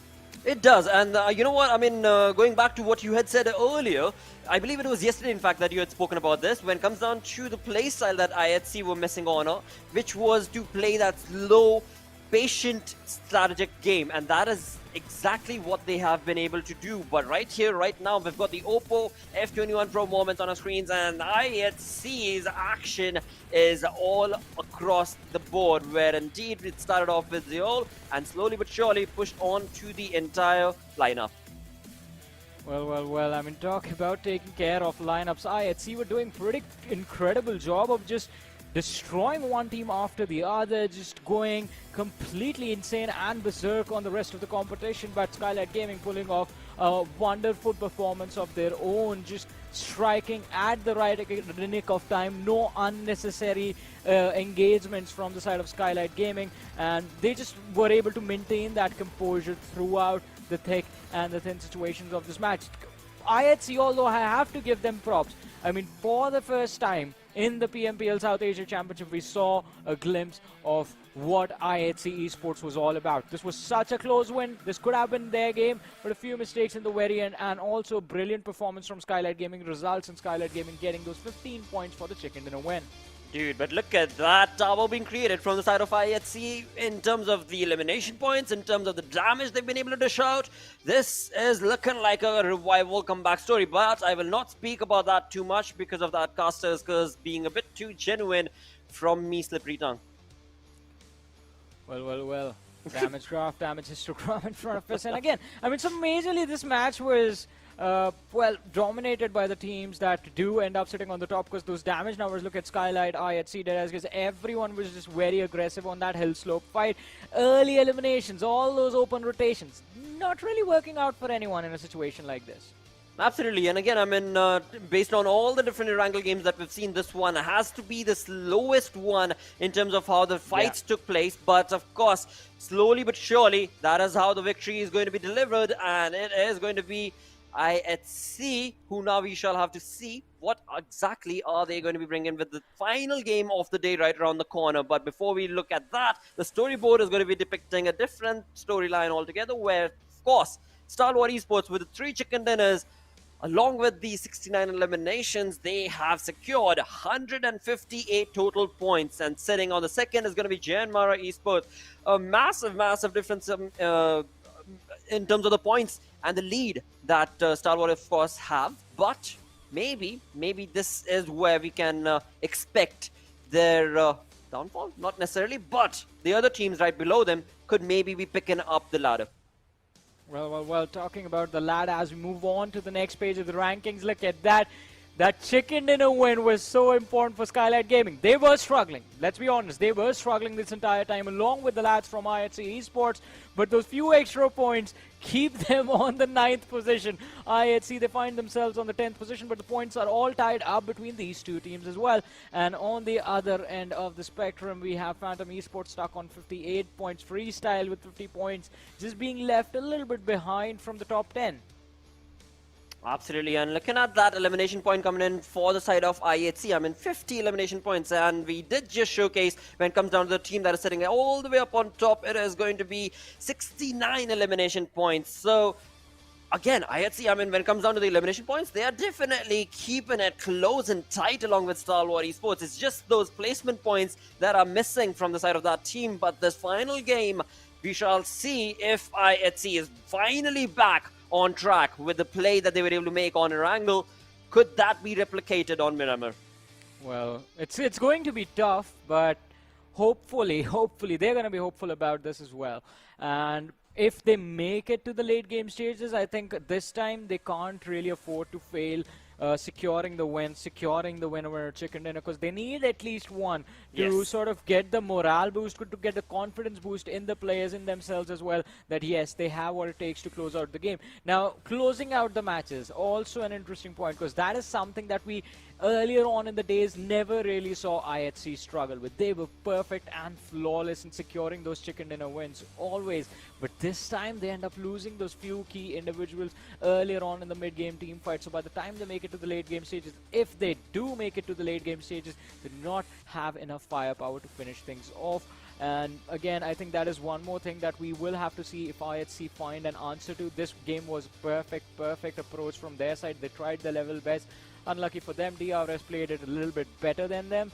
But the next match, as you mentioned, Miramar, their opportunity, their intentions are going to be clear. They're going to try and see if they can make it to the top 3 in this match with a lot of eliminations to their name. Hopefully that will be the case. So would it be fair to say that you want to be predicting IHC for the chicken dinner in the final game? Before I'm completing the sentence, you're like, no, not going there. I'm going to throw a curveball now. Since you did bring up the consistent performances by T2K, and they have been pretty incredible. The first game of the day, Train to Kill, was second. Then there was a fourth place finish.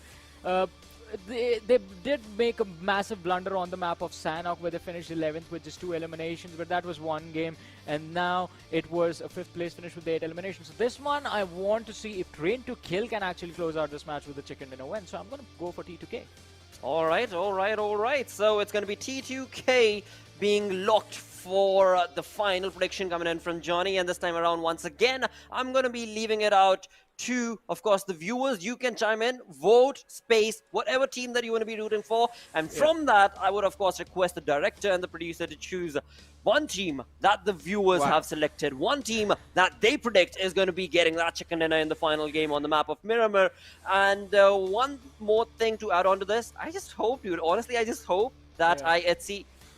Wow. I mean, producers, viewers, everybody read my mind, peeps and gents, because this is the team I wanted to really pick as well. And based on what Johnny had said yesterday, where indeed, if the team plays it slow and steady, there is high chance and caliber for this team to be able to get that chicken, and maybe this is the game.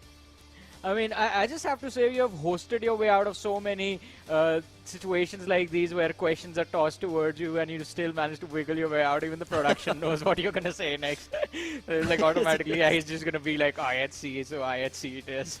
Well, but, I mean, they do stand a fair chance. I mean, they just had an incredible run.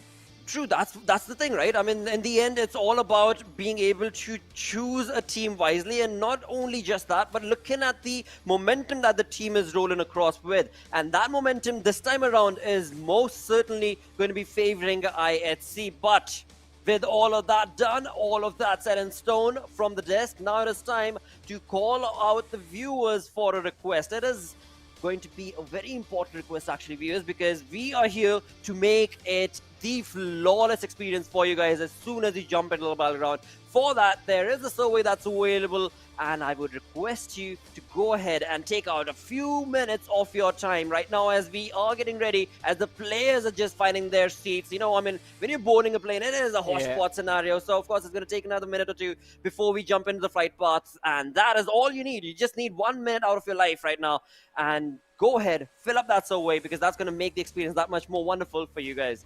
Exactly, and I don't want to start anything, but I think a lot of people will agree with me on this, and I think, Blotter, you will agree with me on this. It's been a while since we've seen Wake India. The survey form is there. And if you guys want to see Wake India again, only you can make it happen.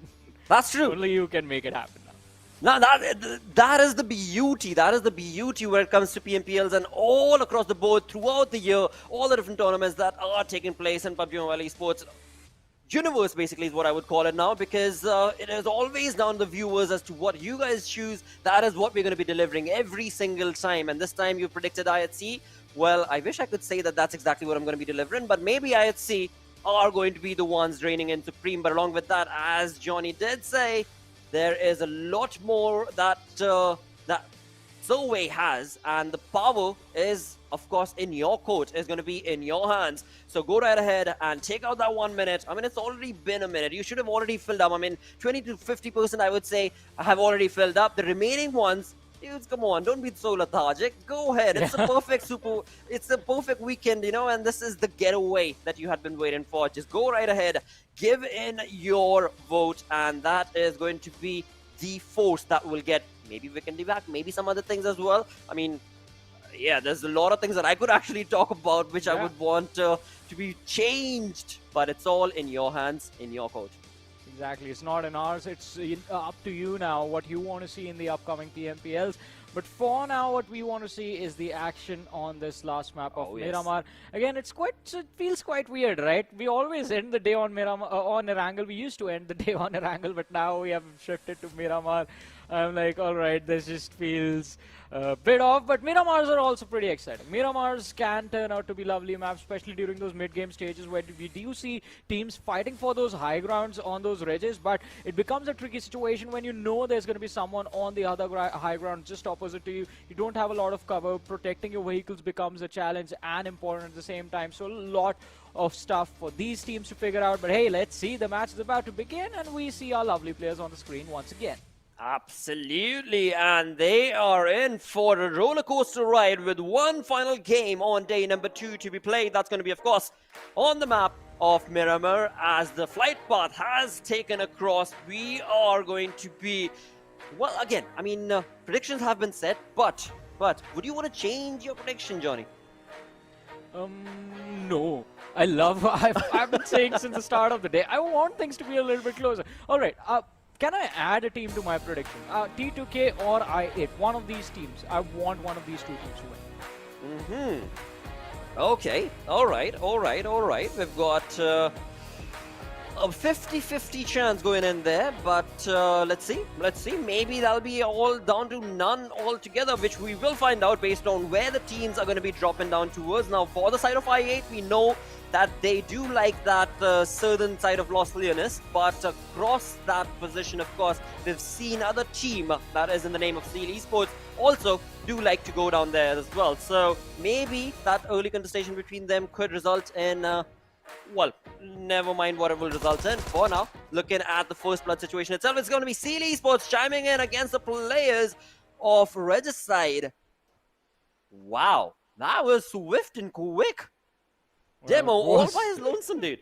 Yeah, a quick 1-2 right there, jab and a hook, and well, that was it. Regicide already losing out on Voltrex, but Insane is going to be quite close, and he has a UMP on him, which we have talked about as a perfect weapon. He has another one on his back. Well, not a UMP, but an AKM on his back, so another decent weapon on him, and Demo with the Thompson on him. Let's see. He is right now just trying to keep a little bit of a distance between him and Insane and just try any line of fires. Just try and avoid any line of fires for the opposition, so that way he can safely just back off, get a little bit of a distance, wait for the backup, and then re-engage.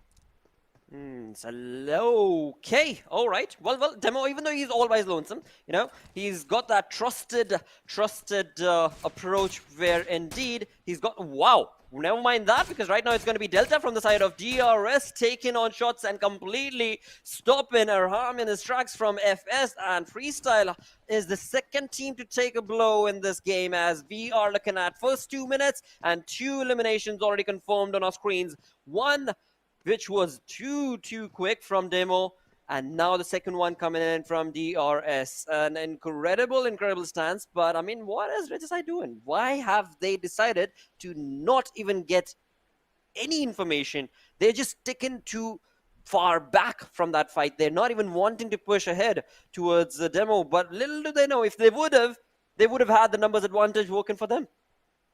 Well, I mean, let's see how big of an advantage can they gain in a situation like this. It's not going to be easy. Especially considering, I mean, the late game situations in any sort of circle that heads towards the eastern side are just absolute bloodbaths. I mean, Steel Esports, we did, as you mentioned, against Regicide towards the northern part, extreme northern part of the map, in fact. Well, they should have felt a little bit more comfortable, but since they know there's another team right next to them, the comfort level is not going to be the same. On the other side, I'm more focused on the southern edge of the circle, towards Graveyard, towards the San Martin, Hacienda del Petron area, where the rotations are going to happen from, and that is where we will see most of the collisions in the next, I want to say 10 minutes, but I feel it's going to be longer than that. Okay. You are not too confident with the team's aggressive stances, or you know the teams too very well on the map of Miramar. Yeah. But, I mean, I can clearly understand that statement coming in. But also, I've kind of noticed that when it comes down to the map of Miramar now, you know, earlier it was like Miramar would be the one map that would be extended based on how big the map, of course, is, so many tiles compared to all the other maps. But of recent, what I've noticed is Sanhoks end up getting stretched out, Erangels end up getting stretched out, and Miramar on the other front, we do end up seeing quite a lot of fights. So, I don't know, maybe in the next few minutes itself, we're going to be looking at another team getting eliminated. But for now, again, I mean, we've only seen those 2 knocks. Apart from that, all the teams are just holding down that fort for themselves as they get the best loot aggregated for their side. As we move on through towards the side of 52X Rage, who have moved on towards the western front, very close to the edge of the zone, but not really in the comfort of the zone is where 52X Rage find themselves, which is also absolutely fine. Nothing to be paranoid about, because again, we know that that team will always be able to find their entry into the zone. Well, and yeah, I mean, they always do manage to find the entry points, but it is about the late game situation where they are going to be struggling. But okay, there's Wally now. He's looking to see if he can take down another one. A lot of information being relayed to him by Demo, and look at that, insane. He was baited to this position. Demo was constantly just slowly and steadily making sure that Insane went into Wally's line of fire, and then Wally, he was there to finish the job.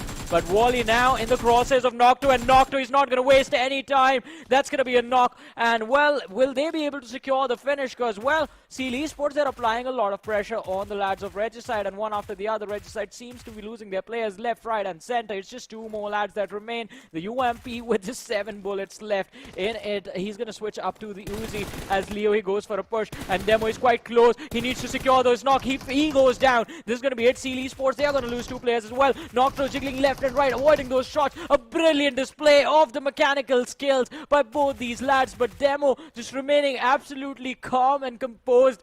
Does not move as much, but just covers, crouches and uncrouches at the at perfect timing, and just managed to connect few shots again and again, resulting in those knocks and the finishes. But yeah, it was an incredible play, and look at that Delta with the DMR headshot taking down the lads from Freestyle. Absolutely big brain play coming in right here from the side of Seal Esports indeed, and in doing so, as you perfectly mentioned, the players were baited right off the bat, right off the start from Regicide, and in doing so, they are not looking good on this Miramar map in the first 6 minutes of the game altogether itself. But as we move away from that, we still do have 16 teams surviving. Yes, Regicide have taken quite a lot of knocks and eliminations for them against them, but overall the team is still going to be standing on the other side. T2K, a team that has utilized day 2 to perfect advantage for themselves, have gotten a lot of points, but now this final game will be the dividing factor. Will they be allowed to still push on and take that sort of an approach or not? And jumping back towards the map itself, we are looking at a few teams that are clustered up pretty much in the center, as Johnny had predicted. Hacienda del Patron is where these teams find themselves. The ground is so close to the players' rotation from the side of Stalwart, not giving away any information at all. Okay, now Shaptar, of course, jumps into his buggy, and it seems like they're going to be running away from that fight, as that was out in the open towards their Oh! Wow. Brilliant cover fire. Brilliant suppressing fire right there from Sensei. Now that was impressive and well thought out, because the grounders, as you were talking about them, them trying to get away from the situation, even I thought, like, alright, just driving out the buggy out in the open, Stalwart Esports should not have a lot of trouble, at least dishing out a little bit of damage to the players. But hey, it was all a setup from the lads, and well, talk about setups, Regicide are also going to be finished off, as the last player is going to be burned extra crispy by a Molotov on top of that rooftop. And that, ladies and gentlemen, was the first squad wipe on this map of Miramar.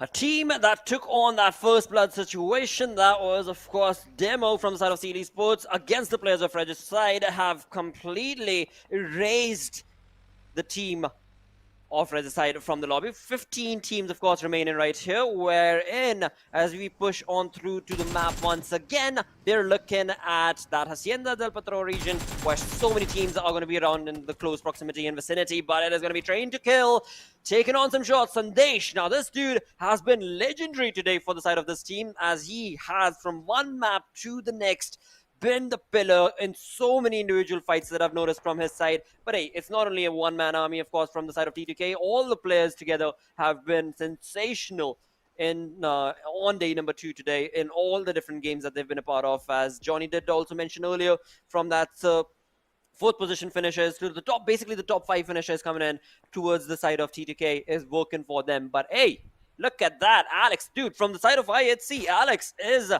the hidden gem for today. Well, let's see. I mean, he was the hidden gem and the man who made it all happen in the previous match, but can he pull it off again? Zeol for now finds himself in a very awkward position, quite close to the players from 52X Rage, but slowly and steadily he backs off towards his teammates. Alex, he's trying to get to the high ground where Faster is actually waiting for him on the other side, so it's not going to be an easy push. Alex needs to be prepared for it, but look at that, in the distance, on the other side of the hill, it's Godless, out of nowhere, going for a flank quite early on. Now, IHC with this positioning, you know they want to secure this team fight and they want to secure all these points. Well, hey, let the fun and the games begin. Alex starting things off, but the trade is going to come in as Knight takes down Alex. T2K, on the other hand, just get blown up by their own teammates. CEO not looking good. Not looking good when it comes to that utilization of the utility right there for the side of T2K. But right here, when it comes to our screens, that is going to be IHC taking on the dominating demonic force against the players of 52X Rage. The consistent play that was being showcased from the side of 52X Rage has slowly but surely on day number 2 kind of fallen down, but it's still not yet completely eliminated, and that of course will allow 52X Rage to still be a part of the lobby. But for how long? Because IHC, they are all over the entire mountain to try and find and capitalize the position and of course those eliminations. With that, Godless going down as well. The flank angle will not be helping them this time, IHC. Well, let's see.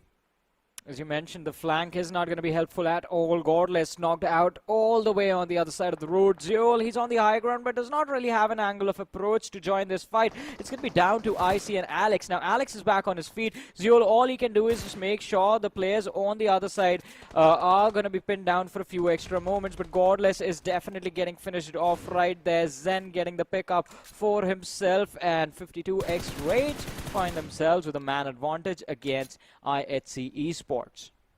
Well, look at that. Zen approach coming in from this raging party of 52X Rage Esports, and he is definitely delivering quite important shots against the players of IHC as they try and get the information and retain that to their entire teams. But of course, for now, it's going to be Alex, the man who has to hold down this push coming in from the start of 52X Rage, and 52X Rage realize that this is not going to be the opening. They are definitely going to be pinched down with the utilities going in favor of Alex, and in doing so, they will try and create another angle, but Zeol up top could be the X factor that the side of IHC needed. But in all of that, looking on the minimap, the blue zone has caught up to both these teams.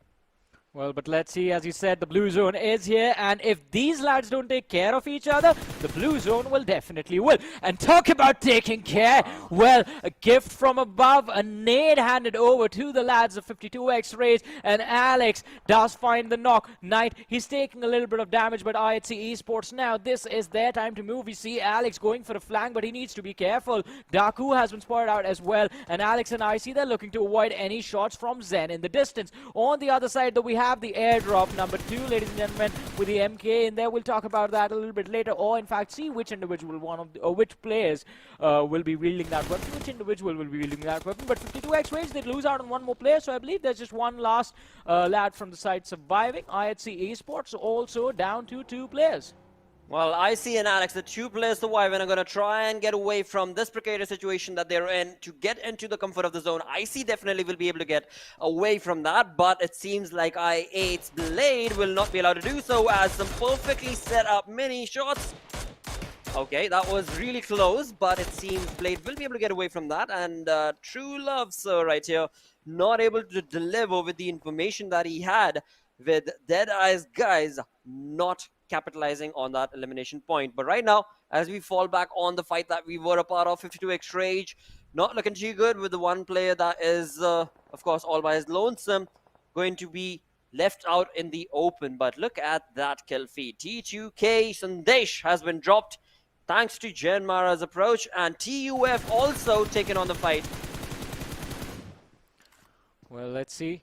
Another fight happening. I8 against the players of Deadeyes Guys. Now, Deadeyes Guys do seem to find themselves a wonderful opening, taking down one of the lads from the side of I8, Adi, was the man who was knocked out.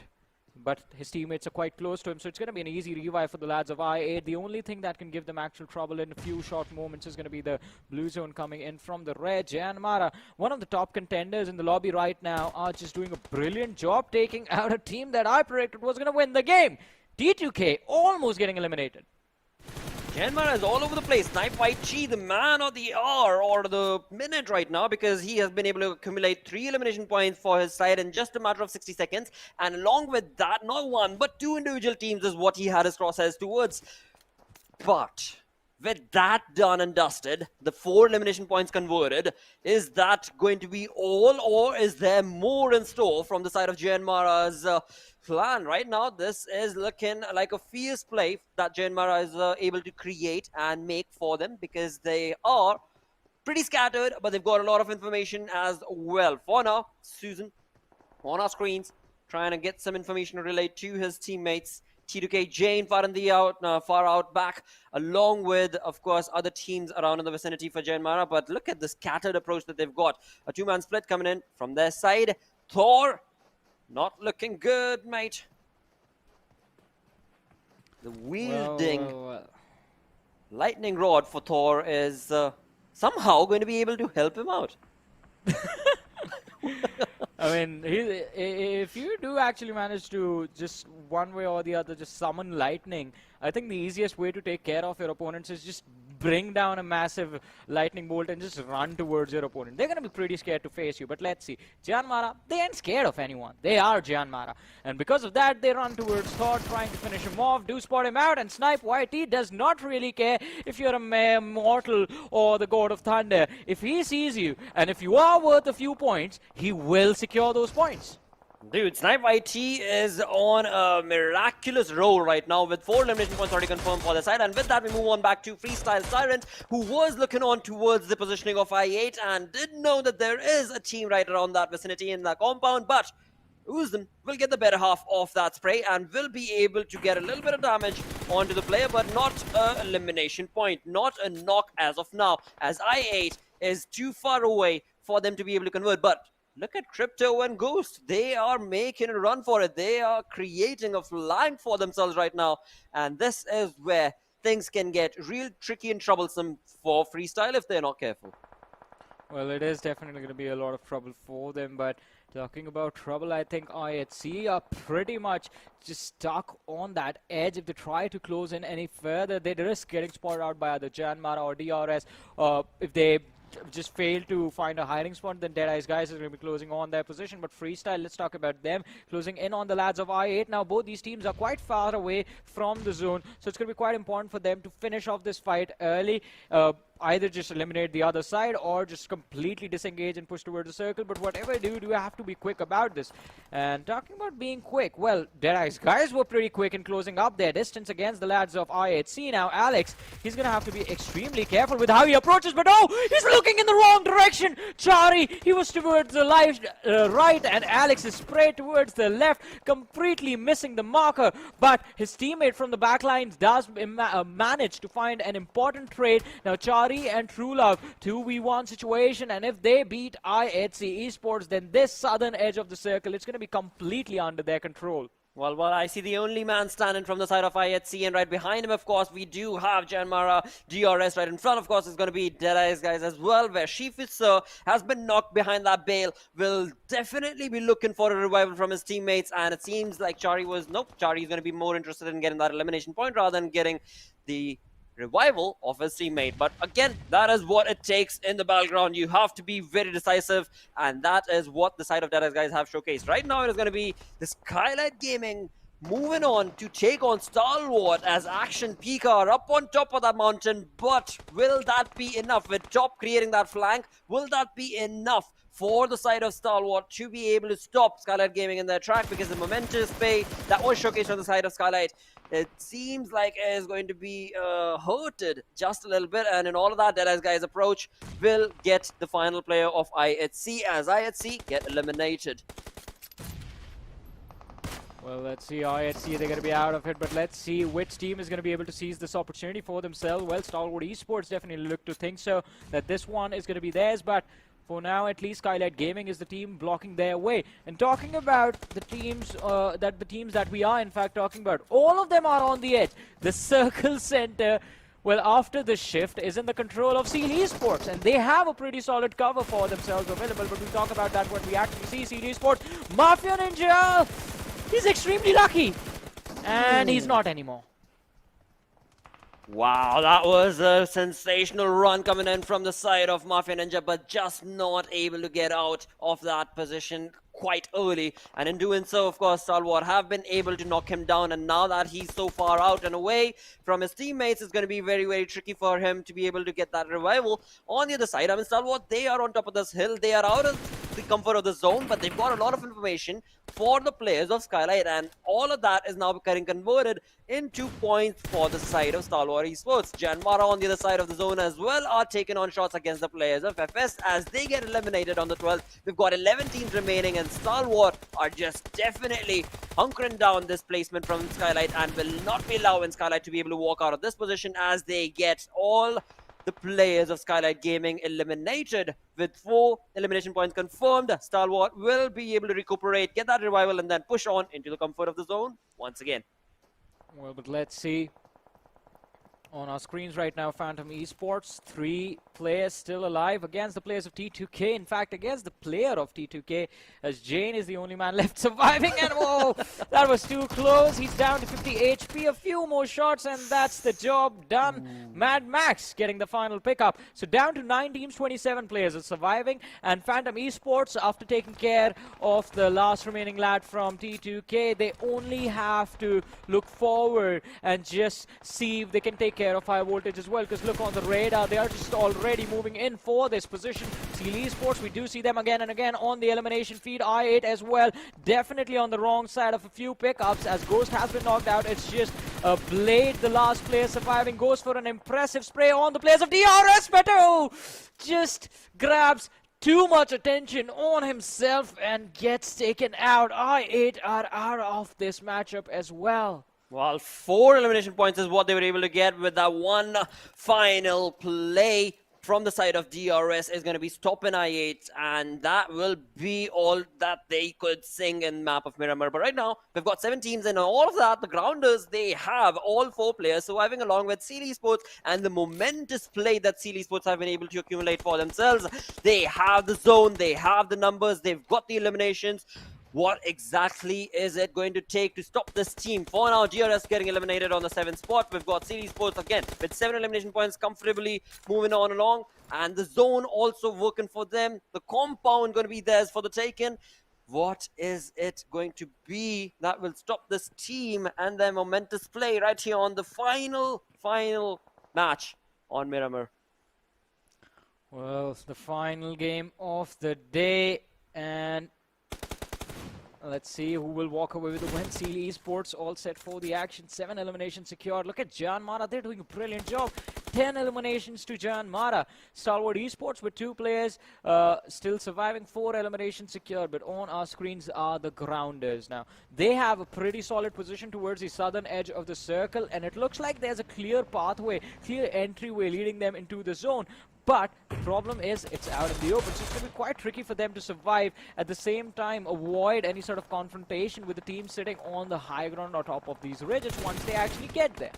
Well, again, when it comes down to the fight that was being taken against the players of Phantom Esports, where Seal Esports have been trying to hunker them down along with high voltage, it is looking like that was the opening that the grounders were waiting for. But again, they have to be careful because JyanMaara is going to be right around in the vicinity as well. And right now, it's going to be Praveen taken down from the side of Phantom Esports. Wexy holding on the forward all by his lonesome. But again, he's out in the open. His information has, of course, been caught from the side of Seal Esports for quite some time. But he will still be able to maintain that position and slowly but surely move on into the comfort of the zone. But in all of that fight, it is, of course, the grounders who've also been able to pick up the slack and get into the zone. But is that position going to be safe enough against the evil-eyed players of Seal Esports as of now? Because they have an evil eye across the board. They've got the information across all the teams. But the team that I believe could be the X-Factor against Seal Esports is Stalwart right now.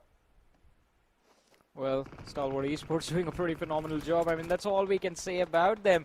But let's see. Oh, Wadu! Unlucky. Sealy Esports is looking at him right in the nick of time. So we're down to the top 4 in this particular match. 11 players still surviving. Sealy Esports still holding on to their comfort zone as of now. And Leo, look at that, with a few more shots, is going to make sure that the Grounders are going to be lacking one more player on their side. The next shift is going to decide who gets an opportunity to win the game. Well, for now, we've got all the teams in the zone, of course. We've got the side of Phantom, where Vexy is the final player surviving. From the side of the Grounders, we've got 3-man army. Shaptar was just eliminated thanks to, of course, Sealy Esports' spray. And in that, now, when it comes to the zone, it's going to be moved away from Sealy Esports. Now, Sealy Esports have had the safety net of this compound for quite some time. But now, as they try and get into the zone, things could turn away from their safety net, but we shall have to see if the other teams are going to be able to stop them or not. It is going to be Vexy who is going to have to stop Sealy Esports right now. Leo and Demo, well, never mind Leo and Demo, because they jump in and they quickly eliminate that final player of Phantom. Well, let's see, Phantom Esports, they're going to be out of the contest as well. Now, Stalwart Esports, they have managed to make it this far with just 2 players surviving all this time. But the game changer is going to be the fact, and the moment they're waiting for is for Stalwart Esports and Seal Esports to collide up against each other. Let's see when that is going to happen. Look at that, the elimination ratio of the players for their particular teams. We do have Pika and Top doing a pretty brilliant job for their sides, but Seal Esports, every single player is just pushing themselves to the max, especially Demo. 9 eliminations by that one lad. I'm pretty sure no one is taking the MVP away from him. That is for sure right now, but again, when it comes down to the approach being showcased from the side of Stalwart's 2 players, that is where or rather, I do believe that they could maybe try and stop Sealy Esports, but Sealy Esports, I mean, even though they've moved away from the safety net of the compound, they have got everything working for them. The numbers advantage working for them, the information working for them, the Grounders being so very lackluster in this entire saga. This is not the first time that we've seen them in this sort of a situation where they could definitely utilize the position, and advantage is what they could take, but they stay a bit too silent, and that is what stops them from taking away a lot of points from their position. But again, nothing stopping Stalwart, because they are slowly but surely going to be getting into the safety net of the zone, as Sealy Esports know exactly where they're at, but they've got no shots. Oh, my bird. Well, you were going to say they haven't taken any shots. They were like, yeah, where? We just took down 2 players. But that pretty much seals the deal. That Sealy Esports, they are going to walk away with a win on this game, as the Grounders are stuck in an awkward spot. I don't think it's going to be easy for the lads to get a revive, but Kurma does manage to make his way towards Sensi. As soon as he does that, Zigsaw goes down.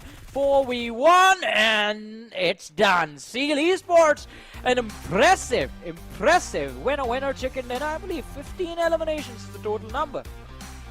Well, what a play. 15 elimination that is, along with, of course, the chicken dinner. 30 points in total coming in favor of the side of Sealy Esports from Mongolia, jumping on to the 4th position in the overall ranking. Look at that damage, dude.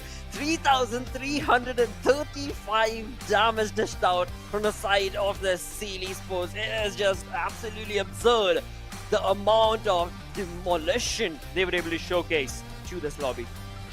Well, definitely, it was a next-level domination, and let's not forget, they started all the way from the extreme northeastern part of the map, and then it was, I mean, the early game collision, we all remember the sort of scuffle against Regicide. Could have gone anyway, but they made sure they were very well composed, very precise with how they were taking those fights, and the end result is Sealy Sports a comfortable win in the end with a lot of elimination points. They did so gracefully indeed, but right now with that, we're going to segue into a short little break. We're going to be right back with a lot more stats and what the storyboard is going to be cooking for us and these teams. Stick around.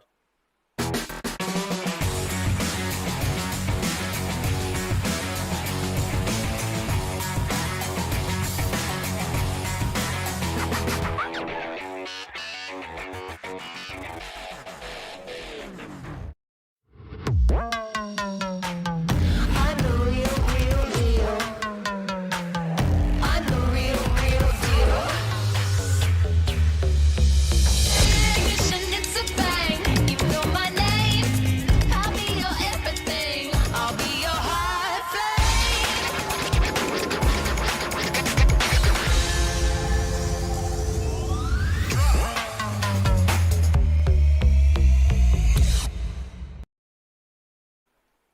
Hello and welcome to PUBG Mobile Pro League right here at, of course, South Asia, where we are looking at the day number 2 coming to an end. But what a sensational day this has turned out to be for quite a lot many of these teams, because, I mean, from the side of T2K to IHC showcasing a little bit of that resilient play, it has been, I mean, the storyboard is all over the place, Johnny. Yeah, I mean, the storyboard, as you mentioned, it has been all over the place, but today turned out to be a pretty brilliant game changer for majority of the teams sitting on the second half of the leaderboard, and that has made it, our expectations, our speculations for tomorrow a lot more exciting. But talking about this particular match, we did talk about the man in the middle. Well, Demo became the demolition man in this matchup. 10 eliminations by one individual, 1136 damage dished out, 1 assist as well, but 10 eliminations, that's the key part right here. Absolutely, That's I mean, the highlight. It's just phenomenal how Demo was able to just get the team pushing from one fight to the next, and that's not just this game. Throughout the day, he's been doing that, and along with that, of course, his teammates are not that far behind. Or, yeah I mean, it's clearly evident, but They're all there. They're all there. They're all there, but I was just pointing out how they're not going to be too far behind. But look at that. Apart from the elimination point, just look at the damage. They have been part of every single fight that Demo took, actually. And that is what a synergistic team is all about. Yeah, I mean, definitely showcasing a lot of synergy. Seal Esports, brilliant run by the team. And look at that. As you mentioned, I mean, the rest of the lads from the side of Seal Esports, they do present themselves here and there, everywhere, even in the match summary. Highest healing done, although, goes to the lad Scry from Stalwart Esports. And Stalwart Esports, I mean, they were just like on a YOLO mode in this matchup, just going after everyone that they saw. So that is the reason that a few of the individuals from this side were taken out earlier on in the game. But IHC, now that fight against 52X Rage, it got very intense, and well, a few mistakes were made. They should have stuck together, I believe, and that would have allowed them a better possibility of converting that fight. Could have, should have, would, maybe, but in the end, did not. And so that's where, of course, the predictions go absolutely wrong and haywire. Or maybe it's just the cursed mouth of mine that has resulted in that play. But hey, it's not mine, because the prediction was actually made by the director. So I'm going to be blaming him for that. But overall, I'm still going to be looking forward to tomorrow and day after from the side of IHC to maybe showcase the play that they did on the map of Erangel. Yeah. But yeah, you so perfectly mentioned. I mean, that fight that they ended up taking, it was just too extended and not necessary as well. I mean, they had all the right mindset and mentality from Godless moving on through that flank angle, but overall, on 52X Rage, they were just well equipped and prepped perhaps. But right now, it's time to jump in through to the Oppo F21 Pro moments, where we did see right off the bat in the first 2 minutes of the game itself some big brain plays being showcased from the side of Seal Esports. I mean, definitely a lot of big brain plays from Seal Esports, as we did talk about them taking care of Regicide earlier on in the game. And I did not expect them to walk out of this fight completely unscathed, but they did. And that is what was so brilliant about it. And after there on out, they just made sure that they were pacing themselves quite nicely. Because the circle also kind of favored them continuously moving towards the northern part, northern shifts again and again. I think Seal Esports utilized that as well to the maximum advantage, just getting in early and holding their position, then punishing anyone who dared challenge them in those spots. And that, I think, was a perfect strategy, a cookie-cutter strategy that worked for Seal Esports in this matchup. Stalwart Esports, as we talked about them, I mean, again, aggression is always going to be the name of the game for teams like Stalwart Esports and IHC. But Stalwart Esports doing a pretty phenomenal job of making sure that one way or the other, their point average never changes. That is true. That is true. I mean, the lead that they've been able to start from day one itself, it just keeps on getting better and better for the side of Stalwart, even if they don't have a really phenomenal, sensational game in the lobby. But this time around, it was, of course, none other than Seal Esports who were able to dish out massive blows with 3,000 plus damage from their side. And in order that, of course, we did see Demo taking a huge chunk of that, almost about 1,100 damage coming in by just that guy. Well. I mean, 1100 damage by one guy, 3335 by the whole team combined, and none of the other teams just even come close to Seal Esports. Usually when you see those 1000 numbers, they look pretty tall on the graphs, but Seal Esports just outperforming everyone else. Quite an unfortunate start for Regicide, though they tried the level best to take that fight, but the players were a little too far away from each other, so protecting each other, providing cover fire, making sure the opposition does not get any easy finishes became a challenge for them, and that is what Seal Esports exploited against them. IHC, Blotter, you mentioned it, I talked about it, that fight against 52X Rage was so extended, they dished out 1200 damage. Exactly, I was just looking at that as well. So that means that they were doing things right. They were definitely on the right track, but it's just that 52X Rage, they were able to stop. As soon as, Godless went down, things kind of went a bit disarrayed for the approach of the side of IHC. But moving on through to the overall rankings, we've got Seal Esports jumping 2 steps more in the position all the way to the 4th spot with 2 chicken dinners confirmed for their side. 120 points, 2-point try from DRS Gaming. I mean, yeah, Seal Esports, they have made it large and they've still got 2 more days to try and climb up to Stalwart Esports. Maybe we shall see, because right now Stalwart, I mean, they're playing their own game and they have on day number 1 pushed almost upwards of 100 points. They were at 98. On day number 2, they're sitting at 173. Well, I mean, that is just a very, very impressive lead, 173 points, but the rest of the competition is trying to get a little bit closer. We did see JyanMaara, they have managed to maintain the top 2 position at the end of the day as well, so quite an impressive feat by the lads of JyanMaara as well, sitting on second with 138 points. But as we move to the next page of the rankings, we do see Skylightz Gaming. Oh my goodness, for 2 games they are tied up. 81 and 81. And 10 points is the difference between the 8th and the 9th and 10th position right now. So there is still a big possibility for the side of course, IHC Esports, Skylightz Gaming, even Phantom Esports for that matter. I mean, no matter how they've been showcasing their skills in the lobby, they have stuck to the rhythm, and they are in the top 12 position pretty much always. Well, definitely, and it is going to be quite interesting to see exactly when they break their way out of there. But i8 Esports, they have been very impressive today. I mean, today was their day. Before yesterday when we started, I believe, they were 10th or 11th, but today they have managed to figure out a way to get into the top 5, and not just that.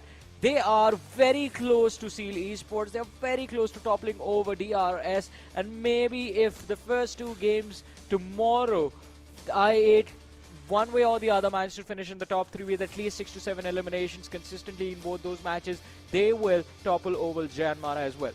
Well, all sort of terms and conditions applied in this scenario are going to be that JyanMaara, DRS and Seal Esports take early exits in those matches or don't do so well. That is when i8 will definitely take a bounce. But hey, I have big hopes from i8. I was a little bit surprised when they weren't performing on day 1, but now it seems like all is well and good in the world. i8 is back.